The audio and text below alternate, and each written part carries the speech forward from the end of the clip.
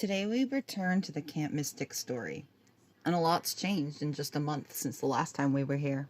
What began as questions surrounding the tragic July 2025 floods has now turned into a full-scale political and legal firestorm. Texas lawmakers brought the Eastland family before joint House and Senate investigative hearings in late April 2026, where concerns over evacuation procedures, flood preparedness, and communication failures were put under an intense spotlight.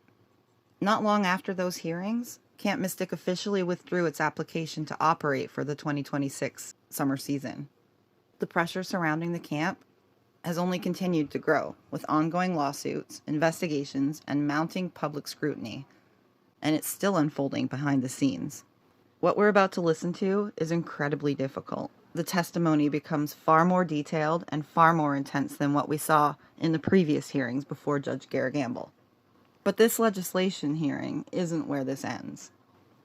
So at the conclusion of the conference, we'll also be covering the next hearing before Judge Gamble, which took place May 13th, 2026. Some of the developments there might leave us with even more questions than answers yet again. There's a lot to unpack, and some of the most important details are not the ones making the headlines. Let's get into it.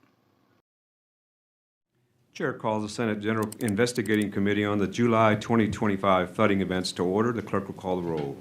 The House General Chairman Investigating Flores. Committee on the July 2025 flooding events will now come to order. The clerk will call the roll. Chair Meyer. Here. Vice Chair Moody. Present. Representative Darby. Present. Representative Dyson. Here. Representative Gomez. Here. Quorum is present. I believe Chair Flores has an opening statement. Thank you, Chairman. Good morning. Members, we're here today to examine in detail an unimaginable tragedy that occurred in the Texas Hill Country on July the 4th, 2025. Among the many lives lost were 27 vibrant young girls from one camp, Camp Mystic. This marks the single largest loss of children's lives in Texas due to a natural disaster since the Great Galveston Hurricane of 1900. Texas's grief is deep and enduring. 10 months later, as investigations continue and recommendations are pursued, this event remains etched into our collective conscience. One truth stands above all. We cannot change what happened, but we can change how we prepare for and respond to the next emergency. For the families who lost loved ones, for a community that lost its sense of safety, and for those who feel a profound loss of innocence, the questions about what should happen next are many. But for me, one thing is clear. This tragedy could have been prevented. Our goal with this investigative committee is to examine the facts, understand where failures occurred, and determine what must be done to ensure that it never happens again. Finally, I want to express my appreciation to Lieutenant Governor Patrick, Speaker Burrows, Chairman Meyer, and the committee investigators, and the members of both committees. The work required here is difficult, it's serious, and deeply important. It is being undertaken with the gravity and the diligence it deserves. Chairman Meyer. Thank you, Chairman Flores. Good morning, and thank you for being here. Whether in this room or watching from home, we know that for many of you, this is not an easy day. First, I want to thank Speaker Burrows and Lieutenant Governor Patrick for their leadership in ensuring that this committee was established and given the authority necessary to carry out a thorough and independent review. I also want to recognize Governor Abbott for his commitment to ensuring this investigation moves forward with urgency and transparency. We are here today because of the lives lost and families forever changed by the devastating flooding that struck Central Texas in July of 2025, and in particular, because of the tragedy at Camp Mystic. Those children and the families who entrusted them to that place deserve answers. Our responsibility is clear, to determine what happened. That means building a complete, accurate account of the events, the decisions made, and the timeline of what unfolded. The facts must be established with clarity and without omission. Next, our job is to assess preparedness and response. We will examine whether the systems, protocols, and personnel in place were adequate, and whether they functioned as they should when lives were on the line. That includes the actions of agencies, officials, and individuals at every level. This committee will follow the facts wherever they may lead, including examining decisions made before, during, and after the flooding to understand whether more could have been done and what must be improved moving forward. I want to express my appreciation for the investigators chosen to assist this committee. Casey Garrett and Judge Michael Massengale bring a high level of professionalism, integrity, and experience to this process, and we are grateful for their service and dedication to uncovering the facts. To Chairman Flores and his committee, thank you for your leadership and collaboration as we work across chambers to get answers for the people of Texas.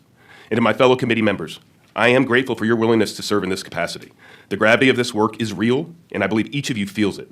It will continue to demand diligence, fairness, and an unwavering commitment to getting this right. Finally, to the families who lost loved ones and the communities that are still healing, we understand that no proceeding can undo what has been lost. The grief you carry is immeasurable, and the courage it takes to be here or to watch from home is not lost on us. This moment carries real weight, and we do not take it lightly. What we can offer and are committed to is a process grounded in accountability, transparency, and a full examination of the facts. You deserve to know exactly what happened and why. This committee will not rest. I guarantee you, we will not rest until we have done everything within our power to provide that. Thank you. Members, does anyone wish to say anything? Speaker Moody? Thank you, Chairman Meyer, Chairman Flores, and echo everything that you all said. The amount of trauma and tragedy that came down in the Hill Country last year is something that still very hard to comprehend. And there's nothing, and you all have said this, there's nothing that legislators can do to change that. And that does, I think, at times make us feel very helpless. But I think the goals of what the chairman have both stated is what we're here to do. And I know we're going to hear from some folks that have suffered the largest loss that we could ever imagine. But our task in front of us is what we can do to prepare better, to make sure that in crisis the response is adequate, and that in the aftermath of a crisis, we are caring for people and not re-traumatizing them. I also know, and I want to, I appreciate everybody mentioning our investigators and the team that went out there, because the painful stories that we have heard and will hear have all been channeled through this team. And it was 4 years ago, almost to the day here, when I first met Casey, Mike, and their team, when we went down to Uvalde. Casey, when I saw you last week, all of that rushed back, I know for you and for me. So as we hear from Casey today, just understand, she's asked to do this work because she is brilliant, and she is hardworking, and she knows how to get to the truth of the matter. But she is a human being who is absorbing a lot of very difficult information, seeing things and hearing things that no one should have to. And I want to thank you for your work and your team for your work, because it's incredibly difficult what you do. But I want to say thank you. And just as we go through today, just know that we are here to support you in all the work that you're doing. Thank you. Thank you, Speaker Moody. Members, any other? All right, thank you. Today, we will hear from the investigators tasked to examine the 2025 flooding event and to produce the briefing that we will see today. With that, the chair calls the investigators, Casey Garrett and Judge Michael Massengale, to present their findings. Chairman Meyer, Chairman Flores, members of the committee, it's good to see you all again, and good morning.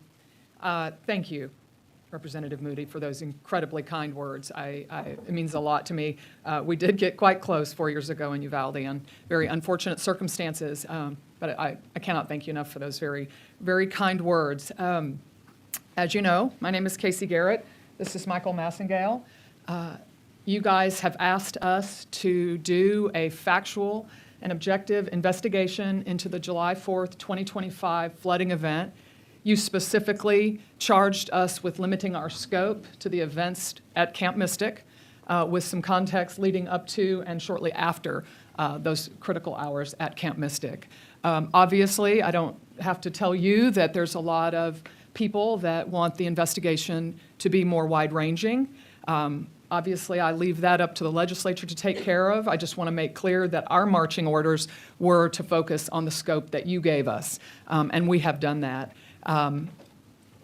As Representative Moody pointed out, the way I got involved in this investigation was that 4 years ago I got a call from now Speaker Burrows to help with the House Legislative Investigative Committee into the Robb Elementary shooting in Uvalde.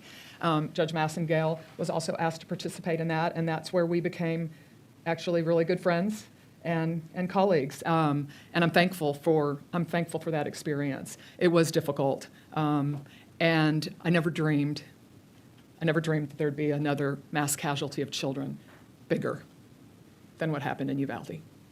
But here we are. I'd also like to introduce Heather McFarland and Kim Parks, also members of our team. Kim and I met at the District Attorney's Office in Houston many, many years ago, 33 years ago.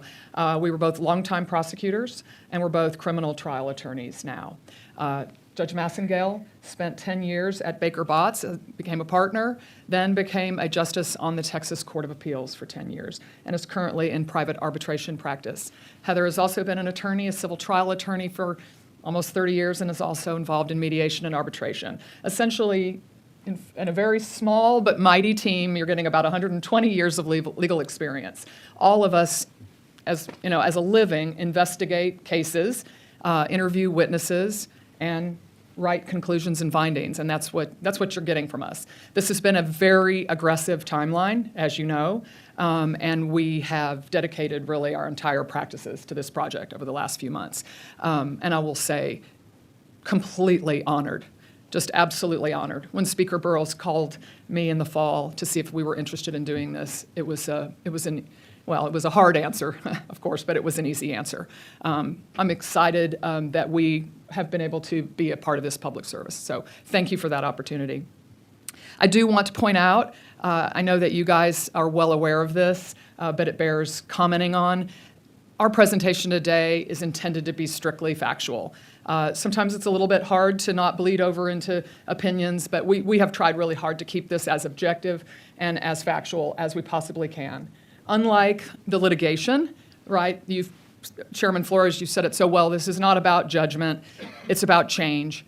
And every single person, including myself, is hungry for you guys to take the call to action and make some change that can make this tragedy at least, make a modicum of sense. So just wanted to point that out before we get started, but I'll just start with some of our source material. That 120 witness interviews is closer to 140 or 150 now. We will continue to interview witnesses as we lead into May and getting the final report written. I have personally interviewed every single family that was impacted by this. I have interviewed every single member of the Eastland family.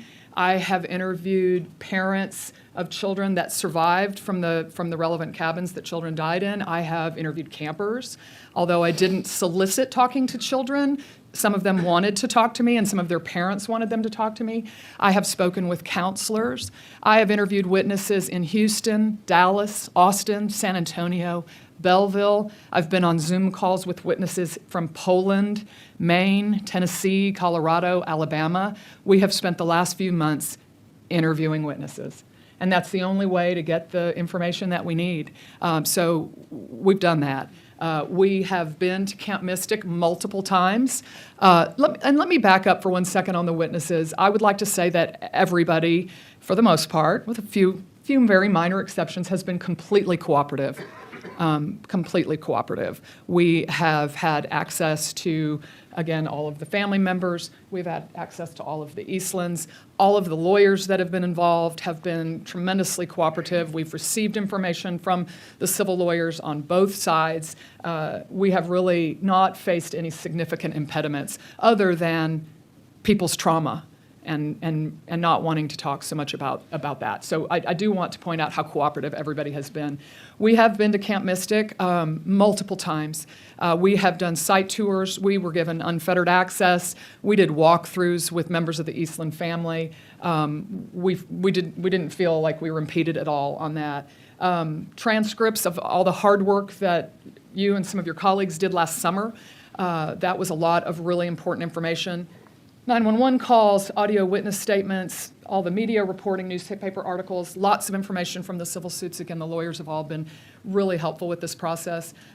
Reviewing information from both sides. We've attended as many court hearings as we can, And we've reviewed transcripts from those court hearings, which again have been provided to us by the lawyers. And then, of course, you guys know, and you know from the Uvalde experience, what a brilliant writer Judge Massengale is. He's been working on a preliminary report as we have been giving him information for this entire time. So you're going to see a really well-written report. Let's talk about Camp Mystic, because to understand some of this story, you have to understand Camp Mystic. And I think one of the things that helped me in this process is that I didn't know anything. I didn't know much about, I mean, obviously I know about the hill country, but I didn't know much about like the topography and that kind of thing.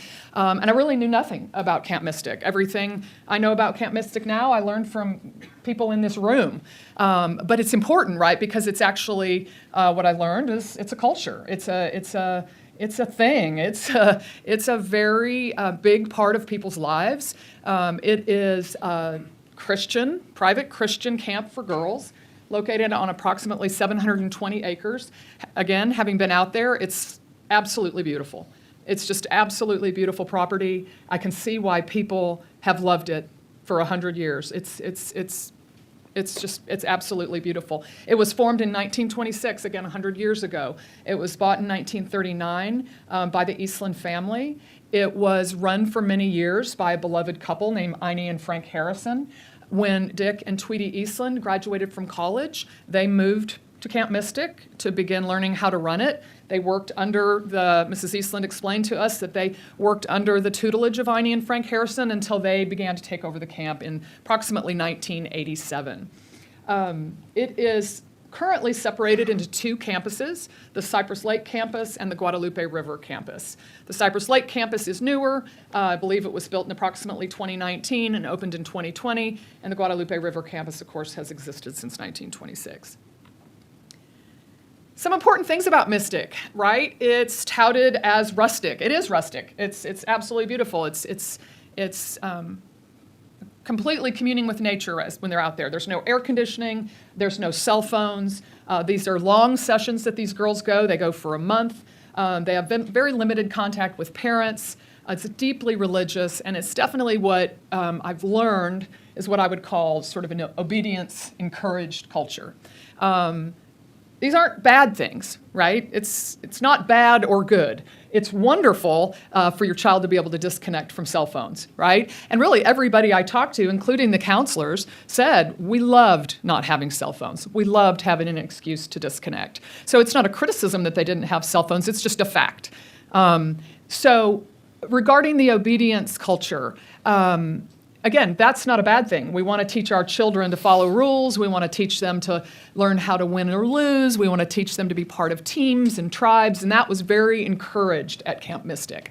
But it was a play-by-the-rules situation. And again, I say that factually from multiple interviews of people that said things like, I would have gotten in trouble if I knew I couldn't do that because it broke the rules. I mean, it was a very rule-oriented obedience culture, and I think that also you'll see played out a little bit as well with the Eastland family and the way the family was run by the patriarch, Dick Eastland.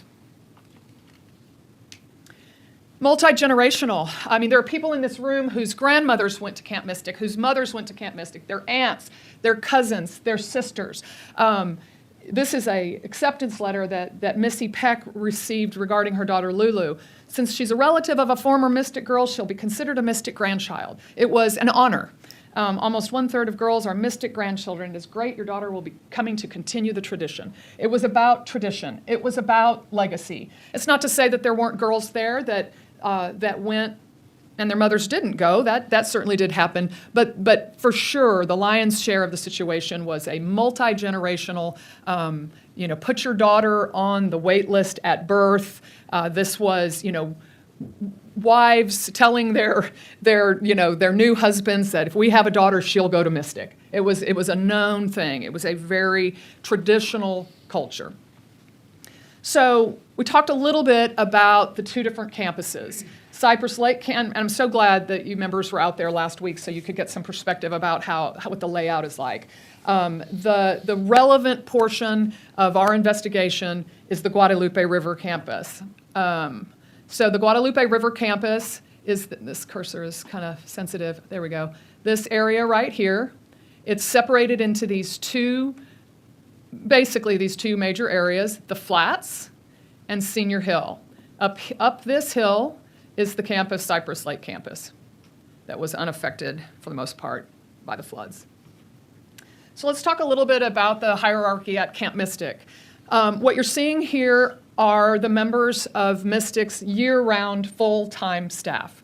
The executive directors, of course, were Dick Eastland and Tweety Eastland, and the two campuses each had their own directors. Britt Eastland and Katie Eastland were the directors of the Cypress Lake campus, and Edward and Mary Liz Eastland were the directors of the Guadalupe River campus. Mary Liz Eastland is also a registered nurse and was listed as the medical director of the Guadalupe campus for Camp Mystic. Richard Eastland, the eldest brother, and I should mention that Dick and Tweety Eastland had 4 sons: Richard, James, Britt, and Edward. In a terrible tragedy, James Eastland, who was married with young children and working at the camp under the tutelage of his parents, unexpectedly and tragically died in his 30s of an unknown heart condition. And that sort of brought the family all back to the camp. We were told by the Eastlands that when James very unexpectedly and tragically died, Britt Eastland, who was working as an attorney in San Antonio, and Katie, who was working as a teacher, came back to assist the family in the wake of James's death. Richard Eastland is the head chef and kitchen supervisor. He's responsible for feeding hundreds and hundreds of girls 3 times a day over the period of the summer. Craig Althouse and Betsy Althouse were longtime personal friends of Dick and Tweety. Their kids grew up together. Dick and Tweety asked Craig and Betsy to come live on the property and work on the property many, many years ago, 25 years ago, I believe. And Craig became director of operations, in charge of all the maintenance and the grounds, and Betsy became an assistant director working in the office. So this makes up the sum total of the full-time, year-round personnel for Camp Mystic. We learned, of course, that naturally when camp was in session, they had seasonal staff. So during camp seasons, you had Glenn Yankee and Lee Poole acting as night watchmen. Glenn Yankee tells us that he's a retired HPD officer who moved back to the area with his wife, and in approximately 2021 began working as a night watchman during the summertime, during summer camp sessions, working 10 p.m. to 2 a.m. patrolling the campus. Another local man named Lee Poole, I believe, shared that responsibility with Glenn Yankee. Frances Blackwell Loper is a full-time teacher in Lubbock, Texas, and in 2022, I believe, she started working in the summers as the gatekeeper. Frances's mother went to Mystic, Frances went to Mystic, Frances's daughter went to Mystic, and Frances very much, she tells me, wanted her granddaughter to go to Mystic, and she knew that if she was there working in the summer, that might work out well. So Frances was a beloved employee that worked in the summer at the front gate. Every summer, Mary Liz would hire nursing staff. We are aware of 3 nurses that were living on site for the summer. They are listed here. Support crews. Britt is in charge of hiring grounds crew. They obtain J-1 visas for a group of people from Mexico, a group of men that have also become a little bit of a generational cycle through Mystic. Fathers and sons and uncles and nephews continue to come back year after year to work the summer session as grounds crew. The kitchen workers, Richard Eastland is in charge of getting J-1 visas for kitchen workers, and over the years he has found that what has worked best is that there is a group of people from Poland that they go through a group called Camp for America. They're young, they're college-age kids typically, who come over for the summer on a J-1 visa to work at the camp as kitchen staff, and then they can also travel in the summer before they go back to Poland. So there were a number of groundskeepers, more than 10, and kitchen workers from Poland. As far as summer leadership positions, they have a group of people called the Big Three. Now, to be clear, these are college girls. These are sophomores and juniors roughly in college. They are people that have been typically lifetime campers and have had at least a term as a counselor. So they're called the Big Three: program director, tribe director, and activities director. Sort of the supervisors of the younger counselors, but still college-age girls. Additional staff include college-age photographers and office workers. So this is essentially the sum total of seasonal staff, not including the counselors of each cabin, which we'll get to shortly.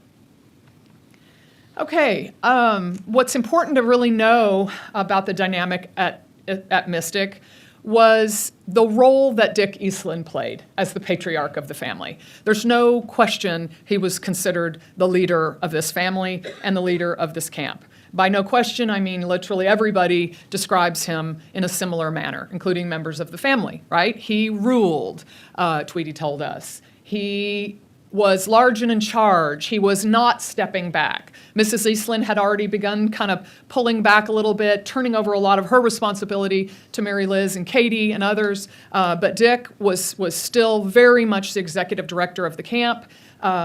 Edward described, if there was an evacuation plan, it was known only to my dad. Richard talks a little bit about, and this may seem silly or minor, but I think it really reflects the deep culture of this, right? They had traditions. There was a tradition that you had vanilla ice cream and fried chicken on Sundays. And if Richard, wanted to change that tradition, he was going to hear from his dad, is what he tells us. So a lot of micromanaging, and a lot. And to be fair, he was the leader. It was his way or the highway. Britt told us when we asked about the camp joining the American Camp Association. Britt said, I think my dad is just old school. If you have too much regulation, no one is going to want to do this anymore. He would typically win those arguments. Craig described him as Mr. Veto, and they talked about him as the eagle and described him when he was on a tear, the eagle was swooping. Again, just a factual point that he was running the show over there. And in terms of that sort of obedience culture, I know that's a strong word, okay, but you just really didn't cross him. I mean, it was his word. He ruled, as Mrs. Eastland said. He won those arguments. Heard a lot from counselors about being very afraid of acting. And as you know, that's an issue, right? That we're seeing here is why certain people took action and certain people didn't. Well, they knew, they said things like, I knew I would be in trouble if I tried to take those girls up on that hill. I knew I would be in trouble if I tried to take those girls out in the lightning. I knew I would be in trouble if I ran to the front office in the dark, in the pouring rain, right? And again, to be fair, we want to teach our children to be obedient and respect authority, right? But we want to also, of course, give them the tools to feel like they can take action when they need to. Glenn Yankee describes Dick as the general. The Polish kitchen workers that we interviewed were really crippled with fear of interfering with campers. Naturally, it's no surprise that the male grounds crew were told to stay away from these campers, of course. They were to have no contact with campers, and that makes perfect sense. But same with the kitchen workers. They had limited contact with the girls, and they were afraid they would get in trouble if they interfered. But I also really want to point out, that the things I'm saying are not an indictment of him. It just describes what was going on there, because he was deeply loved and respected. I mean, people have been very conflicted about their feelings about this family. He taught a generation of girls how to fish. He took them on raids of the kitchen. People adored and loved and respected Dick Eastland. Something that's obviously critically important to this scenario is the communication situation. The way the camp was set up for communications was that certain people had radios, certain people had the walkie-talkies. Dick and Tweety Eastland had a walkie-talkie, Edward and Mary Liz Eastland had one, Britt and Katie had one, Glenn Yankee, the night watchman, had one, Frances Blackwell Loper had one in the front with her into the front gate. house. The big three had a radio where they stayed. They stayed in a cabin called Cozy Cabin, which I'll show you. They had a radio. And then there was a radio locked in a cabinet on the riflery range. And the riflery range is on Senior Hill, which that'll make sense in a second when I get to one of these maps. There were a few landlines. There was a landline in the infirmary. There was a landline in the front office. And there were landlines in each of the homes that the Eastlands live on. When you guys were out there with me last week, you saw that they all lived on the property, and I'll show you that as well in a moment. Cell phones. There were no cell phones for campers or counselors. There was Wi-Fi in a limited number of areas. The camp is set up with broadband and fiber. The PA system, the loudspeaker system, there's one by the office, and there's one on Senior Hill, and I believe there's one closer to the pavilion and the twins cabins that we saw when we were out there last week. So as I said earlier, I had to learn a lot about sort of the makeup of the area, and I think that's really important in this equation as well. And one of the ways that I think we're best educated about that is a really good video that was put out by the Upper Guadalupe River Authority in 2017. It's about 10 minutes long. We're going to watch just a portion of it here in a second. But this slide shows that Dick Eastland also thought it was a really informative video, and he sent it to his family and some others, asking them to please watch this video. The video is called Be Flood Aware, and we're going to play just a relevant portion here for you.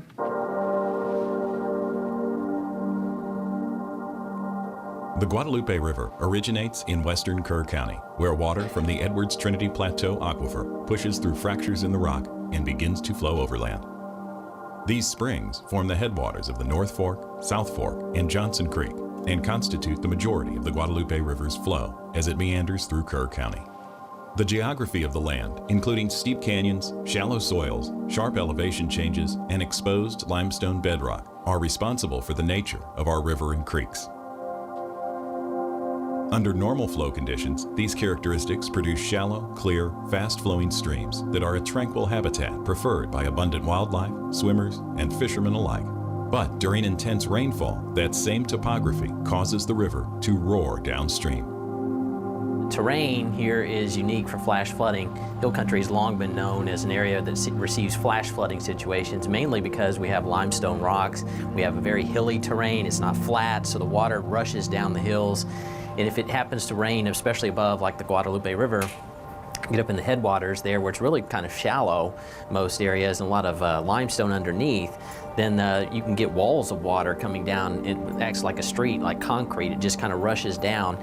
And you can end up, especially if it rains west of Kerrville, up around Hunt and Ingram and westward, with massive walls of water coming down at the same time. So the topography is favorable for water to not just stagnate, but to rush down creeks, rivers, and streams. If you get 3 or 4 inches of rain at one time, that can be a real serious problem.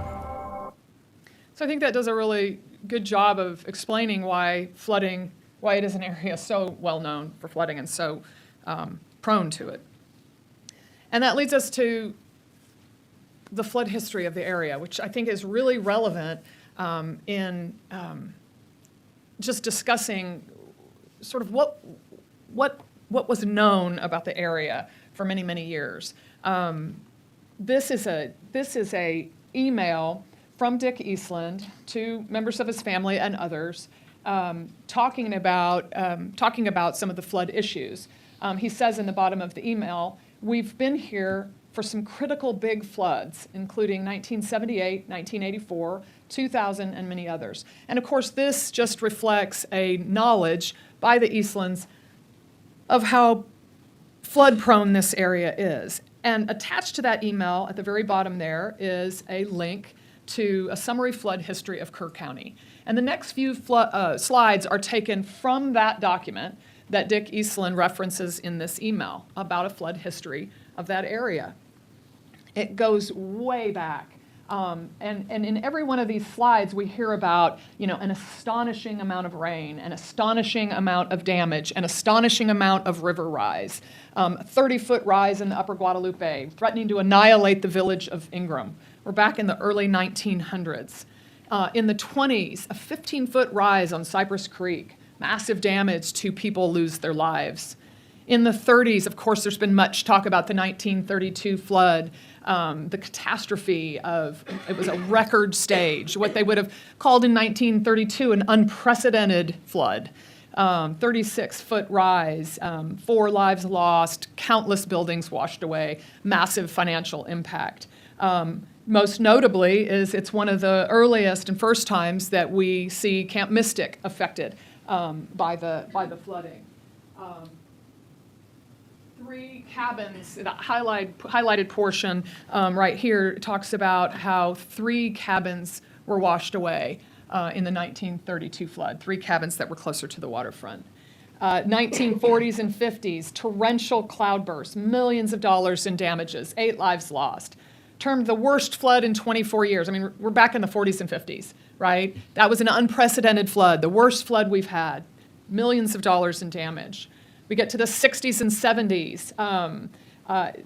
Kerr County experienced major rises almost annually. Flooding ceased to be a generational anomaly and became a persistent logistical crisis. This is back in the 60s and 70s. We have known that flooding and flash flooding has been a persistent problem, an impactful problem, a problem that involves the loss of life and massive property damage. 1978 was a massive flood. Dick references it in his email. Camp Mystic was the most severely damaged. Just again, unprecedented rises in the river, massive damage to the area, and specifically damage to Camp Mystic. 1984, congratulations to Dick and Tweety. I'm sure they will never forget this flood, as Tweety had to be airlifted by helicopter to the hospital, an experience never to be forgotten. 1987, another major flood in the area that impacted Camp Mystic greatly. That was the year, I believe, that they lost horses in that flood, and girls were evacuated from cabins into Rec Hall in 1987. I have spoken with 2 women who were campers in one of those cabins in 1987, and she remembers, or they both remember, a very similar process that occurred last year where Dick showed up in their cabins in the middle of the night, loaded them up into cars, and took them to Rec Hall. So as early as 1987, Bug House and Look Inn were evacuated to Rec Hall, and 2 campers in Look Inn, obviously grown women now, interviewed with me. Part of the camp lore, right? Many people in this room told me about being on Senior Hill when the land bridge would flood, and we liked it because we could stay in our cabins and have food delivered to us by boat. It was novel. It was part of camp lore. This Instagram post, a little flooding on the bridge today. Rain days at camp are the best. Again, this is not, I'm not trying to be negative about this. I'm just saying that it became a very complacent sort of flood culture at Camp Mystic. It was just kind of part of life there. So this is where we have learned a lot about sort of how the camp is situated with respect to waterways. I'm going to get my cursor here. So this is Camp Mystic, right in the middle of this little area. This is the Guadalupe River campus where I'm circling with my cursor. As you go up past these tennis courts and up here, this is the Cypress Lake campus, okay? This is the South Fork of the Guadalupe River, flowing in this direction. This is a little dam right here to sort of dam up the waterfront area where the girls swim. Right here is the waterfront area. The river goes over that dam and flows in this direction. This is Cypress Creek, okay? And it flows in this direction and flows into the Guadalupe right here. Goes out that direction. This is a little bit harder to see. This, well, but you guys were out there, so you have some perspective now. This is Edmondson Creek, also known as Bubblegum Creek. It was nicknamed Bubblegum Creek by the campers, but it's technically known as Edmondson Creek. So you have Edmondson, it's typically either a dry creek bed or just a very small trickle of water. So you have Edmondson Creek, flanking the camp, the Guadalupe campus right here. You have Cypress Creek, flanking the Guadalupe River campus right here. You have the Guadalupe River right here. And then this, which it's hard to tell because it's not three-dimensional, is a bluff. This is a hill, but I would say hill is kind of a mild description for what it is. It is a rocky bluff that goes up to, at the very peak, what Camp Mystic calls sky high, where that sort of iconic Mystic sign is at the very top of sky high.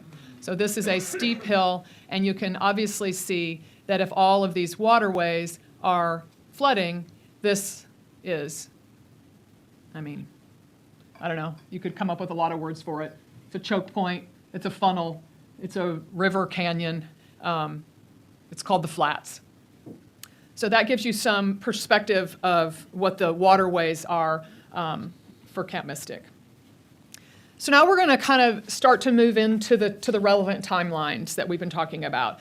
It was a really big challenge putting this presentation together because there were so many different areas of the camp that were affected that I think are relevant for your purposes, but we kind of had to split them up into different topics because they were all affected so differently. Each part of the camp, each camper, each cabin had a bit of a different experience. But as far as the common timeline leading into July 3rd and 4th, we're going to start with June 27th to June 29th for the second term. They had already had one term. This was the second summer term for Camp Mystic, and it's when the counselors began to arrive for orientation. One thing that I think is really important to know that I've learned from witness interviews is how things have changed a little bit about counselors. And just a reminder, I'm sure you guys know this, these are young girls. You're eligible to be a counselor the summer after your senior year of high school. So most of them are 18, but some of them are 17. And we have an example of one of the counselors in one of the relevant cabins being 17. So that was okay to be 17 if you had proper supervision. So there's been this move, according to witnesses, from what used to be, I can just tell you so many people have said, we always had 3 counselors per cabin. It was rare to see 2 counselors per cabin. We always had 3. And I think what has happened as Cypress Lake opened up and they were, spread thin, they had more cabins to man. As young college students, their lives are changing in modern times. Many of them do study abroad now, or they have internships, or they have reasons why they can't spend the summer as a counselor. So I think that I don't know this. It seems like hiring of counselors became a challenge based on what witnesses have told me, because many of the cabins on July 4th, 2025 had 2 counselors. Now, there were several that had 3, but many of them had only 2. And another really important factor that I believe plays into this factually is that those counselors that are eligible to be counselors the summer after their senior year of high school, they are nicknamed ETs, short for counselor ET. That is a junior first-year counselor. A second-year counselor is considered a little bit more senior, right? And you might even have a counselor that's done it for 2 or 3 summers. And then, of course, you have the big 3, as I mentioned, that are still college-age girls, but they are senior counselors. I'm told that it has always been a habit, or and policy might be kind of strong, but certainly a habit to have a senior counselor with an ET assigned to a cabin. You weren't going to have 2 ETs alone in a cabin in the past. You were always going to have a senior counselor matched with an ET. Another factor is that in this case, last summer, in the youngest cabins, in Twins 1 and 2 and Bubble, where they were 8 years old, they were first-year campers, those cabins were all manned by ETs. They were all being supervised by first-year counselors. And one of the significant things that I was told that really resonated, obviously, as a mother, is that the 8-year-olds can hardly even wash their own hair. right? They're really high maintenance. They are the most homesick because this is their first year away. Some of them still have, bedwetting issues. They need a lot of supervision in the shower and brushing their teeth. They're very high maintenance. I spoke to a senior counselor who was a counselor on Senior Hill who had a little baby cousin in one of the twins' cabins, and she came down every night to tuck her cousin in, and she saw with her own eyes these counselors struggling with these little babies and saying, oh my gosh, this is so much. Because when the counselors have their nights off, which they all have a schedule of nights off, then an ET will be left alone for several hours with little 8-year-old girls that are very high maintenance. And so this counselor expressed to leadership, hey, I think these counselors are struggling with these babies. They need some help. Chloe Childress and Catherine Ferruzzo, two of the counselors that died in this flood, both expressed concern to their parents in the weeks leading up to camp that they were worried. They had some anxiety about having the littlest campers and not having 3 counselors. There was actually conversations that they had with their folks about, gosh, this is going to be a lot of work. I'm scared. I'm nervous about being alone. And I know many of you, or all of you probably, are parents. And my kids are college age. That 1 year, you know this, right? That 1 year away from home makes such a huge difference, right? The development and growth between a high school graduate and a freshman in college that comes home that next summer is a tremendous amount of development, which makes sense about how they always did it that way, where there was a senior counselor with an ET, but not last year, unfortunately. Every single person that I've spoken with that are former counselors, current counselors, there was never any real training. There were never drills, no drills of any kind. And you've solved that with some legislation that you passed last year. But it's something to really keep an eye on in terms of what you guys are looking to do, because there was just not a single person that said they were given any information about. And you look at what we do in schools and have been doing for years with tornado drills and fire drills and active shooter drills. That's just unthinkable that these girls would have no training. And again, just the real lack of equipment, no radios, no walkie-talkies, no phones, which we can agree is, that they needed radios. No toolkits, no ladders, no life jackets, no real tools to accomplish any kind of emergency preparedness. So there was some things in the counselor binders that reflect that in the past there were 3 counselors. This information is in the counselor binders. It says for floods, stay in your cabins. You will be informed of proper procedures over the PA system. When in doubt, get help. And then it says at least 1 counselor should be in the cabin at all times.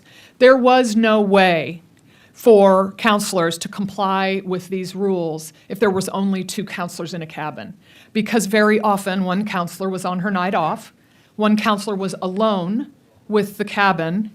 And so I had counselors describe to me, if a girl had thrown up at 2 o'clock in the morning, I can't send another 8-year-old to the infirmary at 2 o'clock in the morning. I can't leave to go get help. I have no radio. So even the simplest things require 3 counselors, right? Even the simplest things.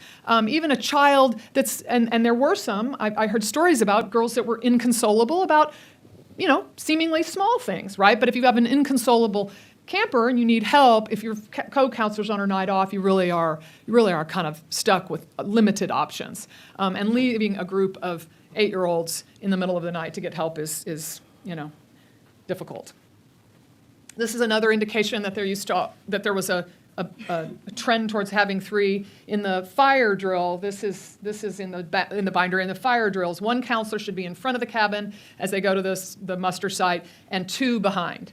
And of course, that makes perfect sense. That's good advice. That is how we make sure that we've rounded up 12, 13, 14, 15 little girls, right? 1 in front, everybody in line, 2 behind, we've accounted for everybody. Buddy system, whatever.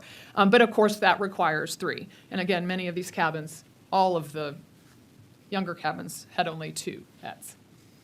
So let's talk a little bit about what they were given in the emergency plan that was provided to counselors. In the case of flood, all campers on Senior Hill must stay in their cabins. And we talked about Senior Hill when we were at the site, and I'll talk a little bit more about it. The reason why Senior Hill seems to have its own part of this paragraph is that Senior Hill was often the area of camp that was cut off from the dining services and the front office because that land bridge where Cypress Creek and Edmondson Creek converge into the Guadalupe would often have too much water over it for them to safely walk over for meals, right? So Senior Hill must stay in their cabins. They will be given instructions through the loudspeaker, the PA system that we've talked about. If the electricity is off, a walkie-talkie will be used. Part of the problem with that is that they did not have a walkie-talkie. They had a walkie-talkie locked in the riflery range cabinet. Food and other supplies will be delivered to Senior Hill by boat or truck. Campers and counselors never wander away from your cabin. Those on the flats, so now we have this one line about the flats portion, must also stay in their cabins unless told otherwise by the office. All cabins are constructed on high, safe locations. Regarding training for last year, in the orientation for last year, I remembered at our orientation they talked about like the flood protocol and like what you do for it and like how it's like there's a part in our like a page in our binder that like has instructions for if anything were ever to happen like this. And whenever they were going over it, it's like not funny, but they were like, oh, like yeah, but like that's not gonna happen. And I like remember them being like, oh, that's never gonna happen. and that's not the only counselor that indicated that to me, that there was sort of a, don't worry, that's not gonna happen. So I do want to talk a little bit about what you guys are obviously very familiar with now, is the relevant portion of the Texas Administrative Code regarding what was required last year. I know you guys made some important changes to that code, but we're talking about what happened last year, and this is the code as it was last year. A written plan of procedures shall be formulated and posted in each permanent and semi-permanent occupied building. So plans shall be written and posted in all buildings. They did have that one-page plan, and it was posted in buildings. The plan must cover 4 areas: disaster, serious accident, epidemic, or fatality. As you'll see when we get to one of the next slides, their emergency plan covered disaster and serious accident, but failed to cover epidemics and fatalities as required by the administrative code. The plan shall include procedures for emergency shelter and for evacuation of each occupied building. And so right here, I want to point out that sheltering in place is a plan. That is a fair statement. Sheltering in place is the right thing to do under certain circumstances. We can all agree on that. Until it's not, right? And that's why the law requires also a plan for evacuation of each occupied building. So there was a shelter-in-place plan. There was not an evacuation plan for when sheltering in place was no longer viable. Campers shall be instructed as to their actions in the event of fire, disaster, or the need to evacuate. So camper, and I would put counselors in that category, but the law does say campers, last year should have, at all these camps, at all camps all over the state of Texas, campers should have been drilling. The law required campers at all camps to be instructed as to their actions in the event of fire, disaster, and the need to evacuate. This is not, something that's new to people. I was doing tornado drills in 1970. Campers shall be instructed on their actions. Specific assignments must be made to each staff member and counselor. This is so critical, right? People need to know what to do. It can't be one person who holds everything in their brain. Campers and counselors, and staff have to have specific assignments to know what to do in the event of a fire, to know what to do in the event of a flood, to know what to do if an entire cabin gets the flu. Documentation of this training shall be kept at the camp's administrative on-site office or location. So plan has to be posted in every building, but proof of the training of counselors, staff members, and campers shall be kept at the camp's administrative on-site office. So this is the one-page sheet that you guys have all seen. This is the emergency instructions plan. This is the one that the inspector verified was posted in every occupied building. So that portion of the administrative code was complied with. The plan was written and it was posted. The plan should address disasters, accidents, epidemics, and fatalities. This plan covers the two that I mentioned. The plan should address emergency shelter and evacuation, does not address evacuation. Campers were not instructed. No specific assignments were given to staff or counselors, and no documentation of training because inadequate training was given. All right, so June 29th, 2025, 557 campers arrive at Camp Mystic. 386 of them arrive to attend the second session on the Guadalupe River campus. This is a picture of Missy Peck and her little girl Lulu Peck, and standing next to them is Catherine Ferruzzo and Chloe Childress. In the second picture, it's Chloe and Catherine greeting Lulu Peck. The reason why Missy Peck is outside of her car, because that's not exactly how the procedure was supposed to go. You drive up and your camper hops out, or they take the bus from the town that you live in. But Missy was concerned about Lulu because Lulu was anxious. This was her first time to go to camp. This was their first child to go to camp.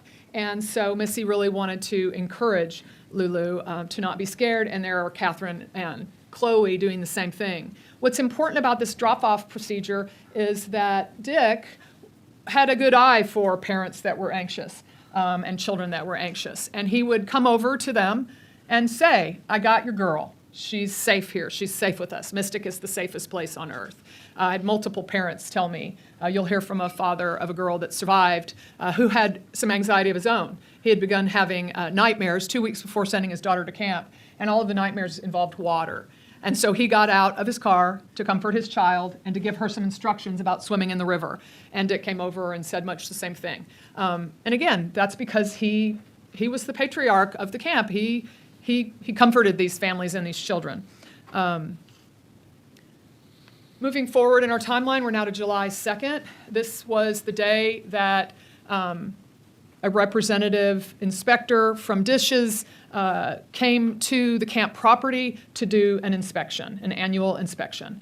This is done every year. The inspections are done during camp, operating camp season.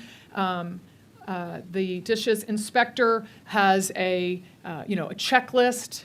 We have that whole checklist if you want to look at it. It's important to note that this inspector, and most of these inspectors at the time last year, she was a sanitation specialist. Her expertise was food safety and that type of thing. She was. I definitely want to be fair to her. She had a checklist and a job to do. She was not a safety consultant. She was not a safety expert. She was not a risk assessment person. She was a sanitation officer that basically checked for, did you do background checks on your employees? Check. Did everybody do the youth protection against sexual molestation? Check. Do you have those tests? Check. Do you have a plan? Check. Is it posted in every building? Yes. Right? And then the plan gets sent to Dishes to another person to evaluate. So it wasn't her job out there on site to evaluate the efficacy of their safety plan. She was measuring food temperature.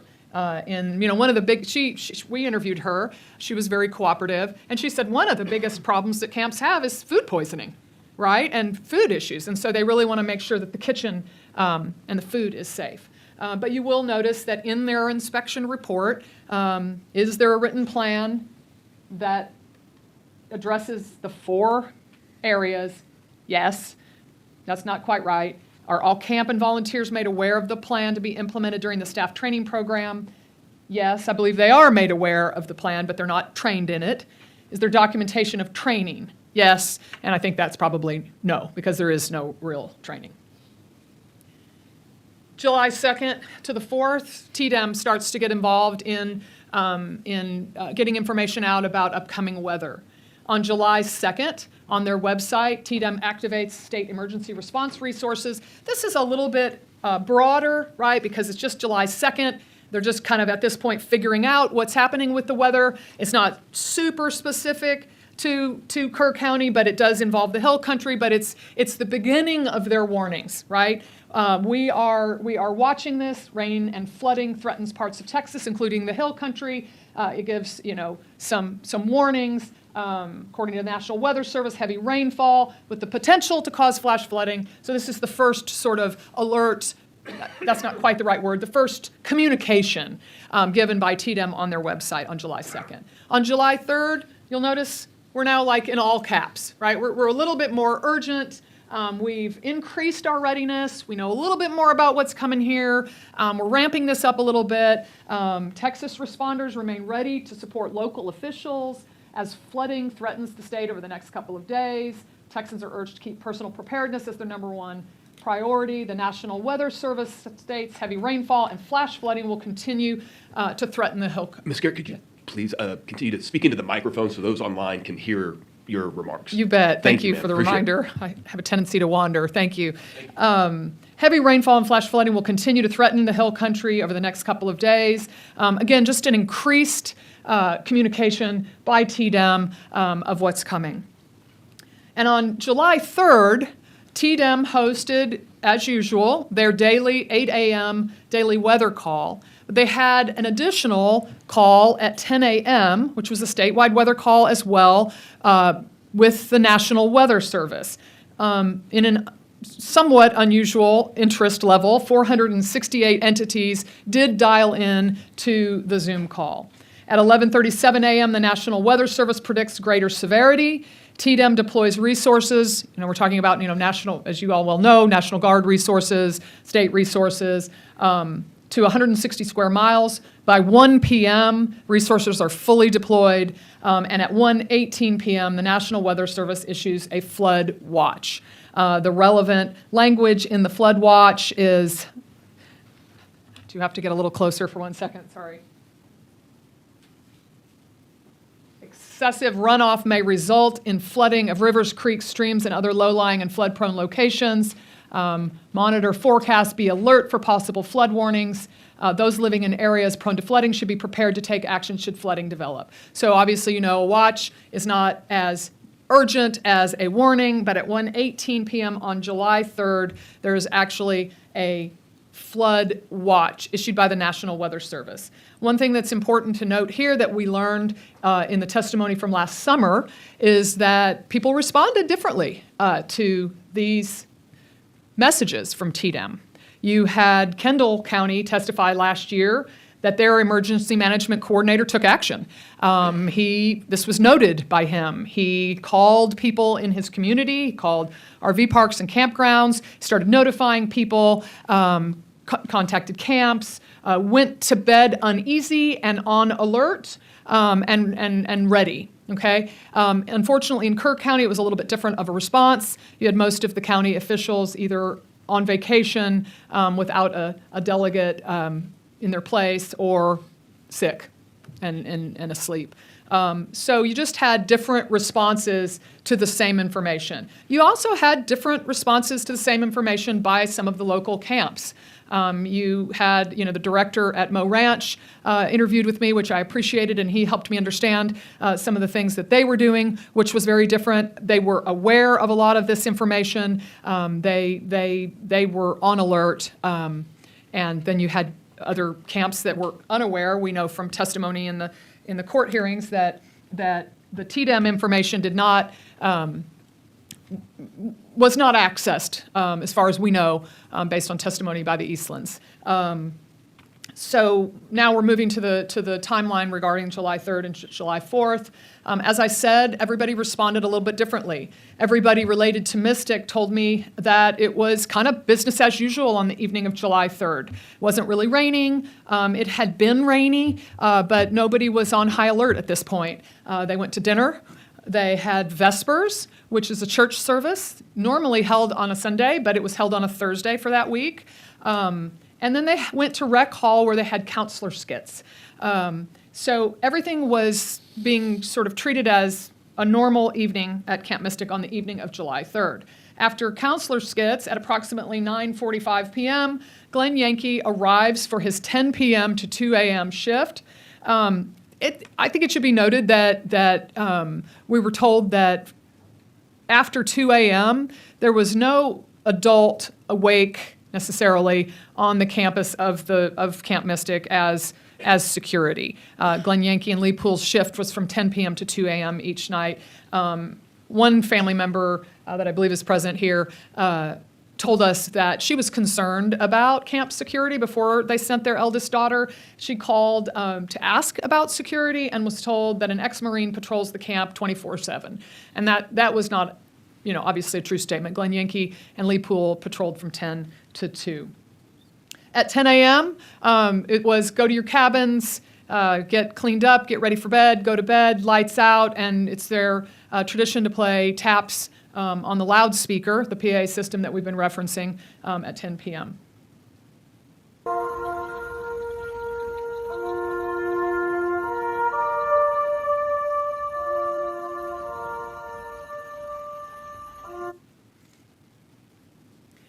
(12:45) in our timeline, counselors who'd had the night off that had gone into Kerrville for their night off arrived back at camp. They report dangerous conditions, water on the roads, to Francis Blackwell-Loper, the gatekeeper, and they also report that to the Big Three when they turn in their cell phones. They're told that if they had felt unsafe, they could have stayed in Kerrville. But thank goodness they didn't, because they were needed at camp. Counselors in that group told me that one of the counselors was a local girl and had indicated, and so had some knowledge of driving in the rainy season, and she was alarmed at the rain that evening when they got home at 12:45 a.m. At 1:14 a.m., obviously the much talked about National Weather Service flash flood warning comes in. The flash flood warning, of course, is a whole different ballgame than the flash flood watch. It's a lot stronger language. Life-threatening flash flooding. Thunderstorms producing flash flooding. Again, life-threatening flash flooding of creeks and streams. Some locations that will experience flash flooding include Kerrville, Ingram, Hunt. It's a very strongly worded flash flood warning given at 1:14 a.m. A lot of folks that I have spoken with talk about alert fatigue. I've spoken to many people that live in the area, local homeowners, and then of course other witnesses talk about ignoring warnings and ignoring alerts. I think you've addressed that in some of the legislation from last summer. But to be clear, people received the alert. And one thing I want to point out about alert fatigue is that one of the Eastland's lawyers provided us with some data that in the last 25 years, there have been 91 flash flood warnings in 25 years. We did some 91. We did some of our own research. I want to be clear that it was not a deep dive, but we did some pretty good research on how many of those flash flood warnings were during camp season, and we could only find 3 since 2009 of those potentially 91 were during camp season. Counselor who had a disabled phone received the flash. They were allowed to bring disabled phones to camp for music.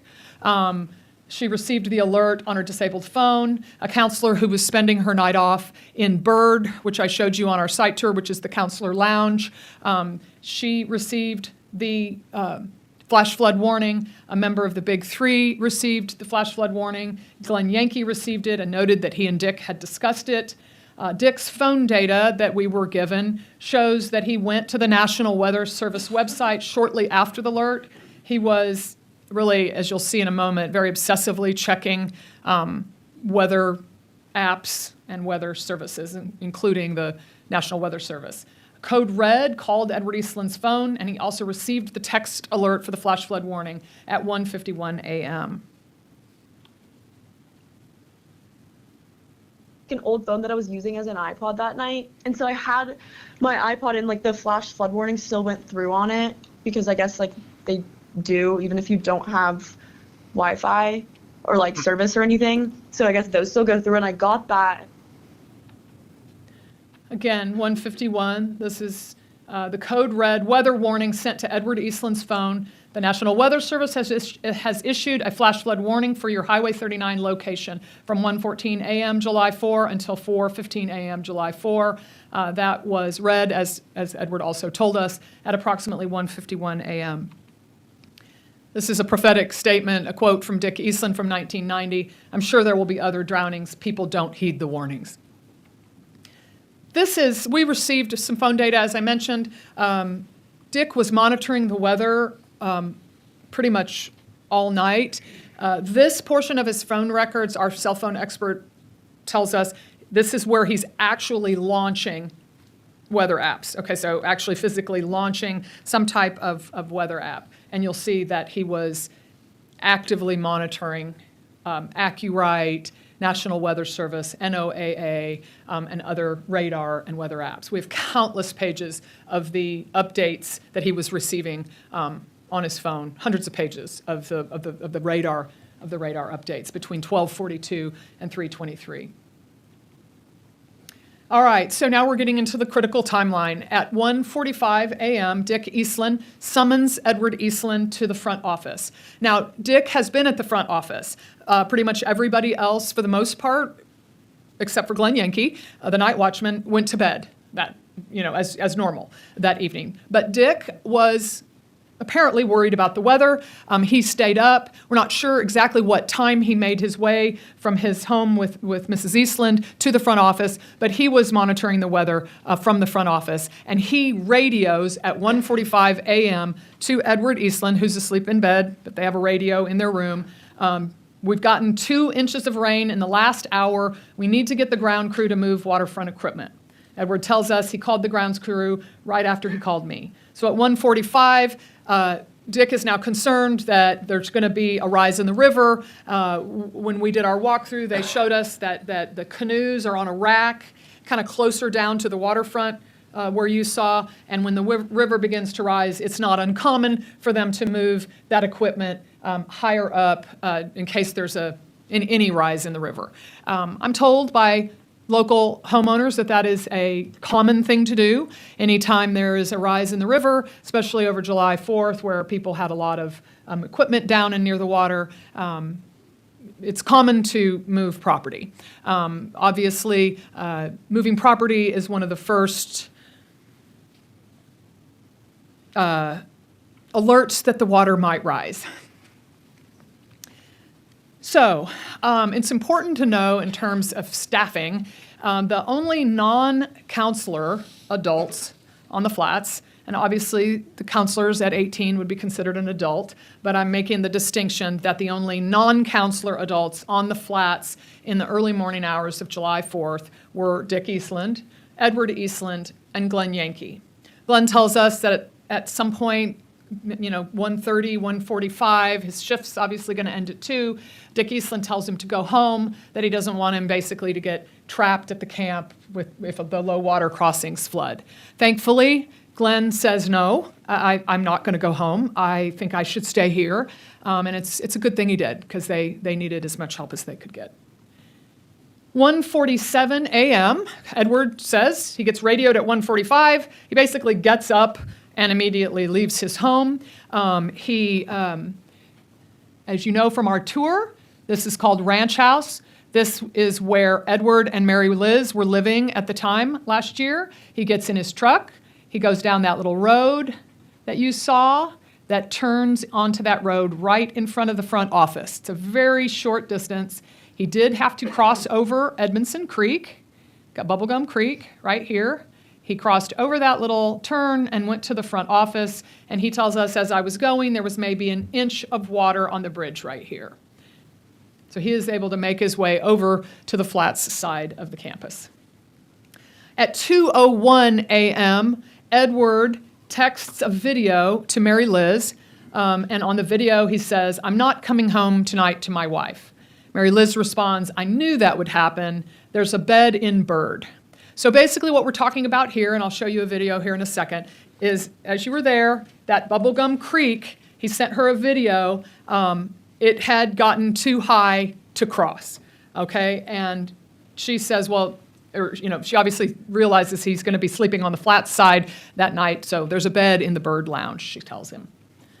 At 2:11 a.m., Glenn Yankee notifies retired Fire Chief Stephen Hayes about the flooding. He says, "You wouldn't believe the flooding here. Wish I could get a photo of the creek by the golf course." At 2:14 a.m., Glenn Yankee takes a video of Bubblegum Creek, similar to Edward, to document the flooding. The picture on the right, we took on one of our site visits, and we all stood there last week, and you saw how little water is in Bubblegum Creek. But on the night at 2:14 on this video from Glenn Yankee, you can see, if you look towards the background, how high the creek was.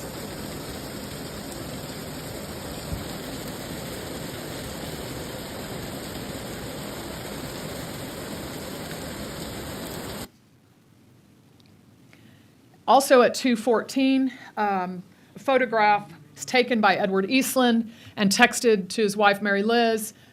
This is Dick Eastland, and these are 9 men in the garage, which we pointed out to you on our tour, and I'll show you again on the map. After moving, they retreated back over to the garage after moving the canoes and kayaks. This is the grounds crew that I've told you about. The reason those videos are important of Bubblegum Creek is that, as we have pointed out already, once Bubblegum Creek became impassable, the flats was isolated from Senior Hill and from the homes and from Cypress Lake, okay? So effectively at this point, whatever adults are on the flats side are the only adults that are going to be on the flats side for the rest of that night, because it was impassable by 2:14 a.m. At 2:30 a.m., critical to our timeline, 2 counselors run to the front office from Bug House Cabin, which is the cabin closest to the river, and one from Look In. They had come, and you saw how close those cabins were. They had both come out onto their porches concerned because each cabin was taking in a little bit of water. And so they consulted with one another, and they decided to run to the front office. Now, let me remind you, this is 2:30 a.m. It is pitch black. It is pouring rain. These girls are in their pajamas, and they make the decision to run to the front office. And so that was a significant decision. They were obviously very concerned about what was going on. And so they run to the front office, down the road, into the front office, to ask for assistance, and to tell Dick and Edward that water was coming into their cabins. At 2:33 a.m., Dick texts his wife, "So far, over 4 inches, Bubblegum Creek up, stay put, I am at the office." That can be a real serious problem. That's where our meteorologist said if you get 3 or 4 inches, that could be a real serious problem. And Dick obviously knows this is a real serious problem because he's texting that there's over 4 inches of rain. We know from cell phone data that at 2:37 a.m., Dick's phone connects to his Tahoe as he drives the counselors back to their cabins. These are the 2 counselors that come from Bug House and Look In.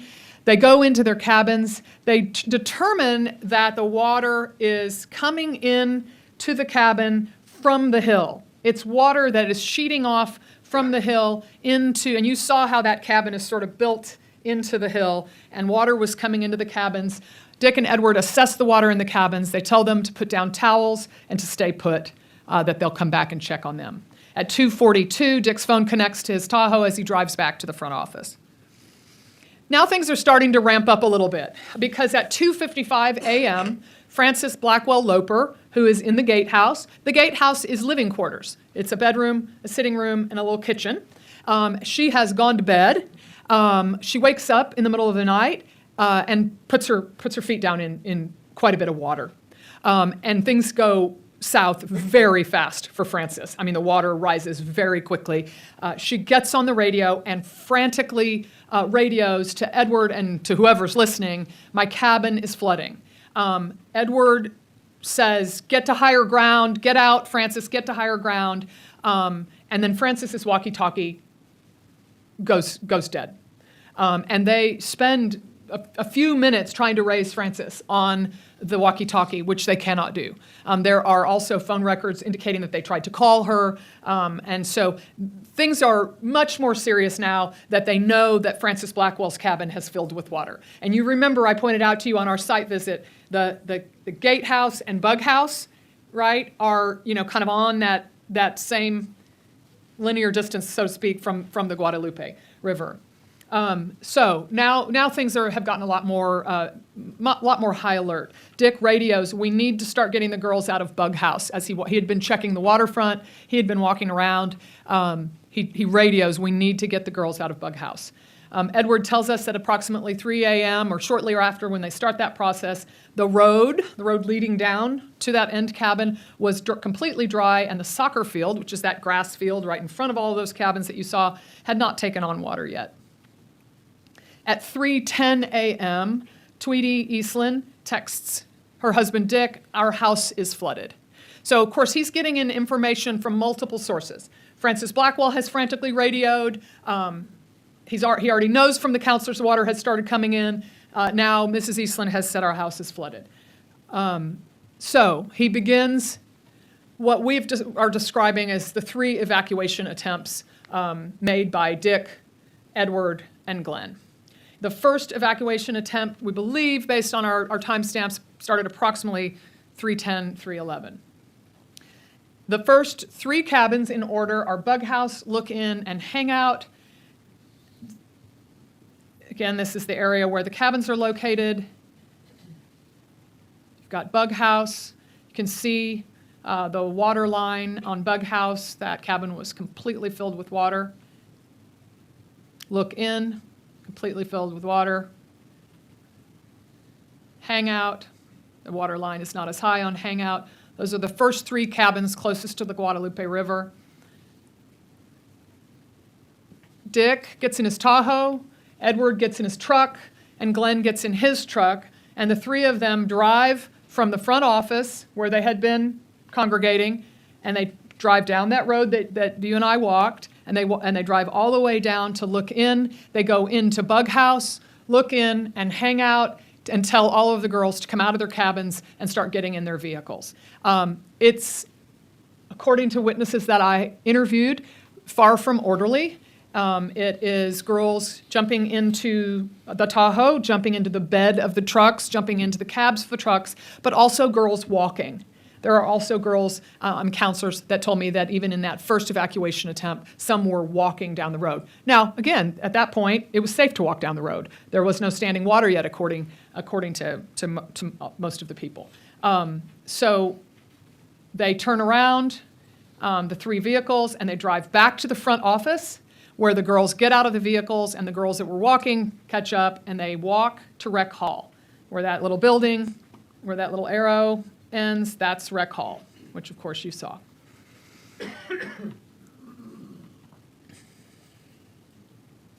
This is a photograph taken from Cozy Cabin by one of the big 3, or one of the photographers, timestamped 3:23 a.m. You can see that these are the girls walking from the front office to Rec Hall, which is a very short distance. You can see that there's really no standing water on the grassy portion. There obviously begins to be a little bit of pooling water here as they get closer to Cozy Cabin. Evacuation attempt number 2. So they're going to just repeat what they just did to get Bug House, Look In, and Hangout out. And now they're driving their 3 vehicles down to Tumble In 1 and 2. As you saw when we were out there, that is 2 cabins, but 1 big cabin, okay? Jumble House. They drive exactly the same way that they did for the first evacuation attempt. They stop in front of Tumble Inn 1 and 2. The water's starting to get a little bit higher at this point. It's starting to come up on the wheel well, according to witnesses. Again, it's a, get in the car, it's madness, it's mayhem, it's jumping into cars and trucks, and again, it's some campers and counselors walking. As they are retreating from evacuation attempt number 2, the water's higher. Edward describes to us that there are now canoes and kayaks floating. He had to get out to move some debris out of his way as they were driving back to the front office for the second time. As they were moving past Jumble House, the counselors were out on the porch and they screamed to Edward, "Should we just walk?" And he said, "Yes, walk." So Jumble House, the reason they're in blue, is that they walked to Rec Hall. They did not get into vehicles. They began walking to Rec Hall. One of the famous photos that's been widely circulated, it's timestamped 3:26 a.m. These are some of the girls from Tumble and Jumble walking into Rec Hall at 3:26 a.m. Edward recalls to us the water at that point on the road was maybe ankle deep. I remember some of the canoes and kayaks were floating. At this point, the water was an all-time record. It had never gotten that high in history. It felt surreal. This can't be happening. This water had never touched these cabins. It had never been on the grass of the soccer field. You wish it was a dream. It was wild. Again, Jumble House counselors, should we walk? Yes. And they do begin to walk. The unfortunate thing about the haphazard nature of getting the girls to walk from Jumble House on their own, and the unfortunate circumstance that counselors were not trained in how to move a group of 10-year-old girls from one point to another in rain and water. There was no system, and this is not the fault of the counselors at all, but there was no system for getting those girls from Jumble House to Rec Hall. And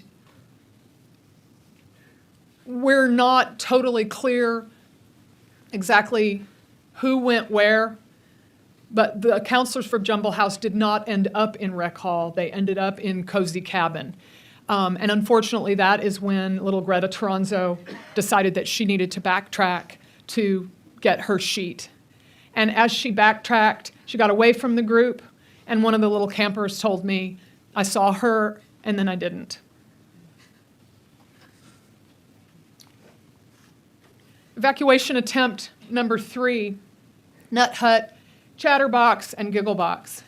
At this point, the water again is rising. Glenn Yankee knows there's no more driving in this. He tells Dick Eastland, "We can't drive in this." He says he's not sure if Dick hears him. We know that Dick Eastland doesn't really need to be told that. Dick Eastland knows how dangerous it is to drive in this rising water. Because Glenn knows there's no more driving in this, he parks his car down by Birdhouse and gets out of his car on foot to assist the evacuation on foot. There was a comment made about him protecting his truck. I don't think that's fair. He parked where he could park safely, and he got out on foot to continue to help evacuate people. For reasons unknown to us, knowing he should, yes? The Chatterbox timeline, yes, is 3:20. The reason we're using that timestamp is because Jumble House was walking into Rec Hall between 3:23 and 3:26. Okay. Again, these are approximate. We're piecing them together as best we can from all of the records, but that's about what we think is going on at this point. So we don't know why Dick continued to drive in this level of water, but we do know that he drives back down on the third attempt and parks his vehicle on that little side road that you saw that is extremely close to the entrance, the porch and the entrance to Bubble Inn. He parks right here. Edward gets as far as he can and parks right here. Glenn parks his truck by Birdhouse. Birdhouse.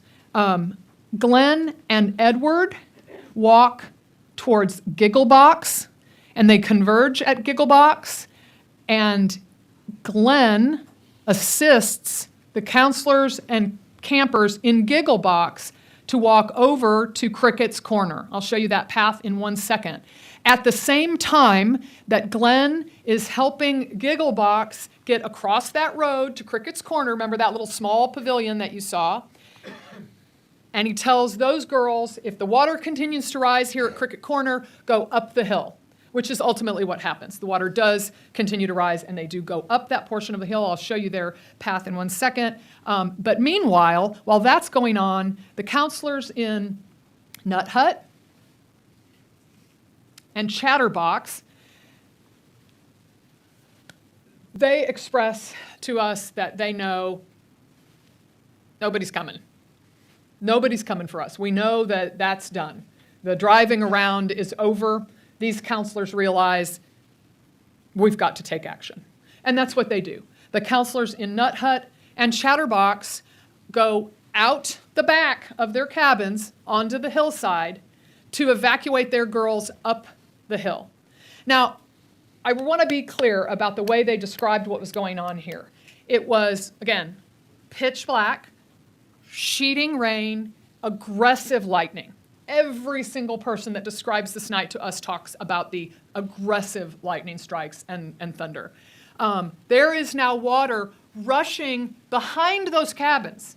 They all describe water is rushing behind those cabins, and so they are taking the girls out of windows, passing a girl through the window to one counselor. The counselor basically piggybacks or assists them across the water rushing behind the cabins, gets them up on the hill, goes back for another camper, back and forth until they get all the girls out of Nut Hut and Chatterbox, and the counselors too. Now, heroic actions on the part of these counselors, okay? But also not a safe evacuation plan. We heard stories about 3 little girls getting completely separated on that hill from their counselors. And thank God they hung onto a tree, the 3 of them, and a counselor came back down and was able to find them. But that was a harrowing process. That we also heard descriptions of campers trying to get over that rushing water behind the cabins to get onto the hill, losing the hand of their counselor and getting swept down, but thankfully grabbed and brought back. So this was heroic, no question about it. I mean, and they needed to get to higher ground, but it wasn't a plan. It wasn't a safe plan. It was an option that was taken that, thank God, nobody died. But it was very ad hoc. All right, and then I mentioned that while those girls are getting their campers out and onto the hill, Gigglebox is being escorted over to Cricket's Corner. That's the blue line. They go up halfway up the hill. They stay halfway up the hill, the steep, rocky hillside, for 2 hours until the water goes down. Nut Hut and Chatterbox actually go all the way up to Sky High, where there's a pavilion up there that they hunker down under the pavilion for 2 hours. The reason why the girls from Gigglebox stay in the middle of the mountain is they couldn't really access. There's like, when you go back there, you can see that there's sort of a bluff little area that they couldn't have gotten past. At this point, obviously, things getting really, really serious. Dick radios frantically, we have to get Bubble and Twins out. We have to get Bubble and Twins out. He has, remember, parked his car right next to the entrance of Bubble. That's Bubble Inn. That's where Dick was parked. These are the occupants of Bubble Inn. Every single person in this photograph died in the river that evening. Chloe Childress, Margaret Bellows, Lila Bonner, Molly DeWitt, Ellen Getton, Janie Hunt, Lainey Landry, Catherine Ferruzzo, Sarah Marsh, Lenny McCowan, Wynn Naylor, Eloise Peck, Abby Pohl, Renee Smeistrela, Mary Barrett Stevens. Every one of these children died in the river that night. That's the water line that got to Bubble Inn. The reason why that is really significant is that, as you can see from the interior of Bubble Inn, that it was a flat ceiling. They were either going to drown in Bubble Inn or in the river. So Dick obviously knew that he had to get them out of the cabin. We know so little about Bubble Inn because we weren't able to interview any survivors, and we weren't able to interview any parents of survivors. And so there's a lot of mystery that surrounds Bubble Inn that we just don't, at this point, have answers to. What I can say is what we know from the radio transmissions. Dick starts with, "We need to get Twins and Bubble out," okay? And then the next radio transmission from Dick is, "I have Bubble Inn cabin in my car. I'm stuck against a tree. I need help." "Edward, Dad, I'm sorry. I can't get to you. I'm staying here with Twins." Britt Eastland hears all of these radio transmissions from Cypress Lake campus. And what we know from those radio transmissions, or one hypothesis is that Dick put all of those girls into the Tahoe, and the Tahoe began to float away and ultimately surge down the river and crash. That's one hypothesis. Another hypothesis is that he was in the process of loading them all into the car, and some of them could have been swept away the way Greta Toronzo was swept away. Again, that's a mystery. We do know that Dick Eastland loved every little girl that came to Camp Mystic. He was a loving man, and I can't believe that he was sitting in the driver's seat of that car with little girls untended to. So those are some of the mysteries that surround Bubble Inn. What we do know is that Dick's Tahoe crashed into a tree a couple of 100 yards downriver from Bug House. What we also know is that Renee Smeistrela, Janie Hunt, and Mary Barrett Stevens were found in the vehicle dead with Dick Eastland. All of the other girls and counselors were recovered downriver. Wiggle Inn. After Glenn assisted the girls from Gigglebox over to Crickett's Corner so that they could safely go up the hill, he then makes his way to Wiggle Inn.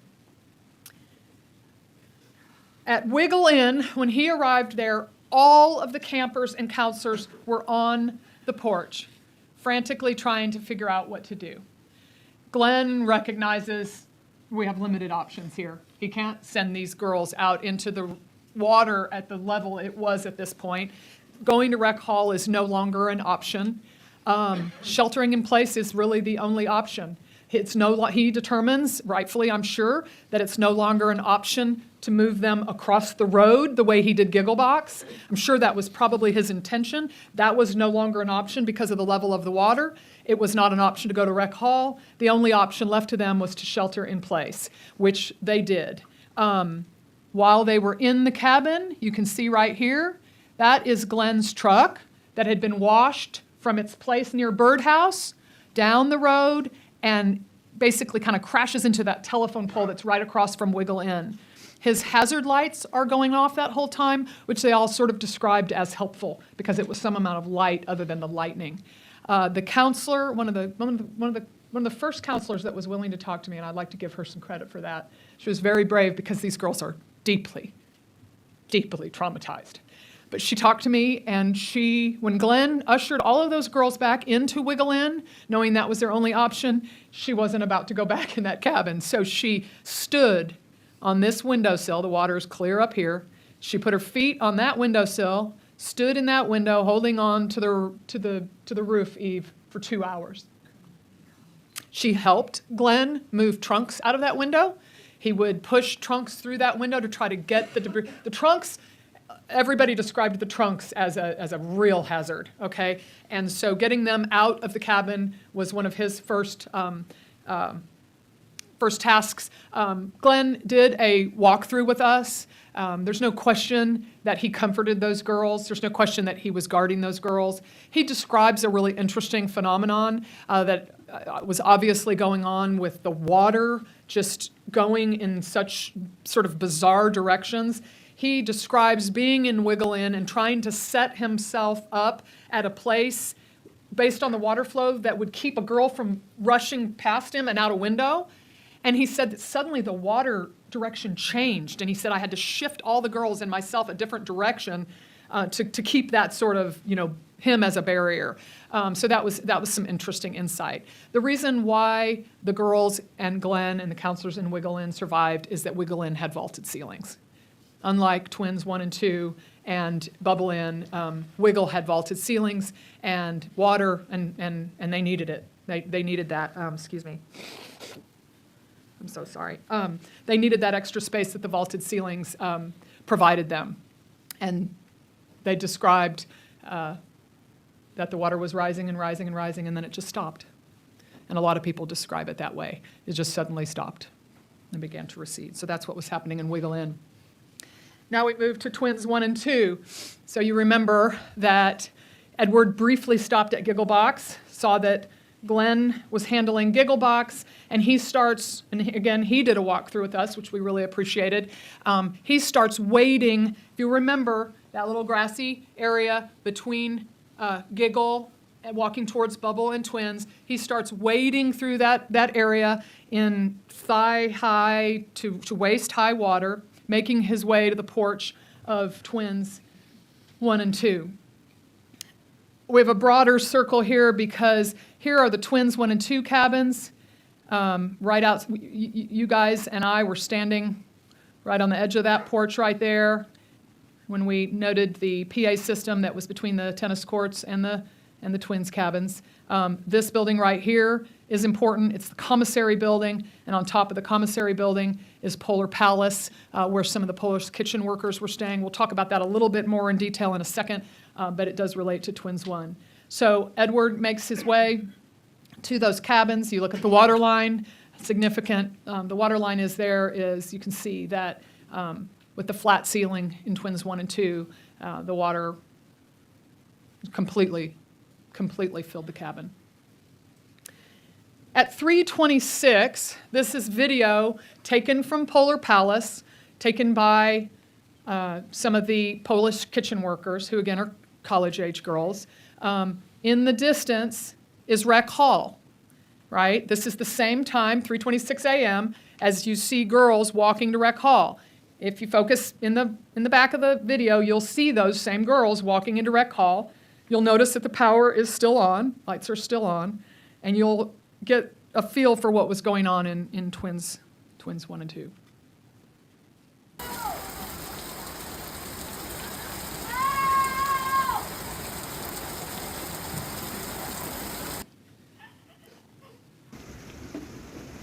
.350, you can see activity inside of Twins. You can see the lights are on. You have to study it, but you can see, I think you can see possibly Edward and or counselors. They're trying to figure out what's going on.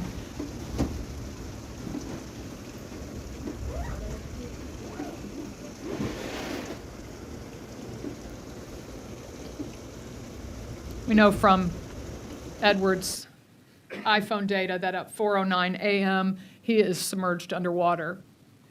But what happens is that he walks to that porch that we were standing on. He gets through the water to that first porch.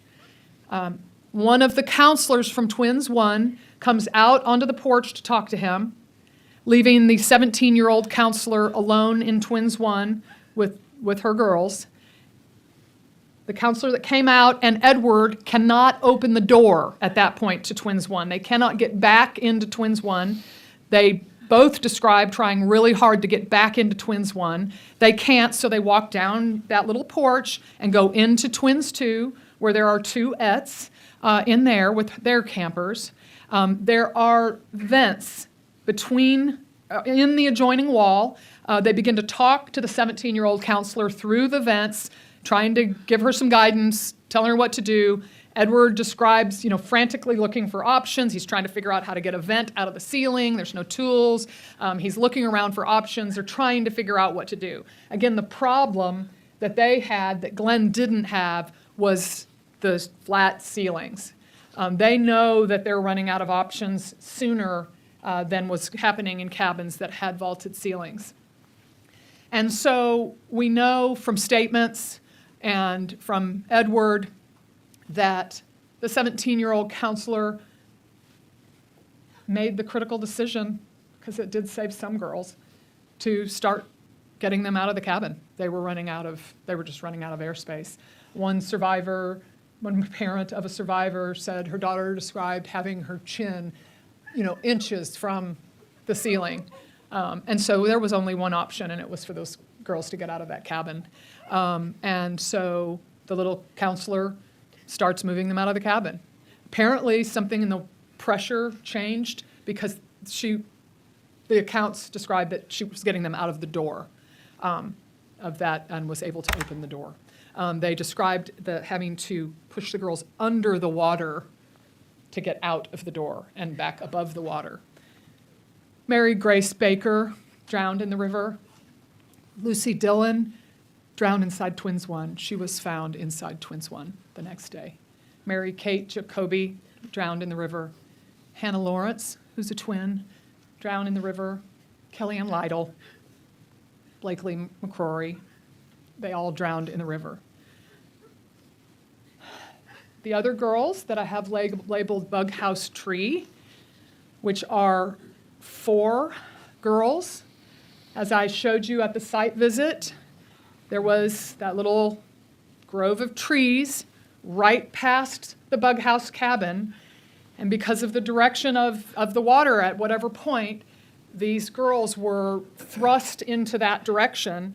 And, it's not obviously like some cartoon where they just landed in the tree. No, they were grasping at limbs. They were grasping and trying to get into this grove of trees to safety.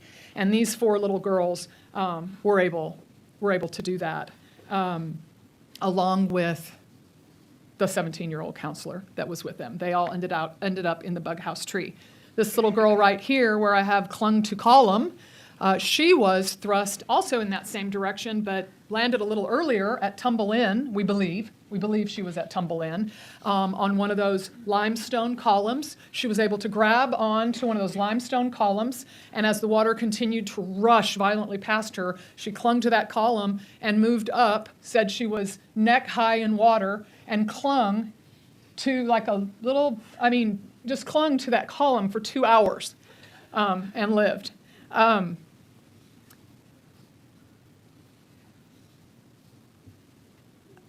This little girl right here, I'm going to bookmark her.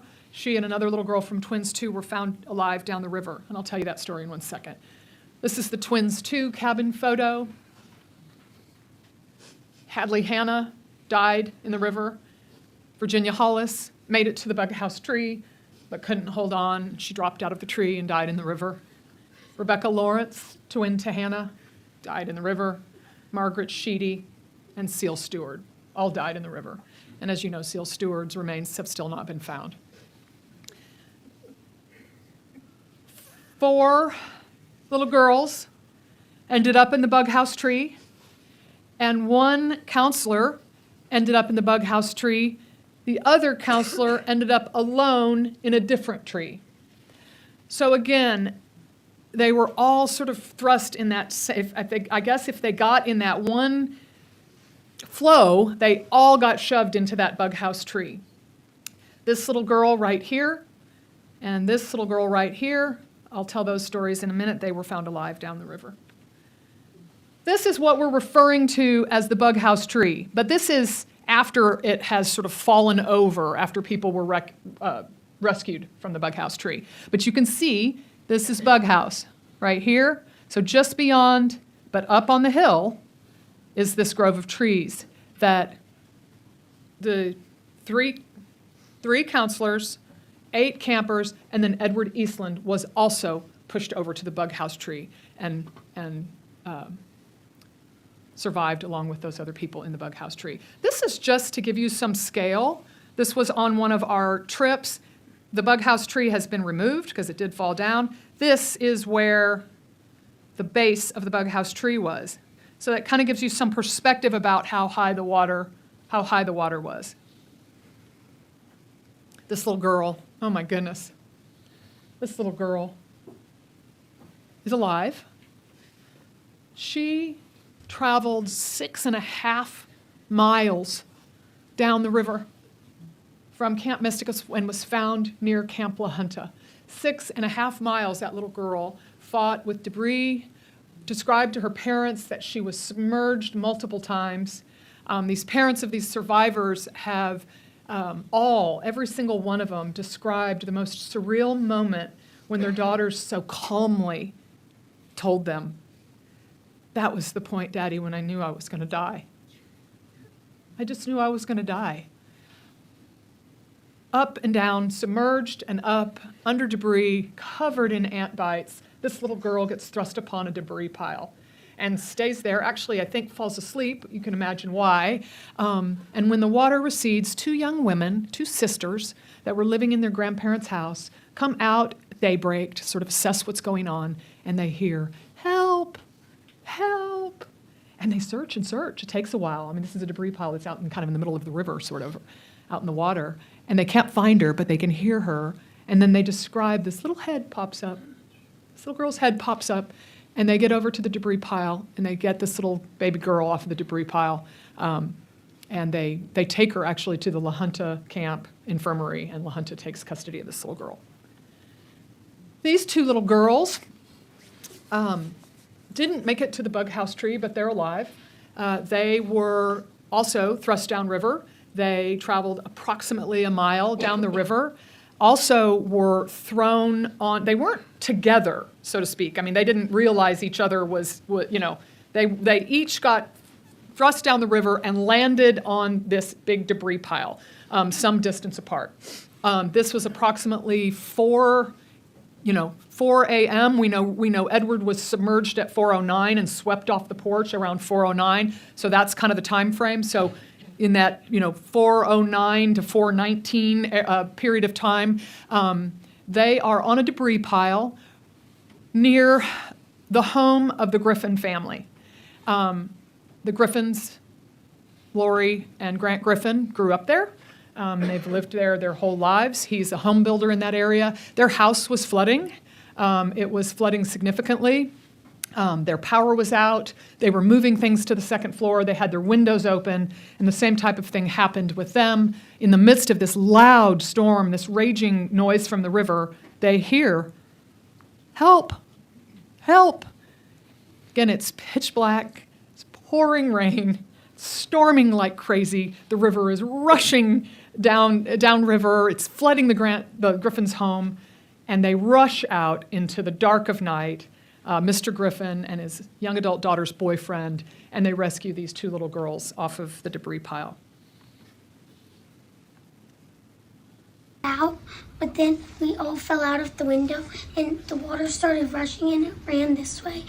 And I went underwater and almost drowned, and I thought I was gonna die, but then I came to. Because then, I couldn't breathe. I just kept going up in the water, but I wasn't breathing Yeah, because I literally couldn't. My legs are so sore. So you just grabbed onto a tree and floated down with it? Well, there was I had to tread water. Mine was staying in place, so I was like, okay, I'll just stay on here. But then those were you guys were. So... I have a bunch of scratches. Friday, July 4th, 2025, 4:19 and 7 seconds. Kirk County 911, what's your emergency? Hello, this is Riley Griffin, and I live at 2551 Highway 39 in Hunt, Texas. And we've got the flood is up to our house right now. We're okay, but we live about a mile down the road from Camp Mystic, and we've already got 2 little girls who have come down the river, and we've gotten to them, but I'm not sure how many else are out there. Okay, what is your address? It's 2551 Highway 39. And you have the girls at your house? We have 2 little girls who have come by in the river, and we've been able to grab them, and that's all we've seen so far. Okay, But and what they is your said that name? they walked Riley Griffin. And a callback number for you. I'm sorry. And your callback number? 83. Okay, as I mentioned to you earlier, so much is going on in so many of the other areas of the camp while all of this is going on. All of the girls that were initially evacuated in those first 2 attempts, 95 campers and 13 counselors, end up in Rec Hall, which you guys walked into, and you saw that there was a balcony that measures about 5 feet wide that goes across 3 sides of the building. There is one way to get to the balcony, and that's this staircase, which is this staircase here. There's one area to get up, and then the balcony goes around the top of that building. This is a counselor in Rec Hall. That was like an authority figure, and at this point we don't know anything. We weren't told anything. Like, actually in the dark, like, just didn't know what to do. And from my perspective, I was sitting there, like, and we just watched Rec Hall, like, fill up. And, like, the little girls were, like, throwing up. People had to go to the bathroom out of the window. Like, people were going to the restroom in the corner. The audio is slightly cut off. This is a counselor saying that there was no authority figure in Rec Hall. It was counselors and campers. And what was happening is Rec Hall, counselors are the ones that got the girls up onto the balcony because Rec Hall was completely filling up with water. And every single person I interviewed said that they could have reached down through the slats in the balcony and touched water. Counselors described to me that they were thinking through exit plans. They weren't sure if the water was going to keep rising and if they were going to have to get out. Cozy Cabin. Now, Cozy Cabin, I showed you on our site tour, is attached to the front office. Cozy Cabin are the living quarters for the big 3 and the photographers. Again, they're all college-age girls. It is located right there at the front office. It's just separated by that pavilion. These are the members of the big 3 and the other office workers and photographers that were housed in Cozy Cabin. 3 of the big 3 posted on social media that they were awakened at 3:15 to evacuate campers. So a reminder, they have a walkie-talkie. We're not sure who woke them up, but they were awakened at 3:11 to help evacuate campers. This is what was going on in Cozy Cabin. At 3:43 a.m. on the left, and you can see the trunks floating at 3:46 a.m. Notable from these photos in the front office is that the power is still on. Front office is where the PA system is accessible to be used. You can see that this is the pavilion at 3:50 a.m. right outside of that area. Power is still on. You can see the lights still on in the background. At 4:22 a.m., these are members of the big 3 on the roof of Cozy Cabin. They certainly had their own sort of harrowing experience. One of the big 3 was almost rushed down the river, but was able to grab on to, I believe, like a volleyball net or something, and sort of miraculously make it back over to the roof. So they sat on the roof. All right, remember the guardhouse. I'm not going to spend too much time on this, but it is significant. This is where Frances Loper was living. This is where she made her frantic call that the guardhouse is taking on water at about 2:55. You'll notice that the proximity of the guardhouse to the Guadalupe River up here at the top. Bug house is down here. This was her quarters before the flood. This was her quarters after the flood. It was one of the buildings that was completely washed off of its foundation. This is Frances Blackwell Loper's car, found 8 miles down the river that was parked near the gatehouse. And let me point out, Frances is lucky to be alive. I mean, she had a harrowing experience. She was pushed out onto the porch of her cabin, clung to a column there, water's rising very quickly. She is thrust down the river. She also believes that she's drowning and going to die. She eventually makes it to a tree like so many people, and she clings to the tree. She spends a week in the hospital. She ends up climbing her way up to Senior Hill, where some of the counselors on Senior Hill help her, and then she's evacuated. So Senior Hill. Senior Hill is that area right there. It is, and you guys saw it from our vantage point. It's elevated. Senior Hill doesn't typically flood. They just are commonly cut off from the rest of the camp by the flooding of the land bridge. The flood was so bad this time that 2 cabins on Senior Hill also flooded. Counselors on Senior Hill were completely cut off from communication. A counselor on Senior Hill uses a phone that somebody actually kept to call 911 at 3:56 and 3:57 a.m. Some of the main points that she makes in her 911 call is, what do we do? We're completely cut off from the main office. We're completely cut off from communications, and we don't know what to do. They evacuated from their cabins, went kind of higher up to the back where it's a little bit higher to those cabins. Somebody broke into the riflery range cabinet and got a walkie-talkie out. They made numerous calls on the walkie-talkie that apparently went unheard. Okay, now moving towards some of the other areas of the camp that are relevant. We pointed out to you what's called the uptight garage area. That is this area right here. We were standing right by it, over there on that road and up on that little grassy hill. So this is the uptight garage. Okay, these are the adults that were on the flats side of the camp when all of this was happening. Remember, this is Edmondson Creek. So these are the adults that are not isolated from the flats portion. These are the adults that are on the flats side of the camp. In uptight garage, we know there's at least 9 groundskeepers because we saw them in that photo. We know that the groundskeepers were cut off from going farther up that road, up the hill to where their quarters were. So we know that they were down here. We also know that some of the Polish male kitchen workers were in this uptight and garage area. We know that there were 3 nurses in this building right here called Heaven Can Wait, the infirmary. We know that Craig and Betsy Althouse were living in this house right here called Sugar Shack. We know that Richard Eastland, the camp chef, was staying in Granny's cabin. Richard and his wife Leslie were living in this house right here, Pop Inn, but at the time of the flood last year, Pop Inn was being renovated. So they were not living in Pop Inn last year. It was under construction. Leslie was living in a house in town in Ingram and was by herself with her dogs in a home in Ingram. And Richard, because it was camp season and he kept very odd hours, since he had to always get up in the middle of the night to prep for breakfast, he was staying in Granny's cabin.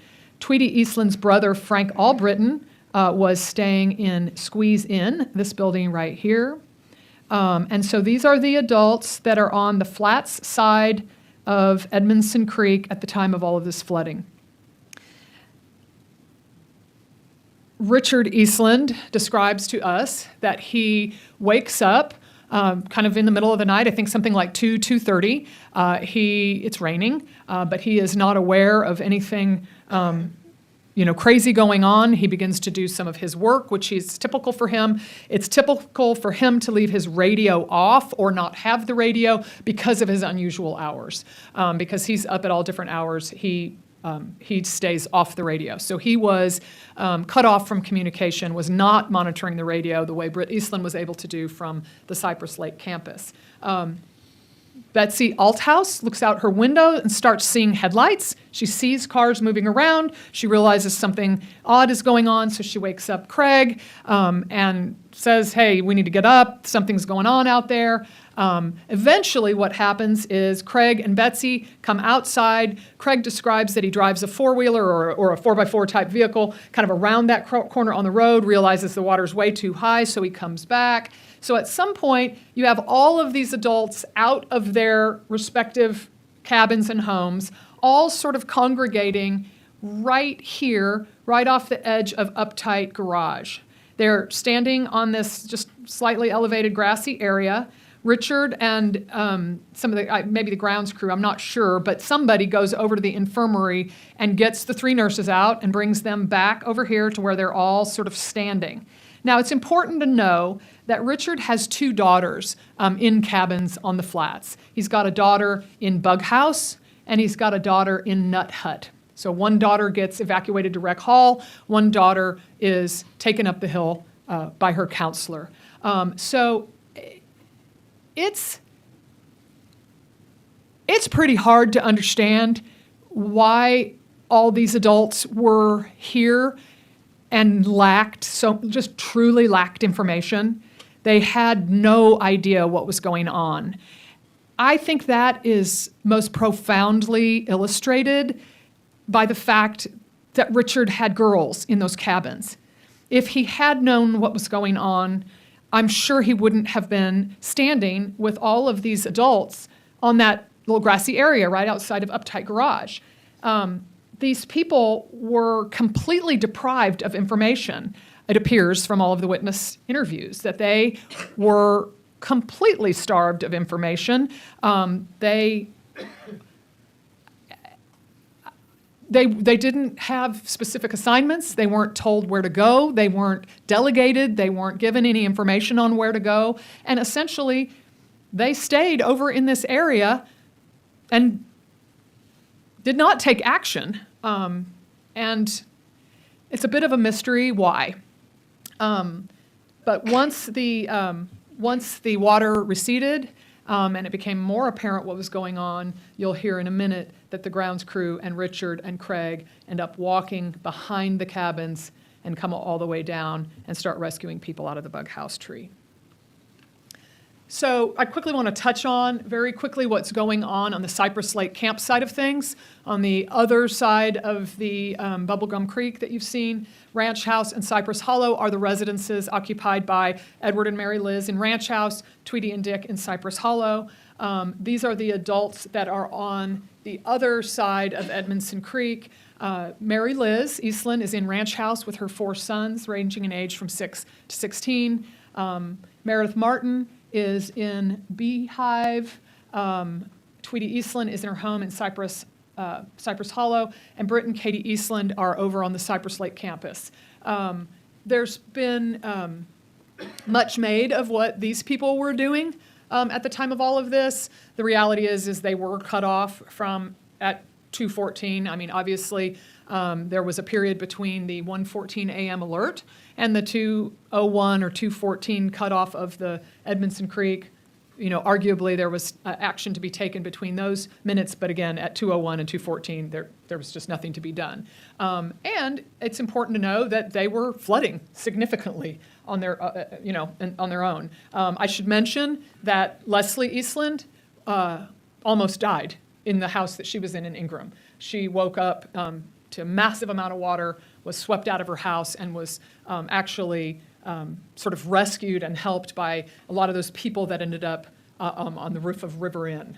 And she rode out the storm there and narrowly escaped drowning herself. Mary Liz and her 4 sons were in Ranch House. They were taking on a significant amount of water. Meredith Martin walks over to Tweety's house because she's terrified and scared and flooding. Mary Liz and her 4 sons walk over to where Meredith and Tweety are at Cypress Hollow. They go inside Cypress Hollow thinking it might be, I think, a little bit safer at that point. Water is rushing in. They start making plans to go up into the attic to get higher when doors burst open and water just floods in the house. So they evacuate from Cypress Hollow and they begin walking up that hill that you saw past those chicken coops up towards Cypress Lake. So they're, again, middle of the night, pitch black, they have flashlights, it's raining, and they're walking up the hill. Mary Liz, her 4 sons, Meredith Martin, and Tweety. As they begin walking up the hill, Britt and Katie Eastland are making their way.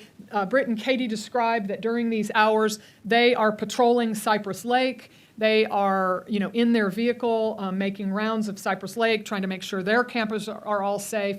They begin driving down that road when they hear car alarms and they see a bunch of lights. And what they realize is that right here is Counselor parking lot where multiple cars were parked. Those cars were all floating around and car alarms were going off and headlights were going off. So obviously Britt and Katie, that gets their attention. They start driving down the road and then they start seeing flashlights. And they approach this group of Mary Liz, 4 sons, Meredith and Tweety. Mary Liz says, "Take your mother." Tweety gets into Britt's vehicle. They drive her back to their home called Big Rock right there. And Mary Liz's boys did not want to get into a vehicle. And so Mary Liz, her 4 boys, and Meredith Martin walk all the way up the hill, up to Cypress Lake, where they remain until they come back down to deal with what's going on the flats. Daylight and beyond, the aftermath. We're getting there. Richard and the grounds crew and Craig Althouse make their way behind all of the cabins to the bug house tree. The water has started to recede. Of course, it's not completely receded, but they are able to use ladders and ropes, and they're able to get Edward, the little girls, the counselors, and then the other counselor that was alone in a different tree. They are able to evacuate everybody from the bug house tree. Sometime later, a few hundred yards down, the river has to recede even more, and that's when they find Dick's Tahoe with Dick and the 3 little girls in it. Also, at some point on July 4th, we're told approximately between like noon and 3, Lucy Dillon is found in the Twins 1 cabin. So those are the deaths that are the bodies that are found, on or near Mystic property. They begin an elaborate evacuation process. Thank God there had been pre-deployed resources. There were helicopters that had been, pre-deployed. There were National Guard trucks. All the girls from Cypress Lake were evacuated via trucks, but all the girls from the Guadalupe River campus were helicoptered out.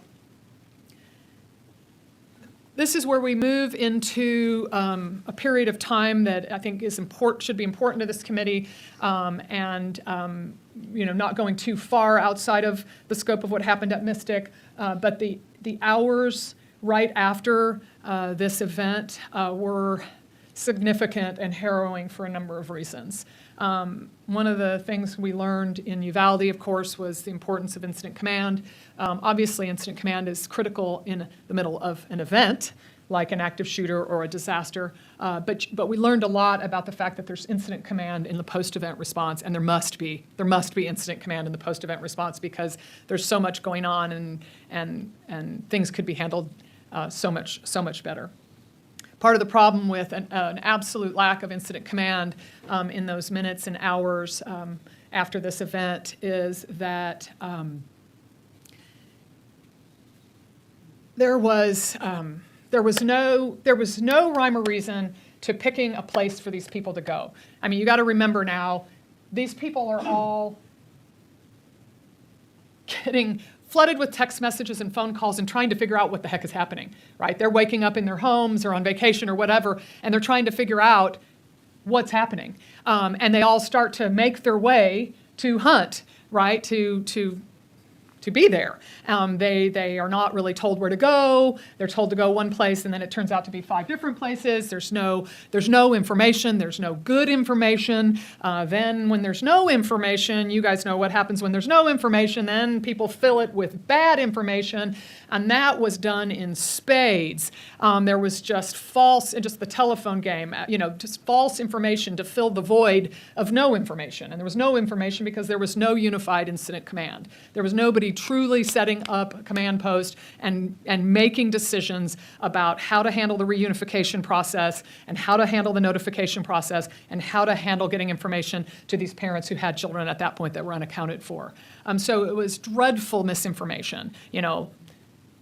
County officials, sending out messages that all of the girls were accounted for. People saying that Dick and some girls were on an island or that somebody was in a tree. The misinformation added so much torment and despair to these parents during these hours, and it could have been avoided with proper post-event response. There was a shocking delay of resources that were available being deployed. I had conversations with 2 people involved with the Cajun Navy that were sort of stiff-armed at the very, very beginning and told to stand down, told that they weren't needed. There were other jurisdictions in that area that were eager for them to come, and so they did deploy to those areas. But in the first 24 hours, they were denied access into this area. You're going to hear testimony tomorrow from one of the dads, Michael McCowan, who sort of self-deployed to the camp in the early morning hours of July 5th and was shocked to get there and see not a single search and rescue person searching. I think the most telling lack of search and rescue is that Michael actually found a child's body and he was completely alone and had no idea what to do. And so that was clearly the job of search and rescue, and it was clearly not being done. Meanwhile, Hunter Burns and Josh Gill of the Cajun Navy have thermal drones, helicopters, hundreds of off-duty firefighters, off-duty policemen, certified search and rescue people that are ready to go out there that were sort of pushed back. And a proper incident commander would have accepted their resources. They described being in Center Point where there was an incident commander, one of the fire department officials, and they were like, come on, we need you, right? And that was not done here, and that was really unfortunate. One of the things that as a 33-year criminal lawyer, it's sort of hard to shock me with human behavior. But I was so shocked and so devastated when these parents, each and every one of them, told me that because they had made a decision to put their daughter's picture and their personal cell phones onto social media because they were so hopeful that some Grant Griffin had plucked their daughter off of a debris pile, or some sister 6 miles downriver had plucked their daughter off of a debris pile. They were so desperate. Here's my daughter. If you've seen her, please call me. Prank calls all night long. And they had to answer their phone because they didn't know if it was somebody legitimate. I'm talking about people going, I've got your daughter. Here she is. Mommy. The most cruel human behavior that you can imagine. Now, is there anything that you can do about cruel human behavior? No. Okay? But incident command could have. They could have said, no, guys, don't put your phone numbers out there. We're going to set up a tip line. We'll monitor the tip line. That's our job, not yours. Those prank phone calls have gone on for a year. Parents have told me they've gotten them as recently as 2 weeks ago. Okay? Again, you can't manage the cruelty of the world, but you can make a difference on how we respond in crisis management to avoid that kind of utter torture. Parents described to me that there was an element of relief to finding their daughters' bodies just so that they knew.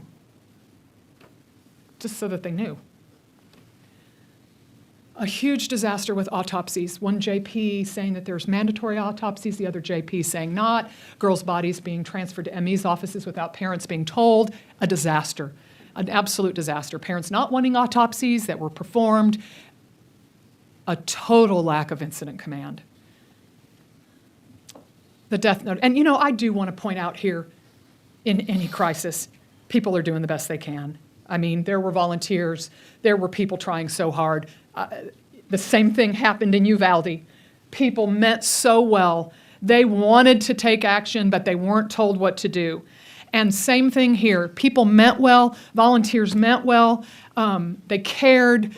But you can't self-deploy as a volunteer. You have to have somebody telling you what to do. And that was absent. And it added to human despair. It added to torment. There was no getting those babies back. They were gone, but it could have helped somewhat in this process. The death notification process was a disaster in the first few hours. You had parents showing up to Grimes Funeral Home, identifying their daughter, recognizing another girl and being told, hey, can you call them? I mean, no. Yeah, I mean, we can do better.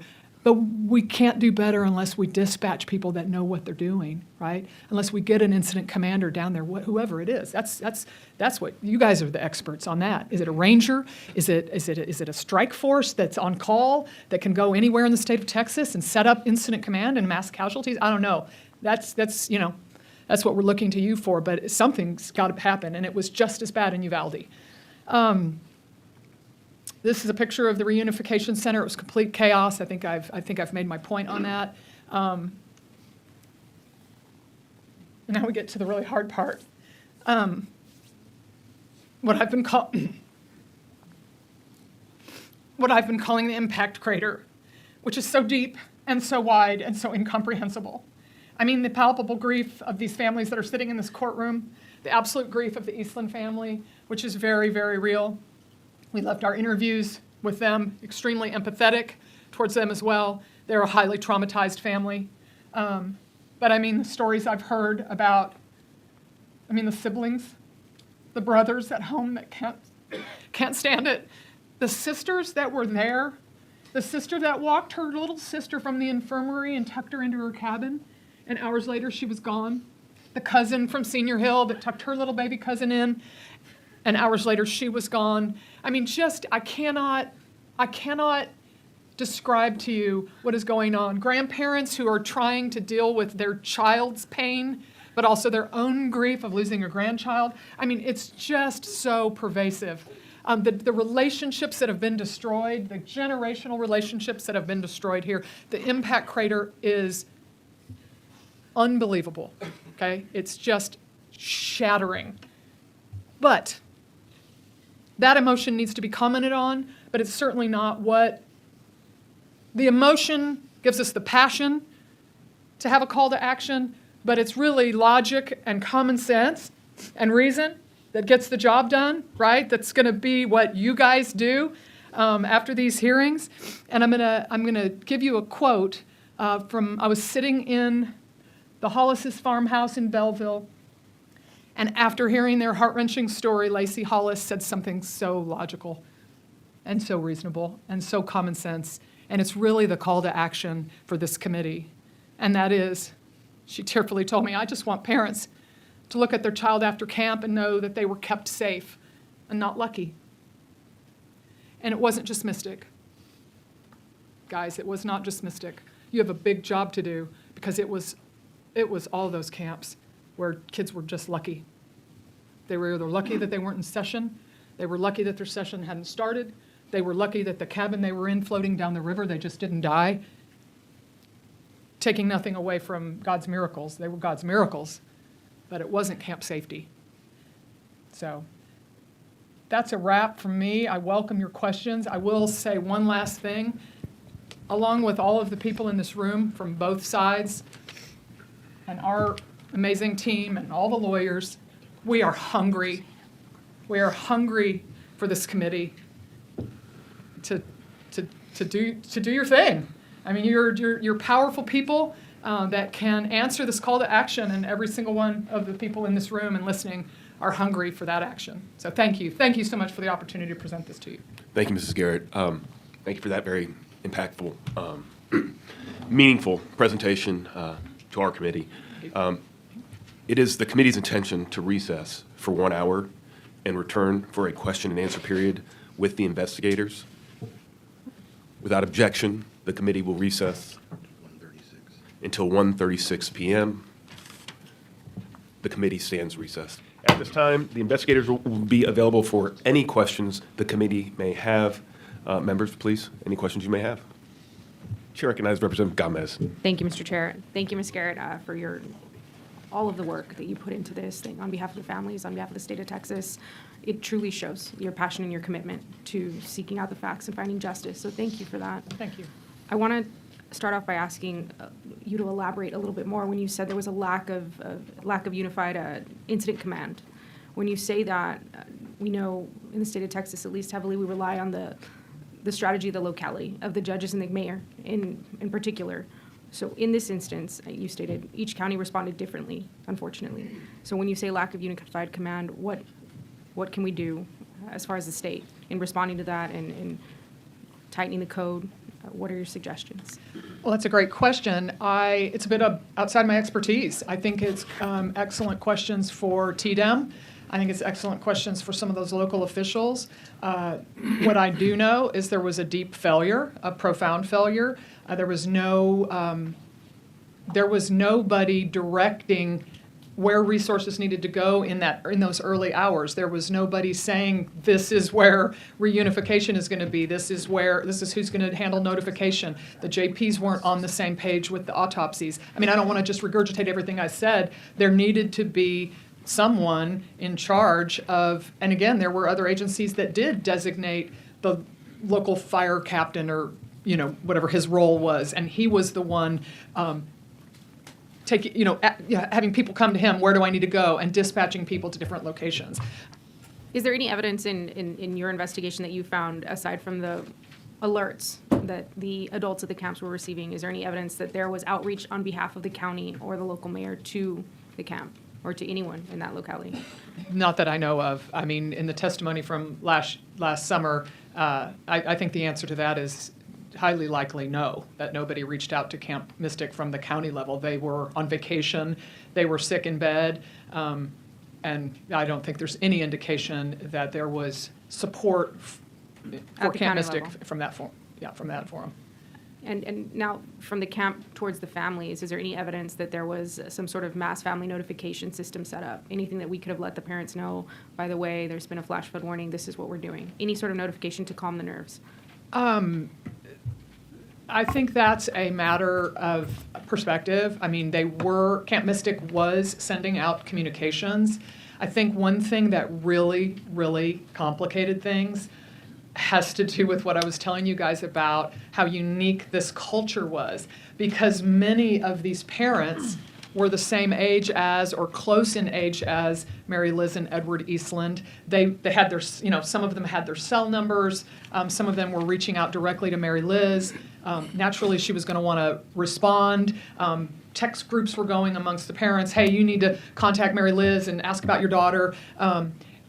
So that was natural because of the nature of these relationships. They knew each other, but it was a failure. It should have been much more coordinated. In fact, you raise a point that we have discussed, and that is the poor post-event communication is kind of a reflection on the lack of an emergency preparedness plan. There is a page in a binder that says, in terms of notifying parents, of course it envisioned much less serious notifications, but it basically all came back to Dick. Dick will handle all notifications. Information to the parents will go through Dick. We certainly have heard a lot of discussions about keeping parents kind of at arm's length. And again, like I said earlier, there's a benefit to helping girls become independent, helping them work through their own homesickness without having, parents, descending all the time, right, or calling all the time. There's definitely a value to that. But there also was a real culture of protecting the bubble. Don't tell the parents that somebody had lice. Don't tell the parents that an entire cabin had the flu. We'll handle it. And that one little page in the binder really was all things go through Dick. And so there just was not a post-event system set up. It was very ad hoc. It became, and again, I want to be very humane about the fact that one of Mary Liz's very best friends, daughter died, and she notified that woman, and that shouldn't have happened, right? It should have been through official sources. But there's been a lot of pain about what did they know? Why did they deprive us of this information? When did they know that so and so was found? Why didn't they tell us? But that was part of the post-event failure, that there wasn't somebody in charge of and working with the camp and some designated person with the camp to notify parents. So that was a long answer. They were sending out communications. They weren't effective. All right, thank you. And I guess I know that's going to be our focus moving forward, is to find out the communication that the residents of Kerr County deserved from the county and the locality to them, and then the notification that the parents deserved from these private entities to them across the board. So thank you for, we'll certainly move some of those questions forward to the entities tomorrow. And thank you for your insight. Members, if you have any questions, Senator Menendez, you're recognized. Thank you, Mr. Chairman. Ms. Garrett, thank you very, very much, Judge, for both of you and your team for tremendous work on this investigation. Early in your slides, you showed a slide of an email that Dick Eastland sent promoting that flood awareness video. Do we know what date that was when it was sent? I think I see someone nodding here. I know Heather can find that for us. The video was made in 2017. Not sure exactly when he sent that to the members of his family. I think it's a contemporaneous email, so it was certainly well before these flood events. Right, so it was well before the flood events. Sends it to all the members of the family.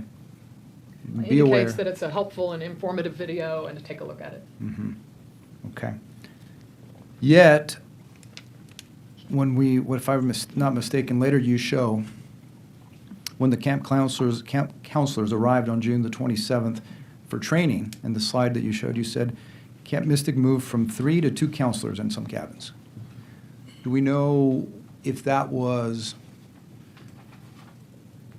recent phenomena, when it occurred, how long had it been in place? Have we asked the questions of when did that occur, just to get in it? No, I think that's a good question. It might be a question that the Eastlands can answer a little bit more specifically. I will tell you that the many mothers and aunts that I interviewed that attended camp many years ago just said it was unheard of. They always had 3 counselors. We have access to these memory books. I went through quite a number of them. We have access to some from throughout the years from 1992, and you could tell from the cabin photos and from all these old cabin pictures that there were 3 counselors per cabin. I suspect that when they opened Cypress Lake campus, they just had a lot more cabins to man. They had a lot of, they just had a lot more cabins to get counselors for, and I think they were probably having some issues. And again, this might be questions for them tomorrow, but some issues with hiring. And I think, as I mentioned, young people are, starting to do a lot different things with their summers. They're working, they're doing internships, they're studying abroad, and they can't commit a whole month to being a counselor. I do have anecdotal data from witness interviews, from talking to witnesses, that one counselor I met with was hired like 3 or 4 days before the session started. So they were scrambling at the last minute. I know Chloe Childress's folks told me that Chloe had recruited a friend to become a counselor like a week before. So they were scrambling, to get some of these positions filled. And I think they probably, ideally wanted 3 counselors per cabin, but I think they were having trouble. So I don't know when exactly that started, but.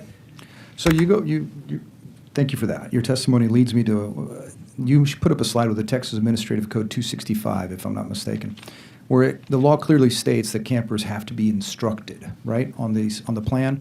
Yet in the prior slide, you showed there was no drill, no plan, no procedures.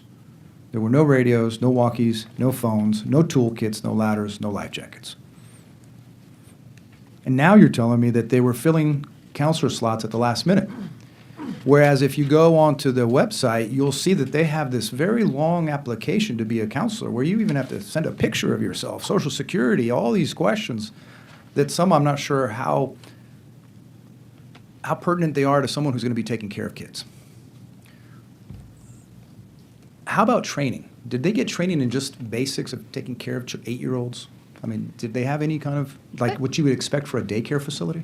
They definitely described being encouraged to understand specific camper issues, right? They were told, little so-and-so might have this issue, little so-and-so's afraid of this, or whatever. I think they were given part of the orientation. In fact, I think a large part of it was dealing with individual camper issues and being instructed on what some of the individual girls' issues might be. But there was not a single person said they were instructed sufficiently on what to do in any kind of emergency. What's the minimum amount of time a camper spends at a camp, like Camp Mystic? What's the minimum? A week, 2 weeks? Oh, I think their sessions are all, no, that's most of they have 3 main 1-month sessions, I believe, and then I think they have a truncated session at the end of the summer, maybe a 2-week session. I'd have to double check that. I guess the reason I ask is if we're allowing 8-year-olds to be in the custody of adults who are being paid to take care of them,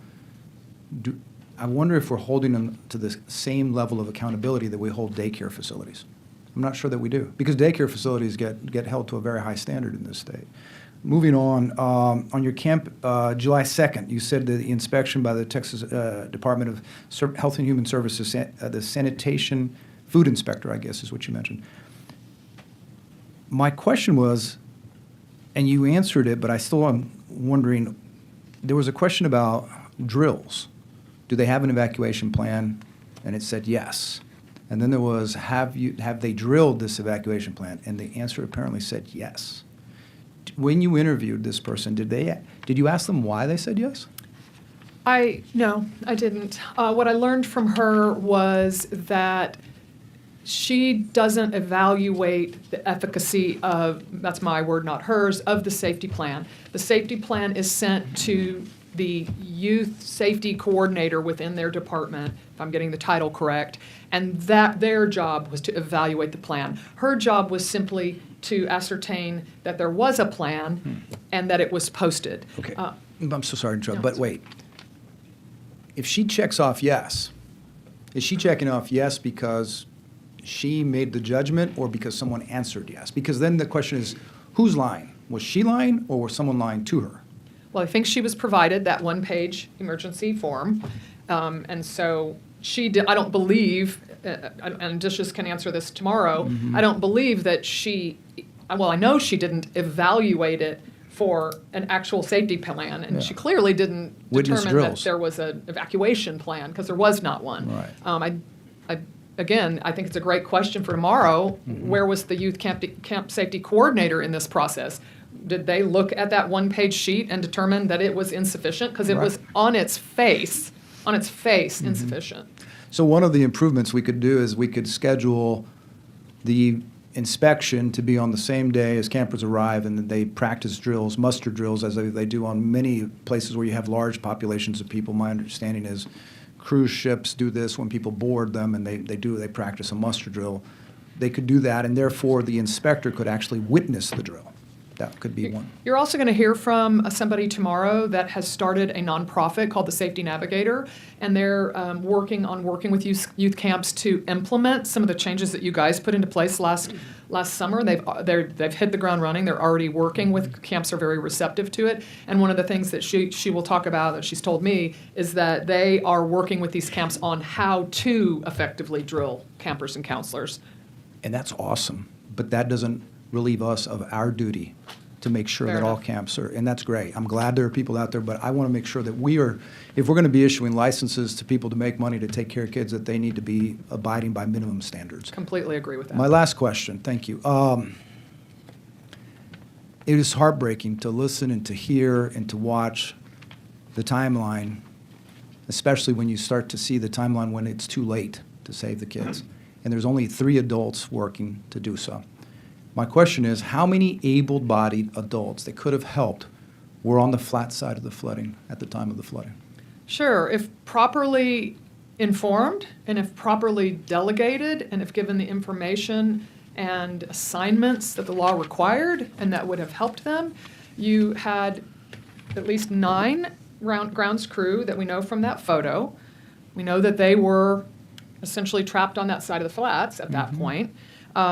You had potentially an unknown number of Polish kitchen workers that were living in the dorms above the garage. That's unknown to me who was in there.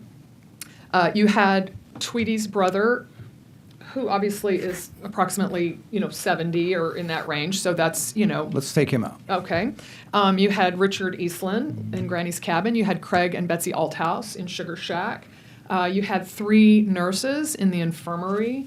There were Polish workers in the Polar Palace. Again, these were young women that would not have acted without delegation and information. And sorry to interrupt, but they were on the 2nd story of a building which they were about 20 yards from Twins 1 and 2, were they not? That's exactly right. They were very close. In interviewing them, in between them sobbing over this event, they described to us that they conferred about whether or not they could go over and help those counselors, and they just were absolutely terrified to interact with the counselors in a way that they were told not to.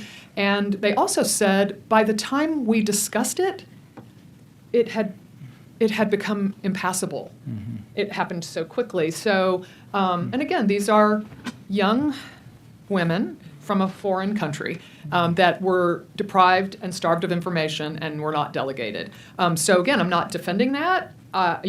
There's all kinds of moral obligations, of course, that people might have. But to answer your question, I believe I told you You're not all. including counselors who. Right. Right. So you've got the senior counselors, or the big 3. Right. And then the other counselors who are mostly. If you could move the mic. Thank you, sir. Right. So I was just mentioning that you also had the counselors. You have the big 3 who are senior counselors, other counselors who are mostly 18 and older. They're obviously young women, but they're adults who are supposed to be instructed and trained and assigned responsibility in an emergency situation. And I know I said it was the last question, but this is just to close the loop on this. So is it your opinion, had there been a plan in place that said if you hear the sirens go off, evacuate everyone, make sure you're in charge of these cabins, and make sure all children are at the highest point on the flats? Would that have saved those children? Yes. Thank you. Thank you, Mr. Chairman. Members. Chair recognizes Speaker Moody. Thank you, Mr. Chairman. Casey, Mike, thank you again for everything. I'm struggling with competing emotions of sadness and anger right now, but I want to drill down into a couple of things that you talked about. At the very beginning, you mentioned that you conducted how many interviews total? Oh, we've kind of lost count. Upwards of 140, 150. Okay. And you mentioned unfettered access, people participated. Now, you mentioned with slight exception. Who didn't talk to you? So that's a good question, and it's a little bit complicated. One of the challenges for me has been the counselors. They are young. They are highly traumatized. Sure. They left a month after this event to go to college. Many of them have suffered greatly in college. Some have withdrawn. Some have come home. Some are struggling in their own individual ways in school.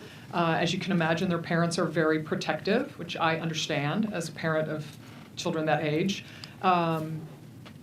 It has been frustrating because I have very much wanted to hear their eyewitness accounts, and they are of age.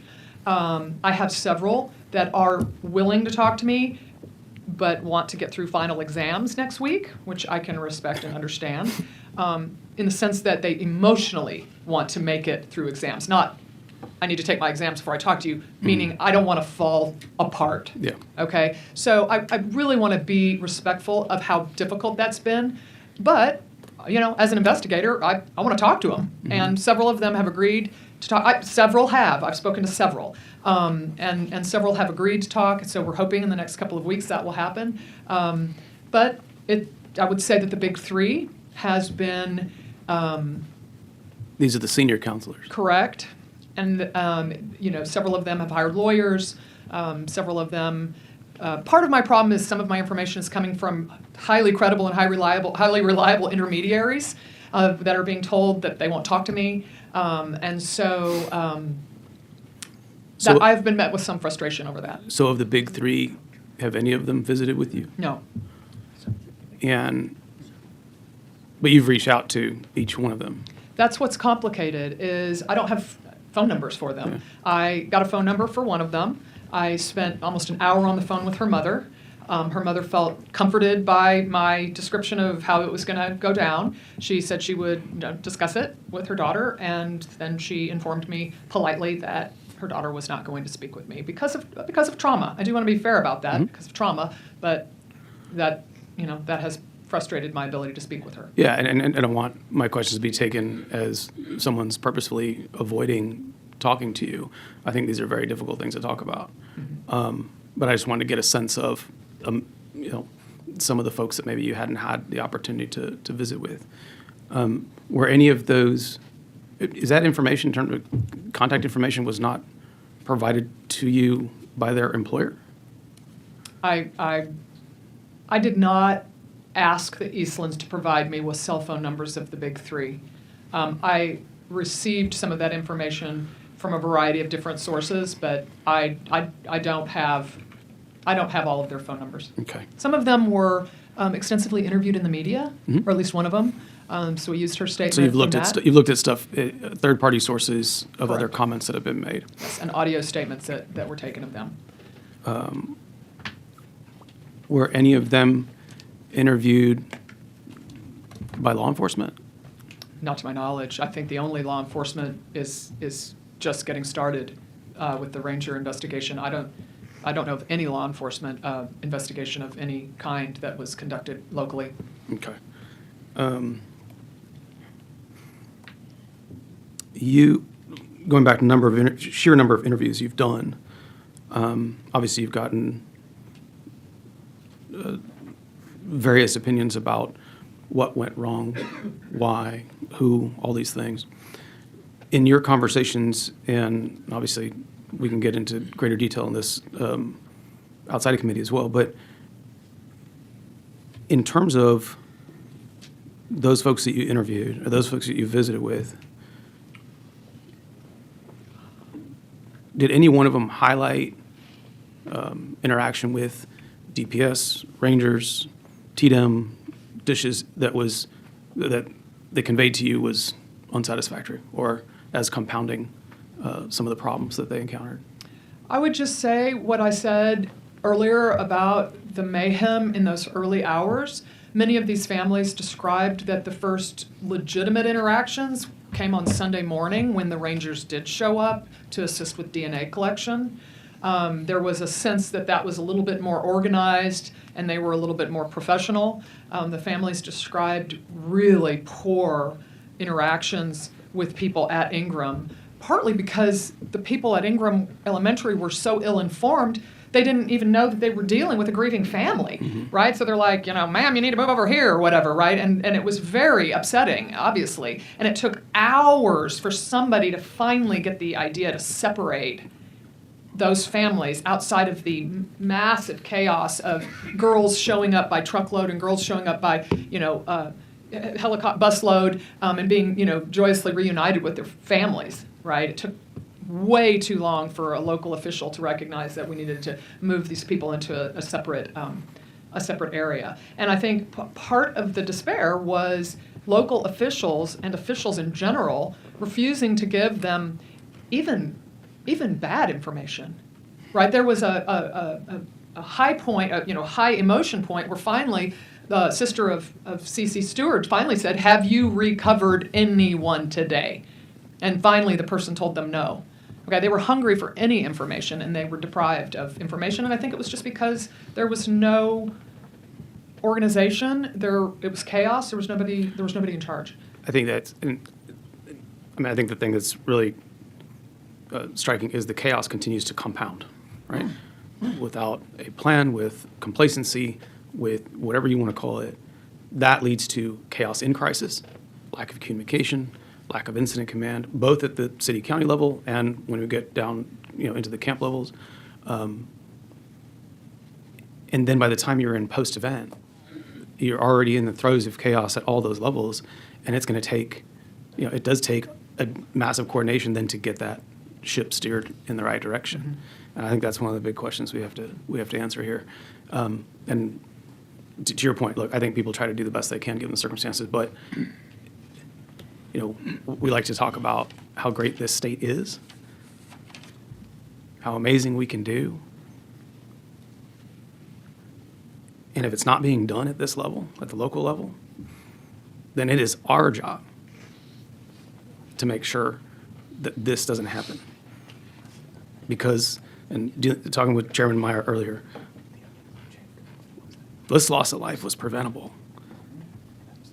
And it is, I don't know how to process that. I can't even imagine how these families wake up every day. It's impossible to understand. And we have to demand better of ourselves. And, you mentioned Cajun Navy. And I know that I think we visited with some of those folks last summer, and they expressed some of the same concerns, the stiff arm that took place. Now, you mentioned they've got assets available. These are people that are deployed to hurricane relief. So this isn't a ragtag group of folks. These are folks that know how to do this work, correct? That's exactly right. And talking to Hunter Burns, Katrina, Harvey, Ike, Rita, North Carolina, they are just welcomed with open arms everywhere they go because, for example, when the river was still high and you couldn't get anywhere, they had thermal drones that they were ready to use. They had hundreds of assets, again, all vetted, certified search and rescue people, off-duty police officers, off-duty fire department, off-duty emergency personnel, boats, the low-profile boats, the helicopter. You name it. It's actually so impressive. And when Hunter Burns told me that he called the local agencies and was told, stand down, we don't need you. I asked him, what did you make of that? And he said, one, I was taken aback based on what I was seeing on the news, and two, I was hopeful that that was accurate information and that it wasn't as bad as I thought it was. And it wasn't until Michael McCowan called him saying, I'm standing here next to a child's body, that he said, I'm getting in my car, I'm self-deploying these assets, I'm getting them down there, and we'll just see where it goes. And eventually, they were let in. But critical hours that the stewards, I'm sure, have profound questions as to why the odds of finding their daughter's remains in those first 24 hours were critical, and those resources and those assets weren't just, welcomed in immediately. That's exactly the point in terms of deploying resources quickly and efficiently, because recovery and the peace of mind that a family could have in recovering their baby, when someone is stiff-armed from deploying that help, the likelihood goes down. And you answered my question. Those were local decisions that were being made. And if you could, and if you don't have it handy, when we talk about a local entity, I want to know who that was. I'll have to get that information. I drilled down I'm on sure that they with will both know of who these they guys, called. and they have it all documented. I think that's something that we do need to know. Again, Casey, Mike, and your whole team, I appreciate everything y'all are doing, and thank you for the presentation today and for answering the questions. Thank you. Chair recognized Senator Perry. Thank you, Mr. Chair, and I'll just ditto. Thank you for your work. You've closed the loop. You brought clarity to a magic window of 1:14 to, say, 3:30. Up until today, the public and us, until last week when we toured the facility, didn't have that clarity. That clarity brings a whole lot of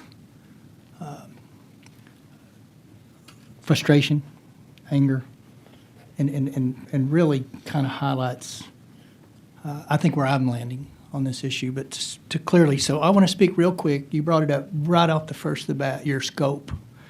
It is not the scope to go to the other 119, but we saw the signs and things. We did that, and I want to mention it to the representatives that those that did not serve on that committee in that day of 14-hour hearing, go back, and then from there, go back and look at the legislation that was filed but not passed. SB 1 in the first session, SB 2 in the second session handled a large part of the incident control, handled a large part of the environment in which we train our emergency man coordinators and the hierarchy of who those are if one's out of place and the next guy and the next guy, so there's clarity. There's a theme here with this and Rob, unfortunately. The state can only do what the locals ask or will let them do to a point. In drafting those two SB 1 and 2s, we crossed that conversation of, do we just demand the state to take over? Well, clearly you made a comment that some counties reacted differently than others, and it's that local flavor. It's those guys with the knowledge of the boots on the ground that we gave credit to, that actually at the end of the day we figured out that none of those guys, with the exception of a few isolated heroes, doing the best they can. Most of them had no clue on the local level. So your frustration with the incident control and all of the things that involves was real, but it was real because there was nobody taking this seriously. That's just the hard truth. They didn't have anybody willing to take charge and do what they're told, nor were they trained in it, and nor did they want anybody to know. And so when we showed up to do something, Tatum, DPS, Rangers, et cetera, and the Cajun, those guys were like almost to a point, I think, of let's not show what we don't know by just saying no. So anyway, I'm just saying a large part of these conversations we're having today were actually addressed. We've got a few tweaks coming down the pike after we've had some of these hearings and some stuff, so we will refile that, and I welcome any input back towards some of the things that I may not see or hear today. Specifically, I want to make this for the record, for clear. I think I understand it. The big three did not have radios. Is that correct or not correct? Or did they have radios? Yeah, that's not correct. They did have a radio. They did have radios. So they could have been in the walkie-talkie chain, but they weren't. Correct. Somebody could have radioed to them to get on the PA, because the PA is in the front office. So to be clear, I guess they're just different channels. So when I'm talking on a walkie, if I'm Dick Eastland and I'm on the walkie-talkie, that's not going out to a universe of walkie-talkies. That's specific to a one individual. No, there are two channels. You might be better answering Okay. this one. There are two channels, one that goes to everybody that has a walkie-talkie, but go ahead. So, Senator, my understanding from our interviews at Camp Mystic. Judge, is if you can that- say your name for the record, yeah, please. sure, Michael Massingale, and it's an honor to be part of this process. So we asked a lot of questions when we were at Camp Mystic about the communications out there. There's a big radio tower at the top of the hill near the camp that's used to facilitate radio communication at the camp. And the primary use of the walkie-talkies is on one channel where when one person speaks into it, everybody who has their walkie-talkie on hears the same thing.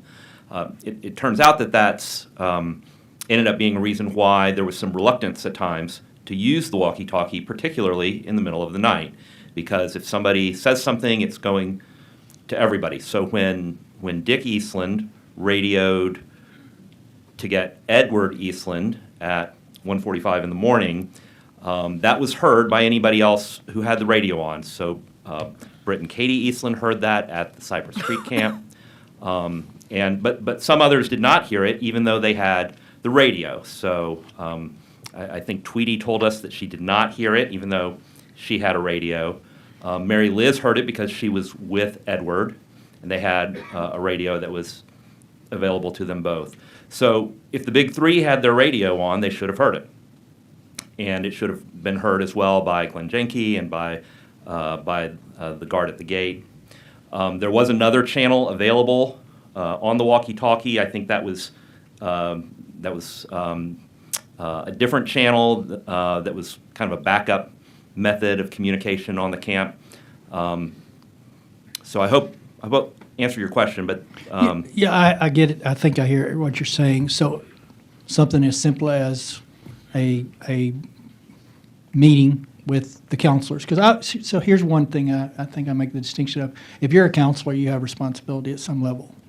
You're the boots, you're the eyes, you're the front line, you're in those cabins.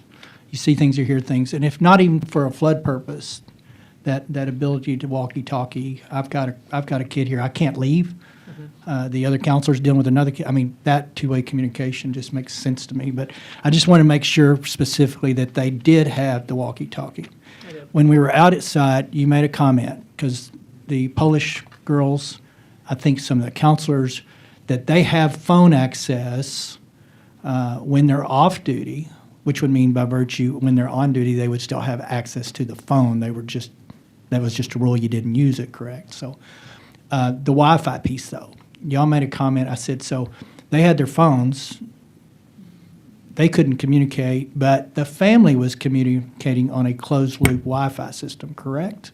That's our understanding. And those counselors would not have had the code to the Wi-Fi network, I assume, or they could have logged into it? They did have access to Wi-Fi in Bird, their counselor lounge that they Okay. could use if they didn't want to go to town on their nights off or their days off. They could get on their computers to do college work and you know. But if I'm a Polish cook at the second level looking out, and I have my phone, they obviously did. They did. If I had that Wi-Fi access and could have made commentary, in other words, this isolation of I'm going to make all the decisions clearly is the heart of the problem. So, but bottom line is there was other communication forms that either by rule or by lack of education or lack of delegation of ability to do it did not get used for whatever reason. That's correct. Okay. if I could amplify one thing that I think is important about communication at the camp, we hear a lot about spotty cell phone service in that part of the state, and that is an issue at Camp Mystic. However, as Ms. Garrett mentioned, they do have fiber broadband internet access at Camp Mystic. That is connected to the Wi-Fi network that you mentioned, Senator. And so for them, particularly the adult staff, the evidence shows that they routinely relied on text messaging to communicate with each other, and they're able to do that, in substantial part because there's Wi-Fi that fills in for gaps in the cell phone coverage. that's where I was going with the question based on those, because you said that when we were out there the other day. So, again, training, communication plan, Wi-Fi is accessed, Wi-Fi is available because of fiber. And I know I'm gotten a lot of pushback about requiring a fiber. We're going to hopefully have some funding for that. But point being is fiber is ultimately still the most dependable, reliable connection for people, period. Mr. Chair, I'll get outside my box real quick. And because we're going to continue to have this conversation, we're going to get into the weeds, but here's the bottom line, and it's just kind of after today and the trip to the day. You know, the fate of those girls was set before any first drop of rain ever fell. I want to be clear. Mystic just happened to be the unlucky one, because I think every camp has fallen into this human nature of complacency. And we'll check the boxes. And I would say that dishes has a contributory role in that. And I think that as we go through this process, but the things that were common sense and the things that should have been done didn't get done. But I also want to be cautious of the narrative that I sense is feeling and building here, that it was because of a strong-willed, strong-fisted, patriarchal individual that controlled the whole operations, and that's no excuse, period. So our task will be what our task is, and when we come to a consensus of what that looks like. But at the end of the day, especially if I'm a relative of that patriarch and I see things that don't feel right, I have a responsibility to say, this isn't right, Dad. But this is falling into a weird space that let's just put it on someone that can't defend themselves. Well, no, the whole thing is indefensible. And the whole problem with it is indefensible. So we now have hindsight 2020 on things they didn't do and should have done. We kind of had that perspective back in a way, but your clarity for that timeline of what got missed in that window of opportunity. And then I'll save the rest for tomorrow, because there's a secondary level to the dishes process here that's going to come under pretty hard scrutiny tomorrow, because this is painful. And the amount of pain and how long this pain goes is directly related to how much one side of this equation wants to push it. But it's just sad that these kids didn't have a chance with that leadership and with the processes in place. Chair recognizes Chair Darby. Thank you, Mr. Chairman. To both of you, we give our sincere gratitude, appreciation for what you've done in your work to bring clarity to some very disturbing facts. I know how hard you've worked on this, and we're grateful for it. Over the last 10 months, we've all been hearing phrases like once-in-a-lifetime event. No one could ever plan for such an event. Operators were doing the best they could under extraordinary circumstances. I'd like to drill down and give you a chance to restate and summarize the 3 windows of opportunity, because that is why this committee is here.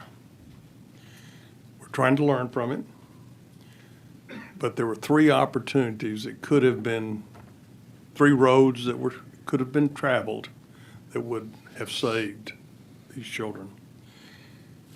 To Joe's phrase, the loss of life was preventable. So would you restate and kind of summarize again for the benefit of the committee and the folks gathered here and those online, what you two consider to be those three avenues that we could have saved all of these children? Sure. One thing I want to comment on is your first remarks. I deeply disagree. I know it's out there. I know I will offend some people, but I deeply disagree that this was unpredictable. I think your slide demonstrated it happened. I can't. It happened plenty of times before. I can't live with that. I just get tired of arguing about that. I get tired of arguing that this is a once in a lifetime event.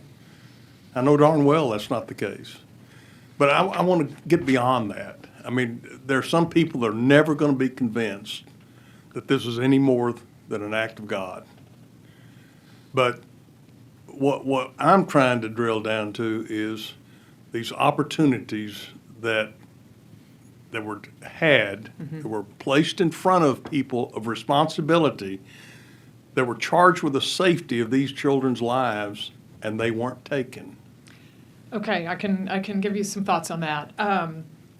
I think that an entity that takes custody of nearly 600 children has a duty to be plugged in to what TDEM's saying.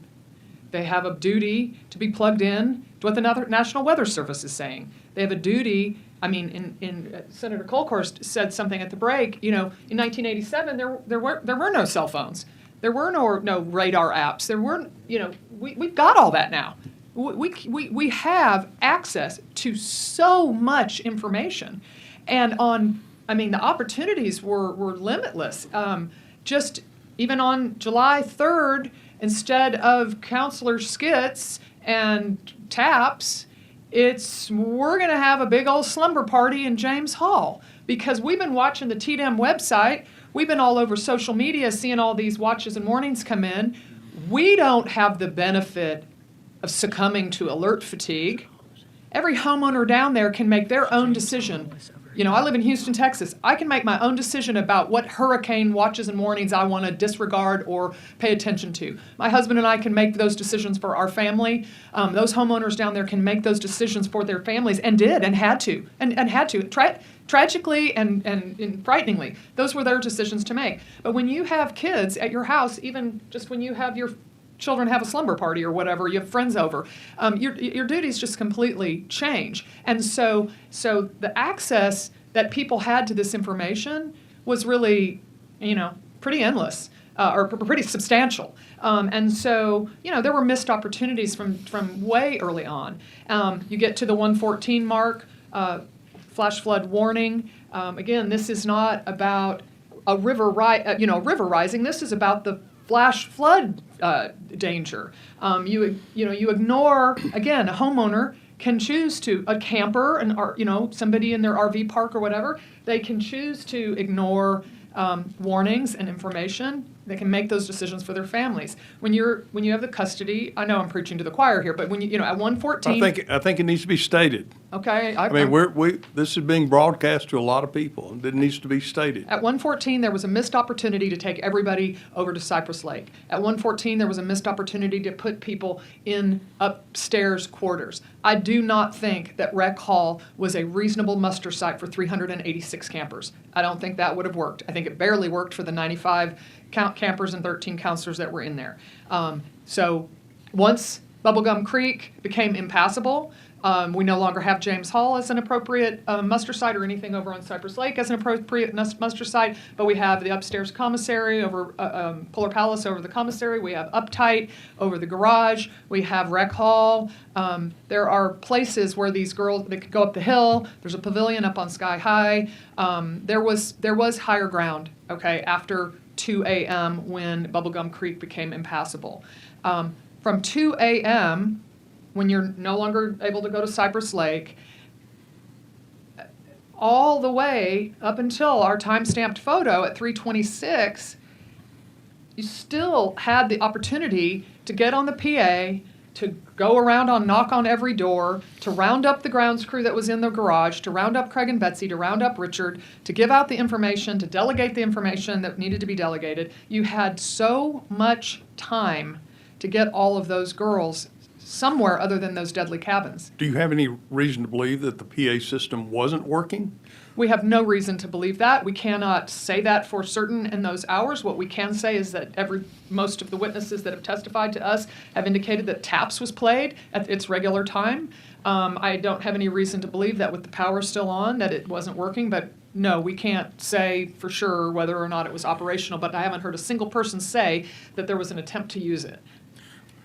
If I can restate it in what I'm going to try to use as completely objective and fact-based terms, up to 3:25, 3:26 a.m. 2 hours after the flood alert. 2 hours. Over 2 hours after the flash flood warning, and all of the other events along the timeline that you heard about this morning, at 3:26 a.m. when 3 adults were making their second evacuation trip to load campers onto vehicles to drive them back to rec hall. They had the opportunity to save every camper had they made the decision to instead go cabin to cabin to tell the girls to move to higher ground, whether that was rec hall or going up a hill or going to Polar Palace or any other higher ground.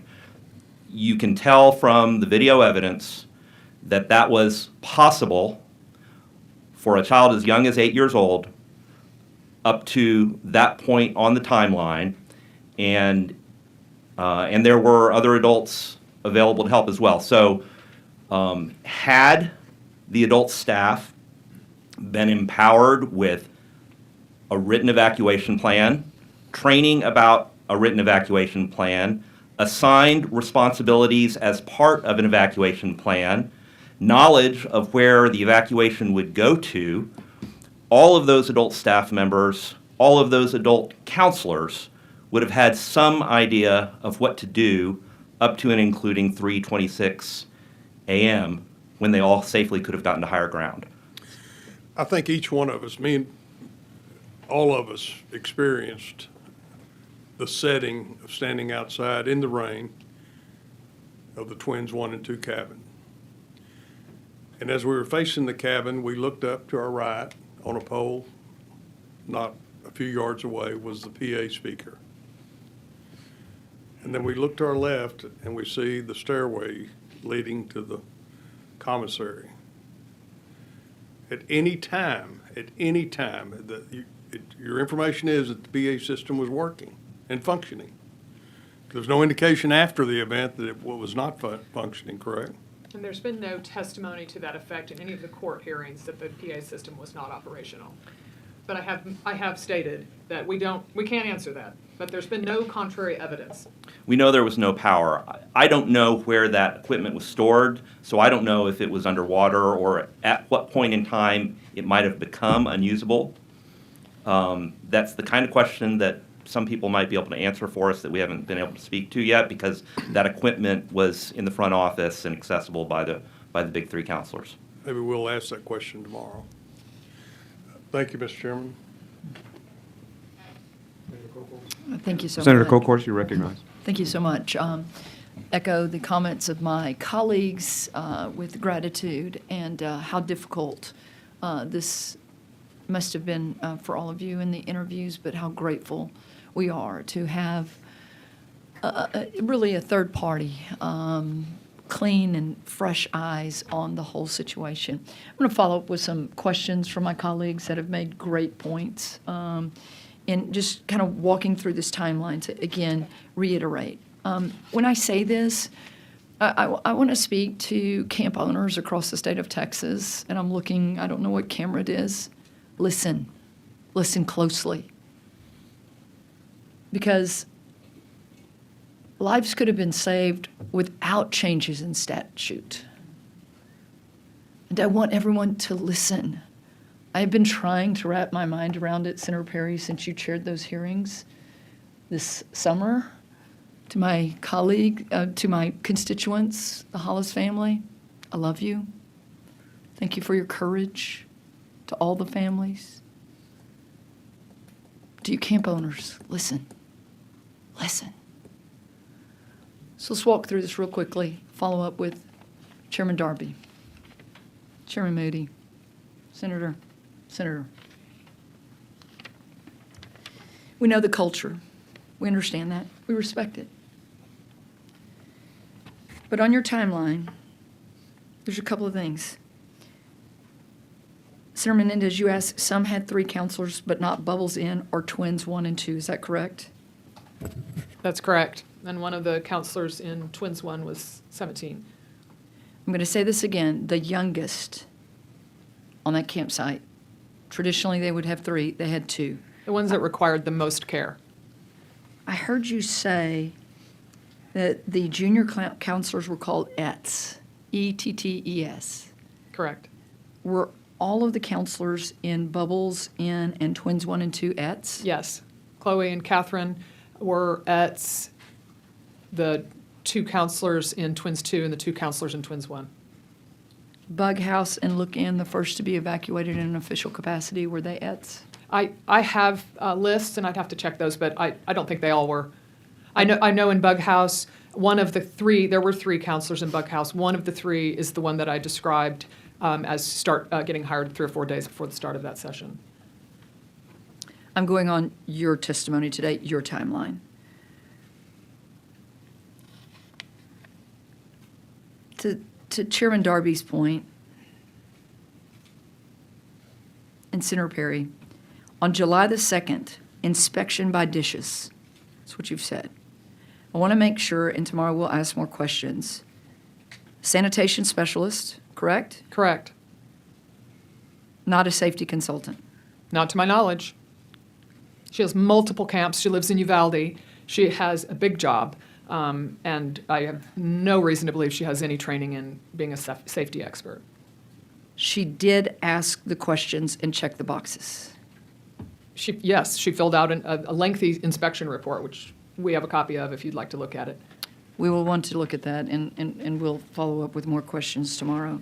To Chairman Darby, on July the 3rd, TDM ramps up communication, activates more protocol awareness for floods. 10 a.m., TDM has a phone conversation with 468 on a Zoom call dial-in. I have been a part of many of those through the years. No one from Kerr County on that, correct? That's... We do not believe anybody from Kerr County was on it. This was explored at the hearings that were conducted last summer, and Kerr County received the notifications. The people who received them and ordinarily would have acted on them in Kerr County were unavailable, one due to illness and previously scheduled time off. The county judge was away from the county, and we have no information that Kerr County participated in that call. There was follow-up information provided by TDM that summarized the call, and that was mentioned in the hearing last summer. But we have no information that anybody in Kerr County acted on that information. And I thought that panel was compelling. That included the Kerr County and Kendall County representatives last summer, because of the stark contrast of loss of life in those two of reaction, because in Kerr County, the evidence is that we do not see evidence of action taken on the TDM warnings and alerts to share information locally, such as to a camp like Camp Mystic. And there's not evidence that the leadership on the evening of July 3 understood that there was a possibility of severe weather that camps and RV parks and other citizens might need to be prepared for.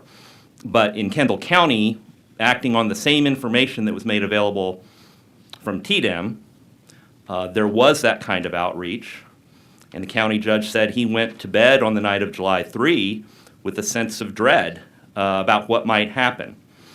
And that contrasts greatly both with what we know about what the emergency coordinators in Kerr County were not doing, and it also contrasts with what we heard from people at Camp Mystic about how they went to bed on July 3 with no sense that there was a risk of severe weather overnight, and that they thought it was like any other day. So at 1:18 p.m., flood watch from the National Weather Service on July the 3rd. At 12:45 a.m., I heard y'all say that counselors that had the night off, did they literally call into Camp Mystic, or where did they call to say that there is trouble on the highway, which we all know about River Road and its proximity proximity to the river, but more importantly, how much water was on the road. And Well, it was really from the sheets of rain coming down at that point. What we know about that is not that they called the camp. They had taken their night off. Who did they call at the camp? No, we don't have any information Okay. that they called anybody at the camp. They'd taken their night off. They'd gone to Walmart. They went a couple different places. They were hanging out. And when they came back, they were very troubled by the drive and how dangerous it was. And they said something when they got back to Francis Blackwell Loper and to the big three when they went to turn their phones in. Okay. And they were told, and one of the girls was a local, and so she said it was some of the worst that she had seen. And they were told, well, next time, call us if you feel like it's safer to stay back. So they had already come back and orally reported it. Thank you. Yes, ma'am. 1:14 a.m., flash flood warning. We know that Dick Eastland received that on his phone, correct? We know that he received it in some form because we believe it was on his phone, but we don't know that because it doesn't show on his phone. It shows on Edward's phone. And we know that Glenn has indicated receiving it. Glenn has indicated discussing it with Dick. We know that Dick almost immediately went to the National Weather Service website or app on his phone, those records that we showed that were actual launches of an app. So we do know the evidence And I points. have y'all at 12:42 a.m. to 3:23 a.m., Dick Eastland constantly monitoring weather apps. Is Absolutely. that correct? Off and, of pings. And right around the time of the 114 app, he goes to the National Weather Service app. And the NOAA. At 1:45, Dick summons Edward. Then we move on to at 2:01, Edward sends video of Gum Creek being out and says he's not coming back. And I want to move to a couple of other things. And this was the part that I starred. At 2:33 a.m., Dick texts Tweety, 4 inches have already fallen. Now back to the history of what you gave on this camp and how long the Eastlands have been a part of this camp, and the to your answer of when that email was sent about the video from 2017. That email was actually from 2017, as I saw on the screen. Correct? We verified it was March. Heather verified it was in March of 2017. In 2018, he sends another email about flood history to his family and others that work there, right? So he clearly knows. At 2:33 a.m., after receiving a 114 warning, not a watch any longer. This is a warning. We should all know. We should all know. And if you're listening to this and you don't, look up what warning means. It means it is imminent. Am I correct? Yes, ma'am. At 2:37, and again, this is such a troubling moment. 2 counselors, we walked those grounds, had, as you described, they had met outside of Bug Hut and Look In. There's a little sidewalk that connects those two. And they had met outside to discuss what should we do. And they made the decision in a torrential downpour to go find help, an adult, a help. At 2:33, he had already told his wife it's 4 inches. And at 2:37, he drives them. Did I hear you say that correctly? That's correct. Drives them and tells them and looks and says, put down towels and wipe up the water that is coming off of the cliff. For those of you that don't understand, it is a cliff behind these. And so water is I think in the testimony this summer, it was a half an inch every 30 seconds, if I remember correctly. That's from my memory, and I have really good notes that I can go back. So extrapolate an inch a minute, right?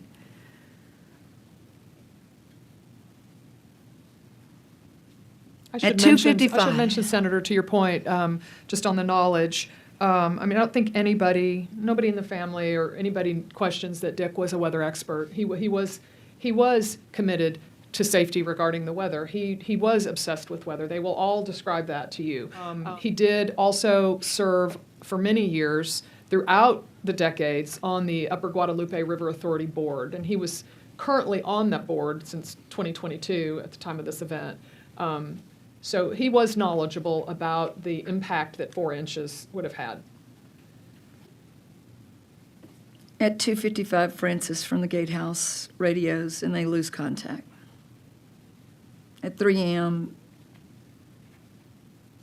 Dick radios need to get girls out of Bug House. at 3:10 Tweety texts that their house is flooding. I want to focus in on just one other thing. Yes, ma'am. You had a slide that said adults at uptight garage area, which is the flats side of the Edmondson Creek. That's correct. So if everyone doesn't understand, it's near Pop Inn and it's over here and it's a little higher ground. I would say that's accurate. Little. Yes. Water had not gotten into the garage. All of the adults that were standing there. So you had groundspeople. Who else did you describe in that group? So you have the grounds guys in the garage, which was just mere feet away. You had 3 nurses that had been evacuated from the infirmary. You had Richard Eastland, Craig Althouse, Betsy Althouse, Frank Albritton, and yes, quite a number. And they stood there. You described it last Monday. They stood there for how long? How long were they gathered there? Well, we believe that, Betsy Althouse had seen headlights moving around, had seen the vehicles moving around. We know that was happening around the 3 a.m. hour, around that 3 a.m. point. That concerned her. She knew something was going on. She wakes up Craig. That's when they all start to kind of come out, around that time. Representative Darby established with y'all in his line of questioning that the PA system was working. Well, as we pointed out, we don't have any evidence to the contrary, but we obviously can't say that it. Electricity was still working. Power was still on.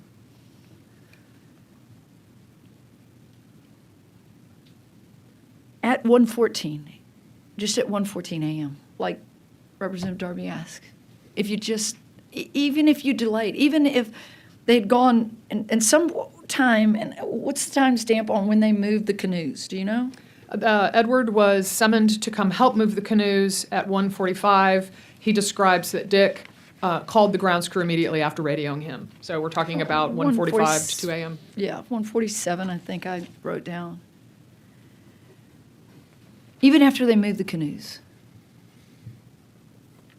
Judge, you said that they could have literally gone door to door and just knocked. Could the girls at that point have walked to safety? Yes. Yes, and the reason I emphasize that they literally could have walked door to each cabin is because we don't know 100% certainly that the PA was available, but, and it's hindsight, but if they had gone to each cabin and told the girls to move to higher ground, they had time then. And by the time they came back the third time, they had lost the opportunity. And I should point out that I became aware from witnesses that at least one, possibly 2 counselors from Bug House actually, I think, assisted in the evacuations by knocking on the doors of Look In and Tumble 1 and 2 to make sure everybody was up. Because believe it or not, there were little girls. I've heard testimony, Senator Perry, I mean, some kids can sleep through literally anything, and some of them were. And so it definitely assisted in the evacuation that these Bug House counselors were said to have at least pounded on a couple of those doors to make sure they were up, which made them more readily available to jump into those vehicles. So how the far was knew that walk to safety? I mean, like, if you just measure it. Well, it just depends on what the walk to safety. Behind the hill, it could have been just go up the hill, right? Which some did. Right, and that's what I mean. It just depends on what your walk to safety definition is. For twins, obviously, it was 20 feet to the staircase at the commissary. For Bubble, you stood there. They could have walked to Rec Hall. People could have gone just like we saw with Gigglebox. Glenn getting those girls over to Crickett's Corner and up the hill. We could have gotten Bubble and Twin across that street and up the hill. So there were numerous different distances, if you will, on what to safety meant. And I do want to reiterate, I'm not sure Rec Hall was safety for everybody. There's no way 386 girls could have been there, but they could have gone different directions, and some of those distances would be quite short. Senator, if I might real quick, I think what could be helpful, because I was thinking the exact same thing you are thinking, is it possible to get that map back up there? onto the screen, so we can see what I would call the distance to safety. And you guys can go from Bubble Inn to the hill, from Twins to the commissary. Can we do that so we can all have a visual? We were out there, so we were able to see it. Because before I went to tour, in my mind's eye, all of this is really, really, really spread out. It is not. How far it was from those adults to those cabins. Can we get those Chairman, distances? Yeah, Chairman, that's an excellent point, because I think that my mind's eye was very different than when we all toured last Monday, to understand how truly clustered this area is on the flats. So we've prepared a few distances that are relevant. Thank you, Senator. So from Bubble Inn, to get from Bubble Inn across the road to Nut Hut, which is one of the cabins from which the campers evacuated up the hill. It's about 100 feet. A child could walk it in 30 seconds. It's about the length of a basketball court. To get from Bubble Inn to Polar Palace, above the commissary where the Polish kitchen workers were, it's about 142 feet. Hold on, Judge, if you don't mind just waiting till we get that map up. Yeah, I just sorry. think it gives folks a better idea about the distance to safety. And I can follow along with the cursor. That would be great. Thank you, Mrs. Garrett. From Bubble Inn across the road to Nut Hut, which is a cabin, it's directly across the road, and from that cabin, girls were able to evacuate up the hill. It's about 100 feet. Child could walk it in under 30 seconds. It's the length of a basketball court. To go from Bubble Inn to Polar Palace, which was above the commissary and where the Polish kitchen workers were, it's just under 50 yards. Child could walk it in 40 seconds. It's the length of a bowling lane plus a basketball court. To get from Bubble Inn to Rec Hall, that's a little over 100 yards. It's closer to 120 yards. Child could walk it in under 2 minutes. It's about the length of a city block. But I think, and it's helpful to understand the relatively short distances to all of those places of safety. But I would emphasize again that, up until 3:25 a.m., when we've seen campers walking in ankle-deep water to Rec Hall, we know that these campers safely could have evacuated to any of those locations, or for that matter, they could have headed towards the Cypress Lake Camp or any place else that was safer. I guess they couldn't cross the creek at that point, but the point is they could get anywhere. So stay with me there. That's Sure. an important point, because the Polish workers' video is from 3:26 a.m., correct? Correct. And they were in ankle-deep water, the girls walking to Rec Hall, correct? Correct. I have at 3:51 a.m. Dick Eastland submerged, correct? Correct. He went to Bubbles Inn at approximately, this was rescue attempt number 3, between 3:24 and 3:40 a.m. That's what we believe. So from the time, if I go all the way back of him being awake, and this is where I want all of the camp owners and directors of knowing something's not right, because he was pinging lots. And as I told you while we took a break, in the previous floods, I mean, we didn't have the technology we have today. From even, you get the warning at 1:14. You're not quite as panicked as when you text your wife at 2:33,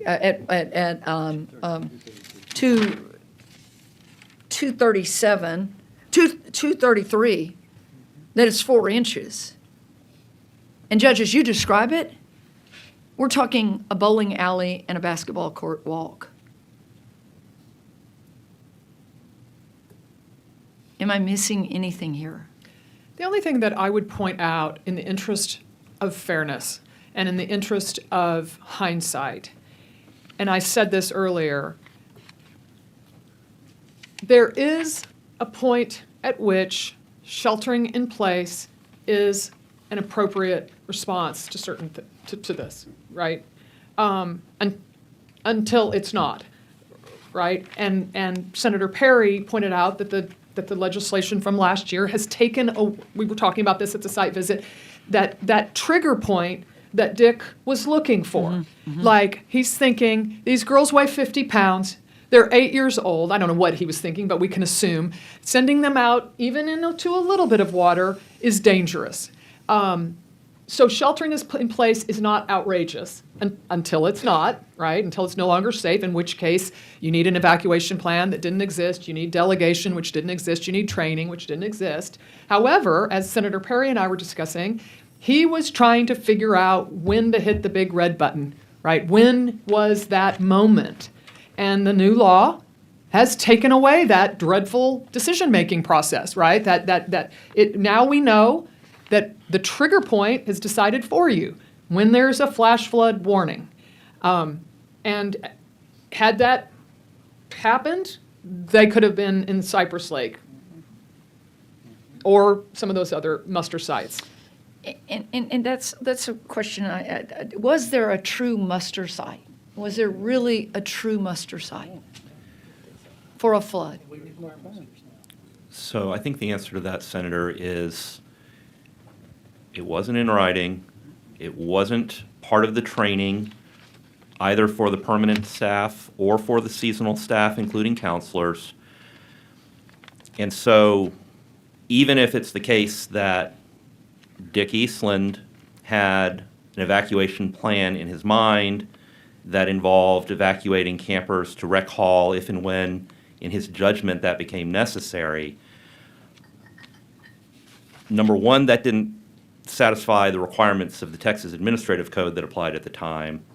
But more importantly, it didn't empower anybody else at that camp to participate and help in the evacuation of the campers. And I think that contributes to a difficult to understand fact, such as adults standing and not doing anything. If there's not been a written plan, if there's not been an advance assignment of responsibility, if there's not been advance drills, then they're reacting to information as they receive it, and they're trying to figure out what, if anything, they should be doing rather than acting upon something that's been planned for in advance. And so, to wrap this up, obviously Dick Eastland died trying to save these girls. Ms. Garrett, you and I stood for probably longer than you wanted to in the rain with me last week, answering my numerous questions. Y'all had left. I think, Mr. Chairman, you had waited because you had a few more, but I know you wanted to almost escape my many questions. No, that's not true. You were very thoughtful. But you said something so important to me and to the Eastland family. You said you're caring people. Did you say something like that? That they were caring people? Absolutely. I mean, absolutely. They didn't want this to happen. Nobody, I don't see how anybody could posit that. I mean, they are loving Christian people. Unfortunately, they were running a multi-million-dollar for-profit business like a something from 1965. It hadn't changed. And that's part of your complacency argument. Yeah, I mean, these people did not want this to happen. They are good people that cared about these girls and these families, but nothing had changed in decades. And as one of you, Senator Perry, pointed out, you put the word director behind your name. You can't rest on the fact that I can't cross my dad or dad's in charge. There had to be some change. And it's the complacency that you've brought up many, many times that was the problem. It was certainly not a lack of caring or loving. It was a lack of change. And so to my friends and colleagues on this dais, in the audience, watching, we've all tried to wrap our heads around this. A disaster. We've been through a few. Senator Hughes. But on this one, and this is why I'm speaking directly to people who are licensed, who are in care of children, who cannot make their own decisions, who were obedient that night, complacency had set in. I know, Ms. Garrett, I said that to you so many times. And driving home over 4.5 hours last Monday, and walking into my home and trying to explain it to myself, to God, trying to figure out why, trying to explain it to my spouse.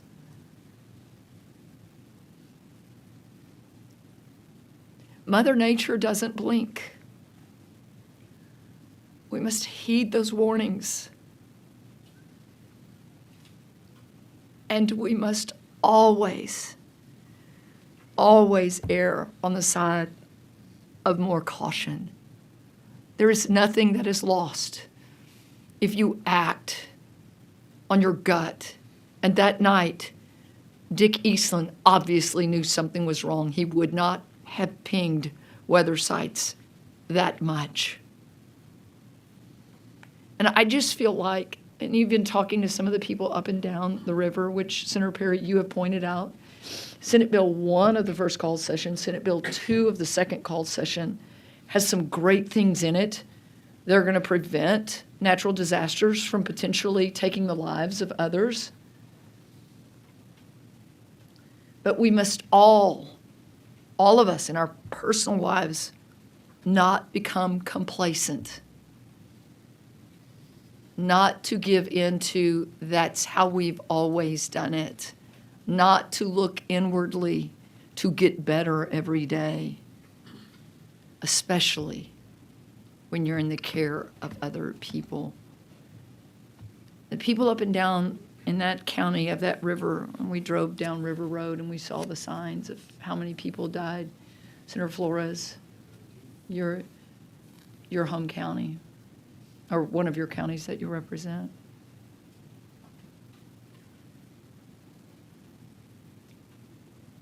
A lady that testified, Senator Perry, in Kerrville, when she sat there and she said, I've lived in this valley for 60-something years, and complacency had set in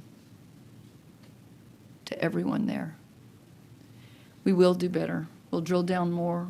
I got your warnings. I hope took so. Many, the post takeaway. I'm just so sorry for all of the loss.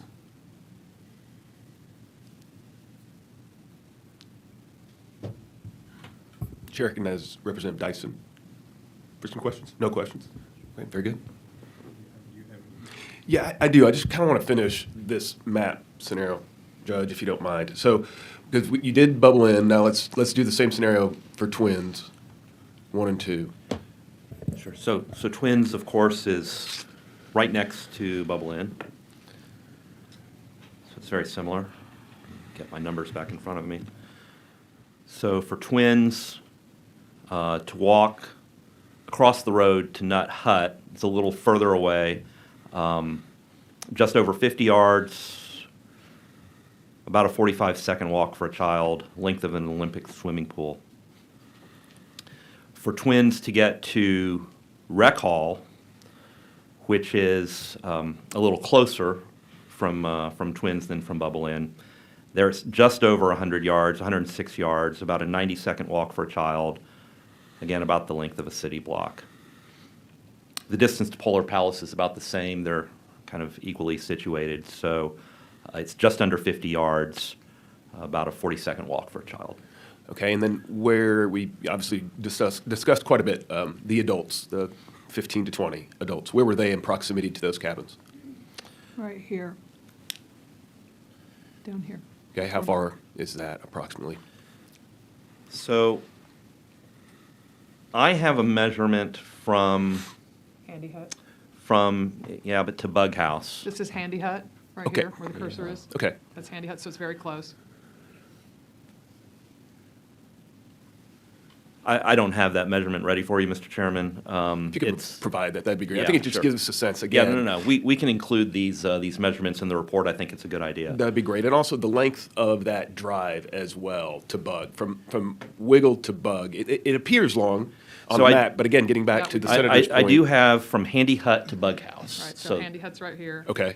All the way to Bug House. That's 286 yards. So it's about a 4-minute walk, about 2 to 3 city blocks. Okay. Okay, and then something that struck me earlier today, which honestly I know we've had numerous phone calls and meetings, and we have been going over this for months and months and months, but it struck me today, and I can certainly ask him tomorrow, but what time did Edward tell Jumble House to walk? Sure, that would have been the second evacuation attempt. Okay. We know that Jumble House was walking into Rec Hall at approximately 3:26 because some of them were in that picture. So it would have been just moments before 3:26. Okay, so did he tell you, and I will ask him tomorrow for sure, so he told Jumble House to walk. Did he then hit Nut Hut and tell them to walk? No. Did he then hit Chatterbox and tell them to walk? Did he then hit Bubble Inn and tell them to walk? Did he hit Gigglebox, tell them to walk, Wiggle Inn to walk, or Twins 1 and 2 to walk? No. He not didn't to my say, knowledge. although he did specifically tell Jumble House, it's time to walk, it's time to move. Yeah. Yes, he did. Counselors inquired, should we walk? And he said yes.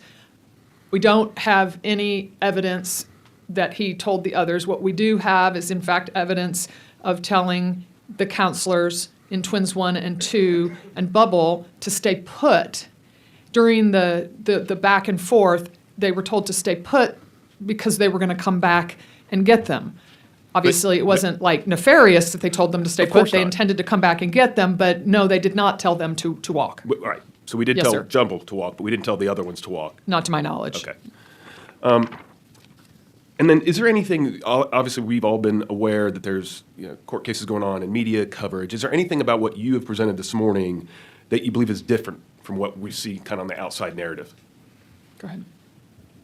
Yeah, I think it's an important question, Mr. Chairman, because as Ms. Garrett said, we are paying very close attention to what's happening, the news reporting, what's happening in these lawsuits, what's being said in the courtrooms. And the presentation that was made this morning by Ms. Garrett, obviously a ton of work has gone into this.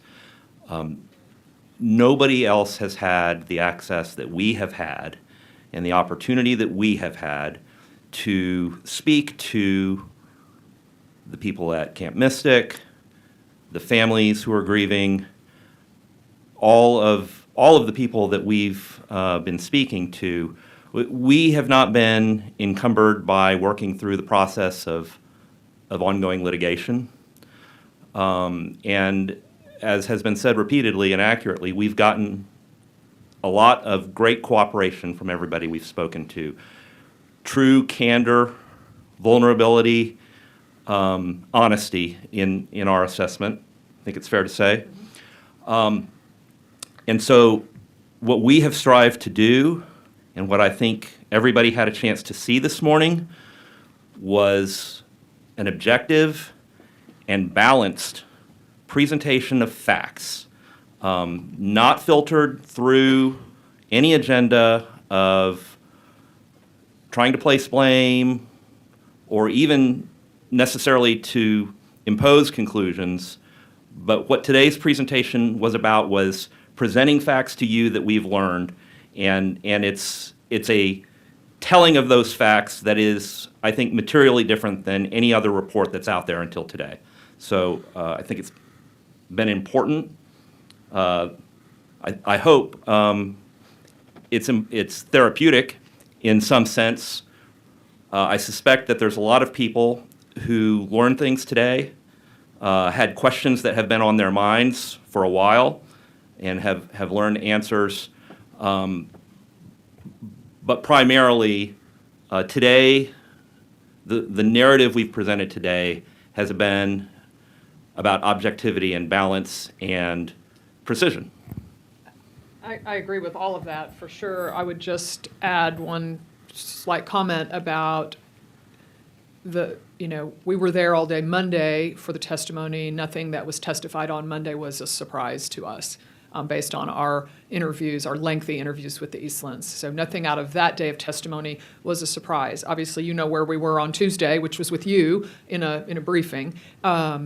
And I've received, I'd received information during those days, and we have since seen the transcripts. And again, there's really nothing that came out in that testimony that hasn't been consistently, described in our interviews. It's, in other words, the Eastlands have been consistent in terms of our interviews and what was said on the stand. But I completely echo Michael's comments that obviously we had a different aim than we weren't involved in understandably advocating. It was advocacy. It's advocacy in the courtrooms, and for us, it was interviews. And so they've been consistent. Right, and so your entire goal throughout this process has been objectivity and transparency. Is that accurate to say?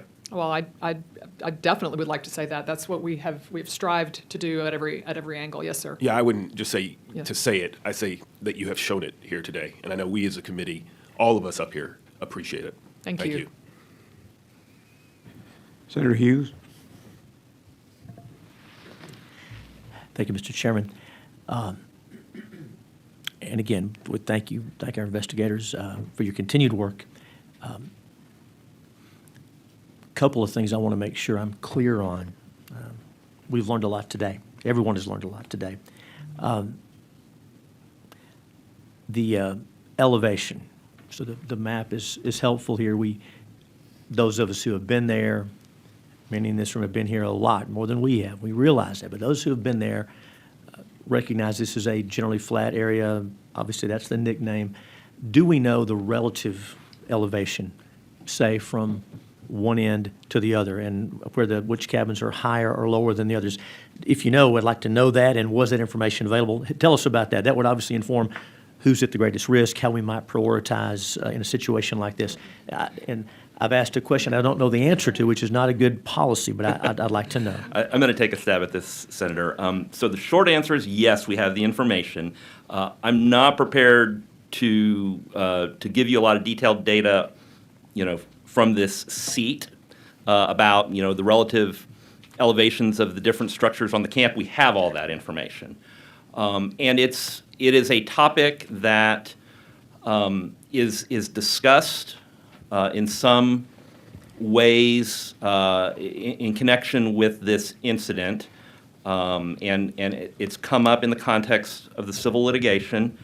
It's related to the flood maps that are in existence, and so the definition of what's a 100-year floodplain, a 500-year floodplain, other things like that.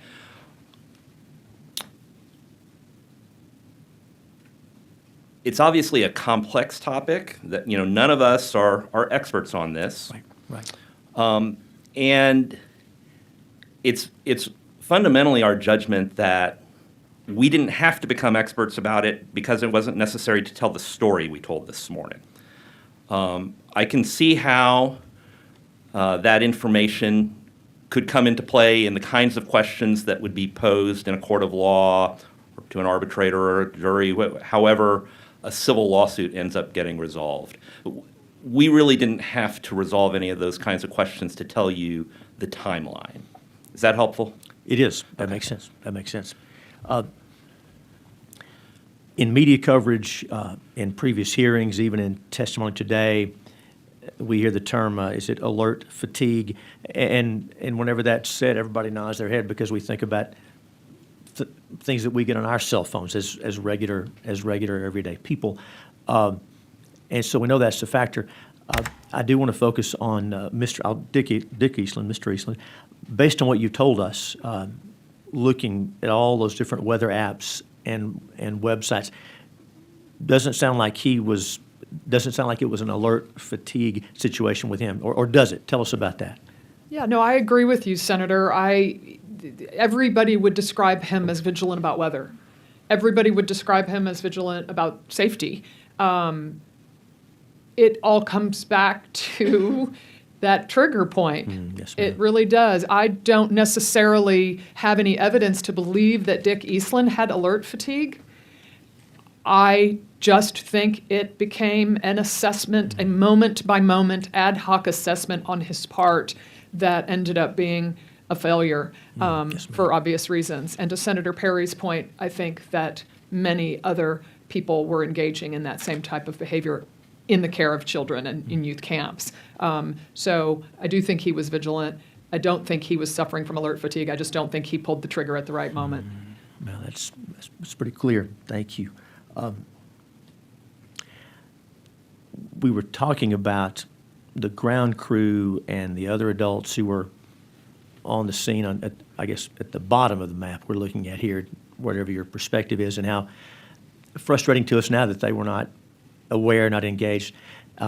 We may not know the answer to this question, but after the equipment was moved, there's a photograph of Dick with some of those ground crew members Yes, sir. inside that garage, the first floor, and even the first floor of that building did not get any water. Is that right? That's correct. And then there was the second floor, obviously super safe, completely available. Do we have a sense for what happened between the time he was gathered with all those other adults and the time he was in his vehicle toward the end trying to rescue when it was too late? Do we have a sense for what the communication was between them, if there was any? Well, we know that picture was taken at 2:14 a.m. We know that they went back, they meaning Dick and Edward and Glenn, went back to the front office where that was kind of their gathering area. I can only assume, so I don't want to overassume, but that the grounds crew, I do know that they were cut off from their quarters, which were farther up that hill. It's called like Heartbreak Hotel, but you had to pass over Edmondson Creek up at the top of that hill. So they were kind of stuck over where they were. I assume they stayed in the garage. We know that that's probable because they were part of that group. They actually helped Frank Albritton get out of Squeeze Inn, so we know that they were there. They helped Richard get the infirmary nurses out. Again, not that they were in danger, but that the water was coming up and they brought them up. And we know that the grounds crew was then available at daybreak to go down to help rescue people. So no reason to believe that with the information they couldn't have gotten down to the office and down to those cabins to help. Correct, absolutely. There's absolutely no evidence that there was radio communications going on like, hey guys, I need you back over here. Come back over where you just were and help with this. There was really very little or no evidence of radio communications at that point. I would just say, Senator, remember that around 3 a.m., 3:05 a.m. at Bug House, which is the cabin closest to the river, Edward told us there's about an inch of water on the road just after 3 a.m. So, up to that point, there's no reason to think there was any obstacle to those adults being able to get to the other parts of the Guadalupe River camp that were, on that side of Edmondson Creek. Definitely not. It's so hard to talk about these things, and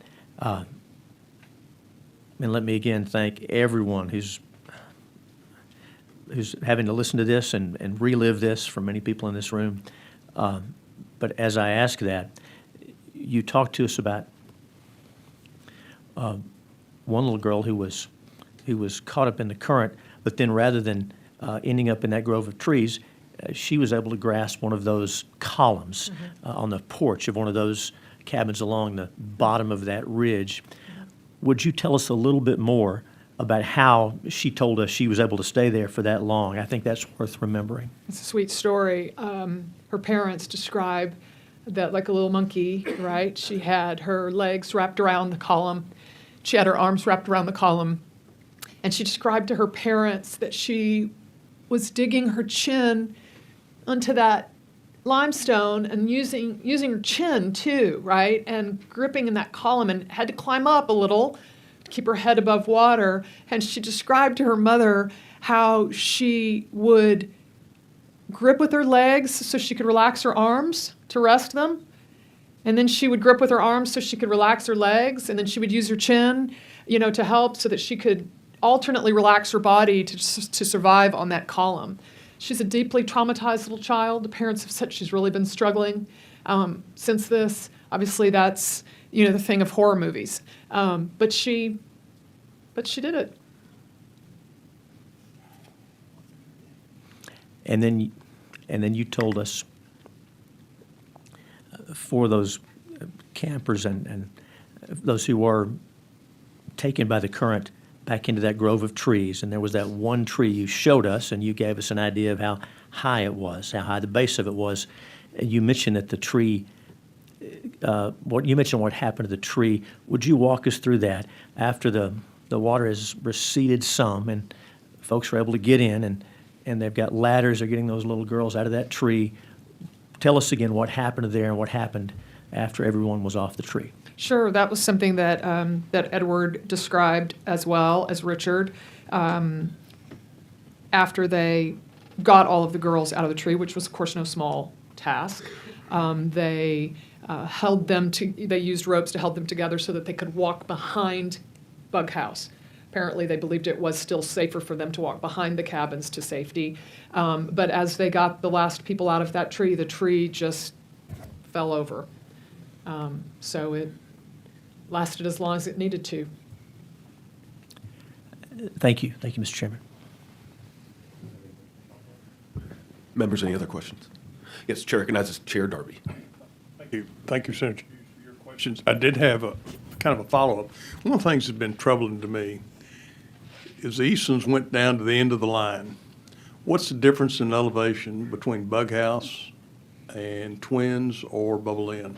That's a great question, and we're going to get that information to you. And that was something that somebody told me early on, somebody that's really familiar with the area.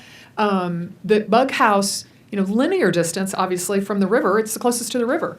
And if the river's rising, it's the cabin that's going to take on water from the river. And so it's always been the first, all throughout those flood slides in 87 when those girls were evacuated, it's always been the first cabin to be thought of to be evacuated from a rise in the river. But to your point, this wasn't just a rise in the river. It was a flash flood. It was the confluence of Cypress Creek and Edmondson Creek and the Guadalupe and the stalled rain system that was making water sheet off of the hill. So now it doesn't matter what the linear distance to the river is anymore. Now it matters what the lowest cabins are, right? And those affected cabins were, of course, literally in the worst possible point. I mean, Bug House took water in all the way. You saw the water line, but it was Bubble and Twins that were completely subsumed with water. And again, your point is well made. It wasn't just the rise of the river, it was everything, and that elevation mattered. And don't you think that the Eastlands response was conditioned upon what had happened in 87, that those cabins flooded first? And so in their minds, they were thinking, let's evacuate those cabins first, because everyone on this dais, and I'm sure everyone in the audience, first reaction would be, get the youngest out first. Sure. And get the youngest that are least capable of protecting themselves out first. Not that the girls in Bug House and all the other cabins shouldn't be saved, but I was just wondering about the elevation between those two, because I think I recall you saying that maybe the Twins and Bubble Inn may be at a lower elevation. We can definitely get that information to you. We've been provided that information, but again, it was history always pointed to water coming into Bug House. That was the only cabin that, as Edward was quoted as saying and told us, none of these other cabins other than Look In and Bug House have ever taken on water. And again, that's from a rise from the Guadalupe. This was just something completely, different from. One final question, or did you have something, Michael? I just wanted to add, it requires speculation to think about what was in the mind of Dick Eastland. But I think we can draw some reasonable inferences about it. And combined with what we learned from Edward Eastland, I don't think that their behavior makes sense if they thought that it was possible that this water could go where it went. I'm inclined to think the evidence supports the idea that they believed that the water would not go higher. You have to believe they would have done something different, right? If they took seriously the risk that the water would go higher. What I think was likely a problem is that The flash flood was a different category of risk from the risk of flooding that is reflected in a 100-year floodplain line or a 500-year floodplain line.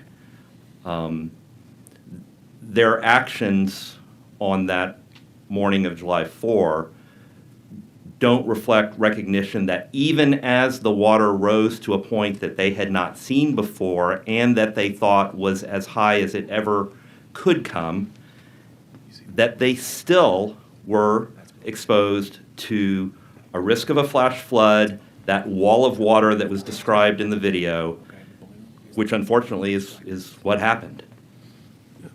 One final question. We know about teacher-student ratios. As we look at things to improve what we've already done and what we need to do, should there be a counselor-camper ratio? There is a camper-counselor ratio in the administrative code, and I don't necessarily have a problem with the way it's structured necessarily, but I do believe that it's impossible to only have 2 counselors when counselors get nights off. It's just simply, to me, it just feels simply impossible, even from a minor standpoint, like the examples I gave. If a child was inconsolable or a child threw up or just any number of scenarios. So it's not so much the ratios that and of course, let me be clear, I'm certainly not an expert in that, right? But that's not what jumps out at me. What jumps out at me is the understaffing. And the age. And the age. And just strength in numbers, right? 3 people can make a better decision. And if something weird happens in the middle of the night, you have somebody that you can dispatch to get the help that you need. And now with walkie-talkies, they'll be able to ask for the help they need. Thank you again. Yes, sir. Thank you, Mr. Chairman. Senator Perry. Thank you, Mr. Chair. Real quick, a couple things. Map up there, floodway, and I've gotten more pushback than you can imagine of not wanting to comply, or that's going to cost me money, or I'm going to lose cabins, et cetera. All of those would meet those criteria pretty much. I think Twins was kind of right there on the edge, but under the new law, there would not be kids sleeping there. But the industry has not been happy about that, just to say. The trigger point. Let me give you the other trigger point conversations. It's the biggest weekend of our community. It's the most time when everybody's here. We don't want to sound a false alarm. So that's the conversations, right? I can tell you there was changes or things not done because not this particular instance, but this culture, this industry has lots of political pressure put on it, right? If something doesn't go well for a kid, then phone calls are made and things are changed or things are not done or things don't want to get done. So it's a bigger than just the Eastlands. It's a whole mindset. And these families got caught up in some of those histories of we not want you to do that. That's not something my kid wants to do. I can hear it now. We all can. So there's that element to it. You said it to effect. You articulate really, really well. I'm a CPA. I'm not supposed to talk well. I just do numbers. I don't know, my husband might disagree with you. I would say the other thing, too, and I don't think this happens with intent or with awareness, but confidence can breed subtle arrogance that's inherent, that you just take it on. I've got this, right? But to your all's conversation, Chairman Darby and the judge headed out there right off the bat when we started back on the questions, and he was spot on. Because of that particular, I got this, I'm going to run this, or not, they had no plan for a flash flood. Correct. They had none. And the reason they didn't have one that was effective is because they never planned for it, and if they had planned for it, they would not have trained for it under the current leadership. So it would have done no good to even have the flash flood plan because the very frontline people charged with getting out of it would never have been made a part of it.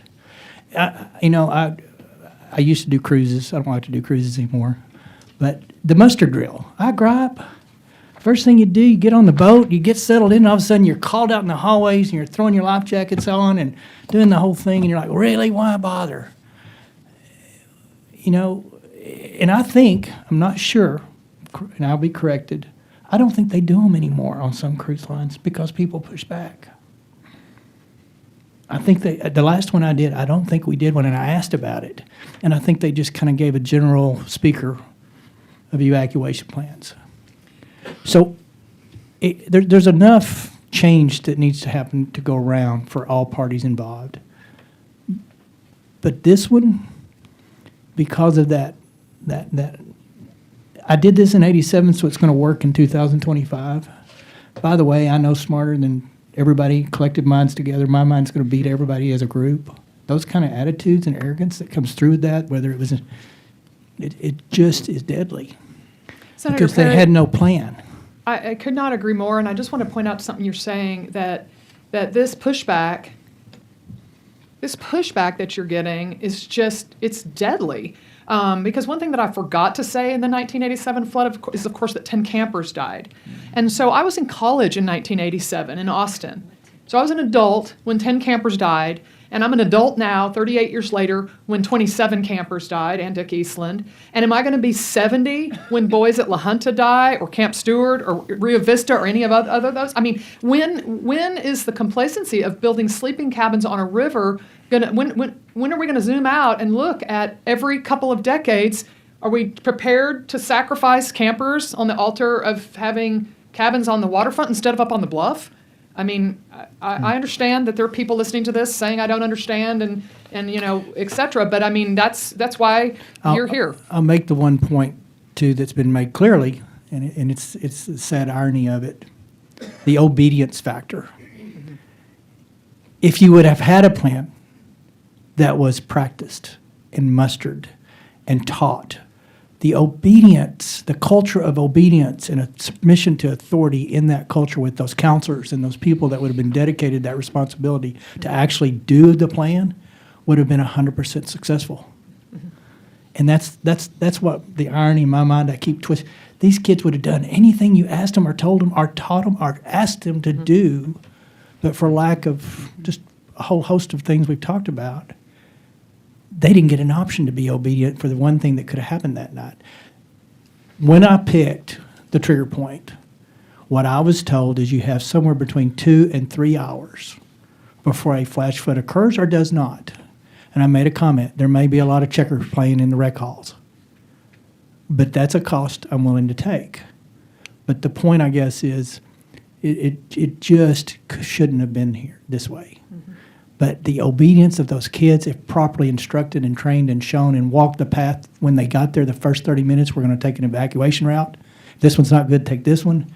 It just solves a whole host of issues. They that would have done it and done it well. They'd have known immediately. The chaos. When you said those kids and that one little girl turned back to get her blanket, well, she was, to your point, there was no rope with a line and kids staying in it, or, fire drills. You go out in the hall, tornado drills, Mary, and you stick your head in the knees, and you don't say a word. It's automatic. No excuse. But I want to keep going back. It's not just Camp Mystic. No, it's not. And when Dishes comes tomorrow, I'm interested to see what the new form has on it and what detail it goes into and how depth and how check the boxes isn't an option. I'll see where they're at. Thank you, Mr. Chairman. Chairman Perry covered a lot of the ground I wanted to go over. One of the things that I think that we, as policymakers, I think the theme for today is we need to take out the human factor.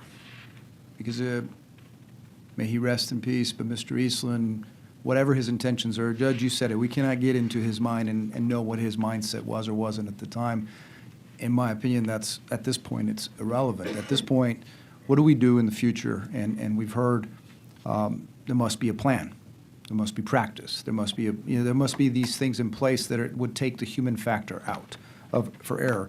But one of the concerns that I see, and I was reading an article about how when FEMA in 2011 had a lot of their buildings, the Camp Mystic buildings, in the floodplain and flood zone, that there was an appeal that in 2013 FEMA then went out and pulled some of those buildings out, and then back they went again and did it again in 2019, 20. Did y'all go over that at all? Did y'all review those? We're aware of it. Okay. Again, this has been raised as part of the allegations in some of the lawsuits. I think there's nothing inherently sinister about people seeking a review of how a floodplain line is drawn on a map, if it affects your property. Mm-hmm. I think it's a complex question that may or may not end up being the subject of litigation as to all of the factors that went into that, how it occurred, whether it was justified, whether it has any impact on, anything that happened. I will reiterate, I don't think that had an impact on the story that we felt like we had been primarily charged to investigate and report to you about. And as I said, a complex question that, was not part of what we've tried to resolve ourselves. Okay, Judge. Thank you, Judge. One of the other questions I think that Chairman Perry talks about the 2 hours from the flood warning. One of the things that's different that I'm not sure if you visited with any meteorologists or experts in the topography of the geology of the region. If you have the confluence of the Edmonton Creek and the Cypress Creek, and you're at the headwaters, and then you've got cliffs on both sides, it seems to me, based on the timeline, that flash flood, where it went from, I guess, wherever it was to 29 feet, that was about a 45-minute window, if it's what it seems like to me. I see one of your teammates nodding. Did you meet with anybody? Because, I mean, that means that's how much less time they have. Has anybody testified to, or have you talked to anybody about that? We have not. We have not. Okay. No, sir. All right. Well, that just makes that flood warning trigger that much Yeah, more. more imminent. Yeah, more imminent. Yeah. Thank you. Thank you, Yes, Mr. sir. Chairman. Senator Kokhorst? One follow-up. Thank you. One follow-up. Senator Hughes mentioned alert fatigue, and I want to get a clarification on a statement you all made. You were going through your timelines on July the 3rd, and you said 91 flash flood warnings in the last 25 years. Was that for Kirk County, or what was that specific to? So that was information that was given to us by one of the attorneys for the Eastlands. It was a data point that there were 91 flash flood warnings. My understanding was that encompassed the Camp Mystic area, relevant to that area. Our research, which I do want to be very clear, we did some solid research, but we need to really drill down on it. We could only find since 2009 3 during camp sessions. And that's what I wrote, only 17 3 years. since 2009 during camp sessions per our investigators. I would love to have clarification where those 91, and I want to make sure they were warnings and not watches.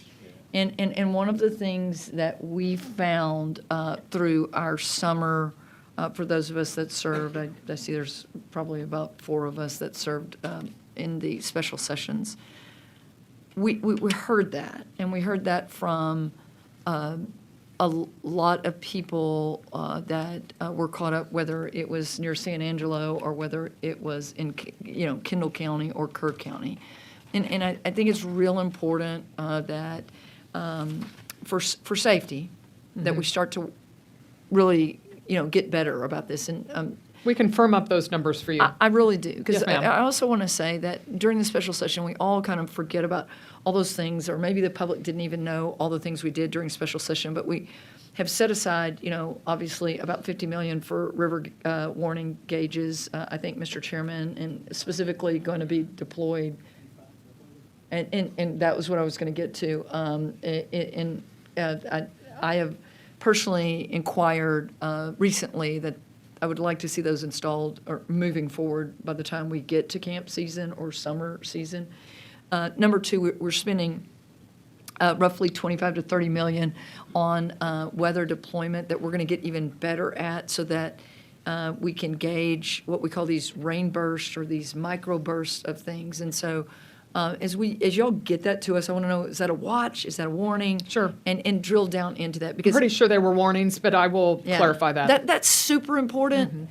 Again, if you're listening, take these things seriously. Your life truly depends on it. Thank you. For sure. Senator Hughes? And thank you, Mr. Chairman. I thank everyone for their indulgence. But thank you purely in the nature of cleanup to make sure I haven't missed anything. We've rightly talked a lot about the ages and the experience of the counselors and about the number of counselors per cabin and what it was historically, and we'll be able to talk about that tomorrow. Do we know, in the course of your research, have you discovered, are there any industry standards? We know they're not, we know what the regs are, but do we know if there are industry standards or how this is done in camps generally? Well, the administrative code does require age requirements. It's a little bit vague. It's frankly something that we thought could be cleaned up a little bit. There are two definitions in there. One is adult supervisor, has to be 18. So there is a law regarding the age. It's not perfectly written there, and then there are the ratios in that same admin code. So the ratios are set up already. The age requirements are set up. The admin code doesn't say there needs to be 3. It says there needs to be this ratio. But then when you have the situation where somebody's gone for 4 hours for their evening off or gone during the day for whatever amount of time, then you have that skewed number. Thank you. Thank you, Mr. Chairman. Yes, sir.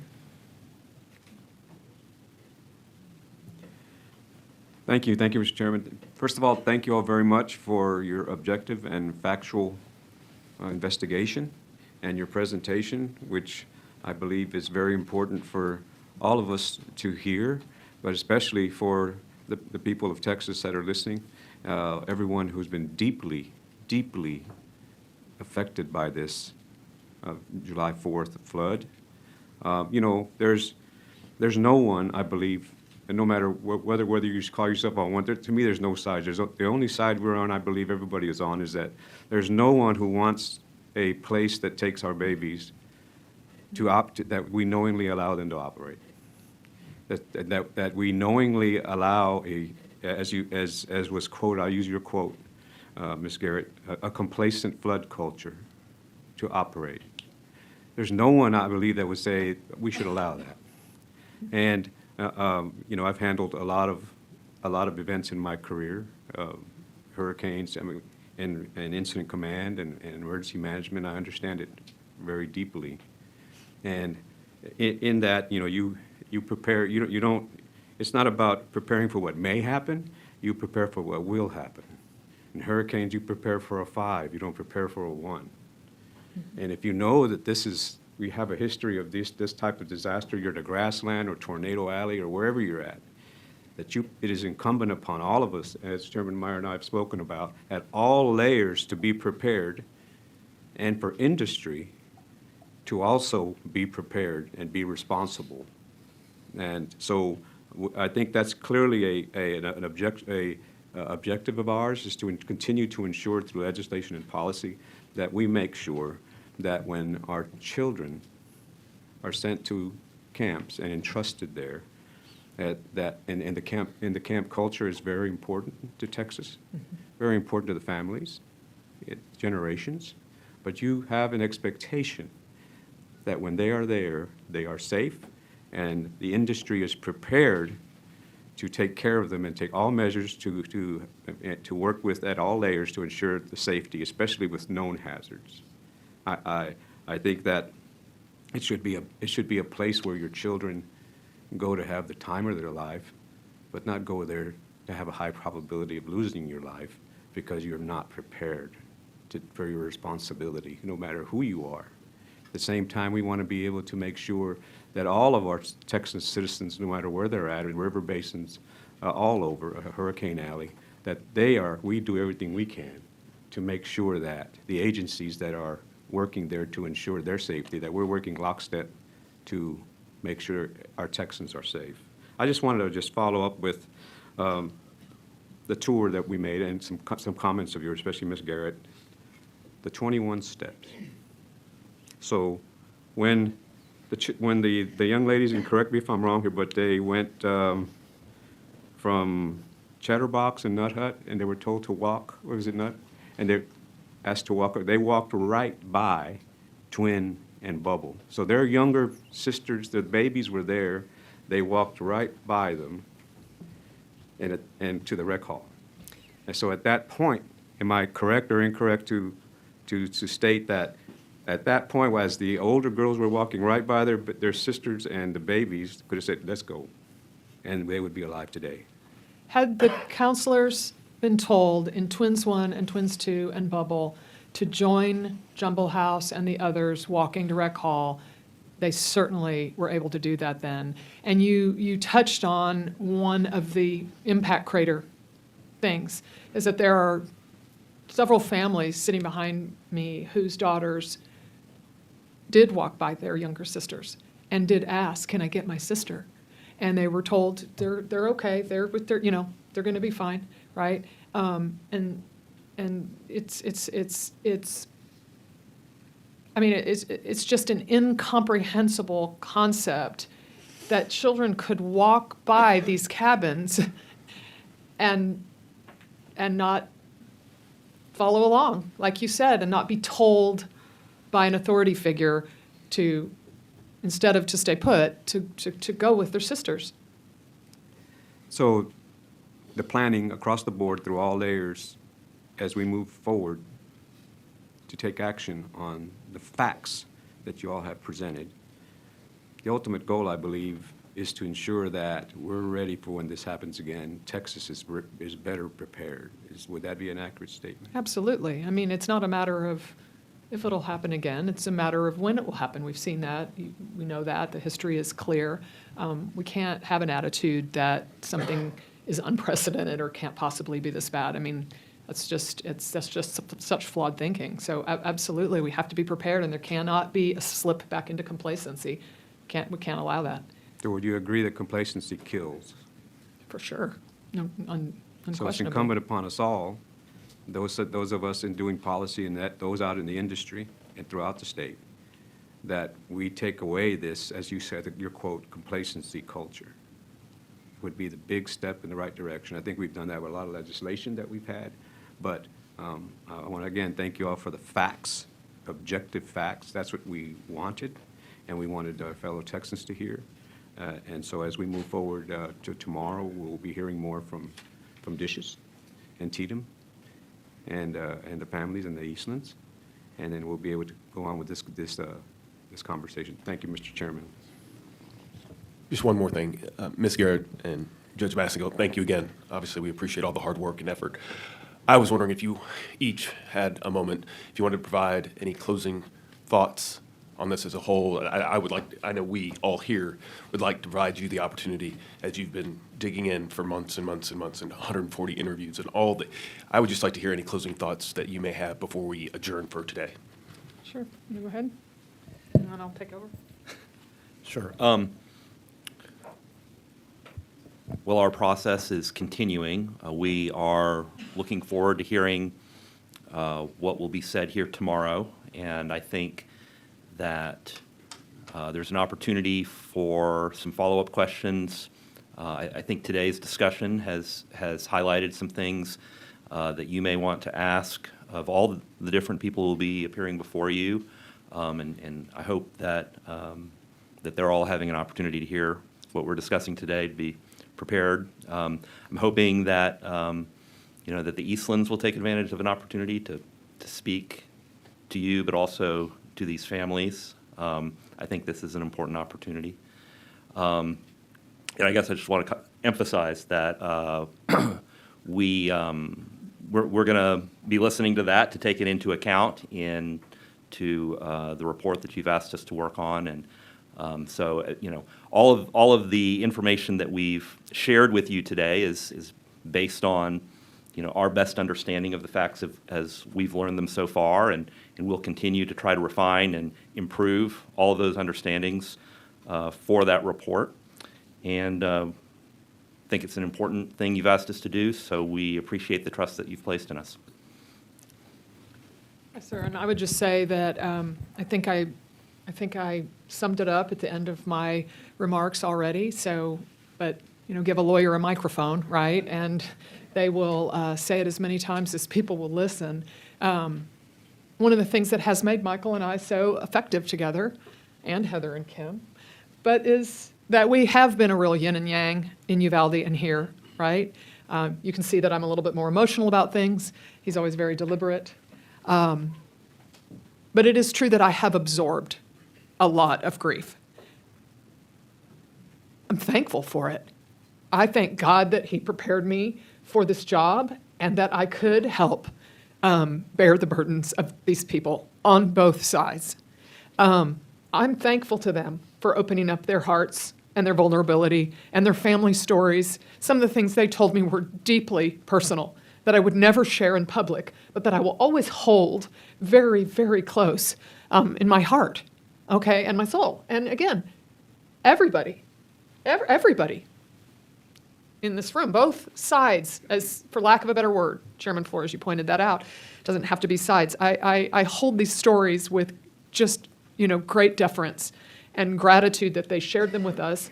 And as I said in my closing remarks earlier, I'll just reiterate, I am so trusting of you guys to do something with these stories. Let it not just end after the report is finished being written and adopted. I remain, even after 58 years on this planet, hopeful in our system and hopeful that this profound call to action will not fall on dead ears, and it's not. It's clearly not. And I just really look forward to seeing where you guys take this pain and this grief and this event and all the good that you're going to do. So thank you for the opportunity to work for you. Very good. Thank you both. We appreciate you. The state of Texas appreciates you.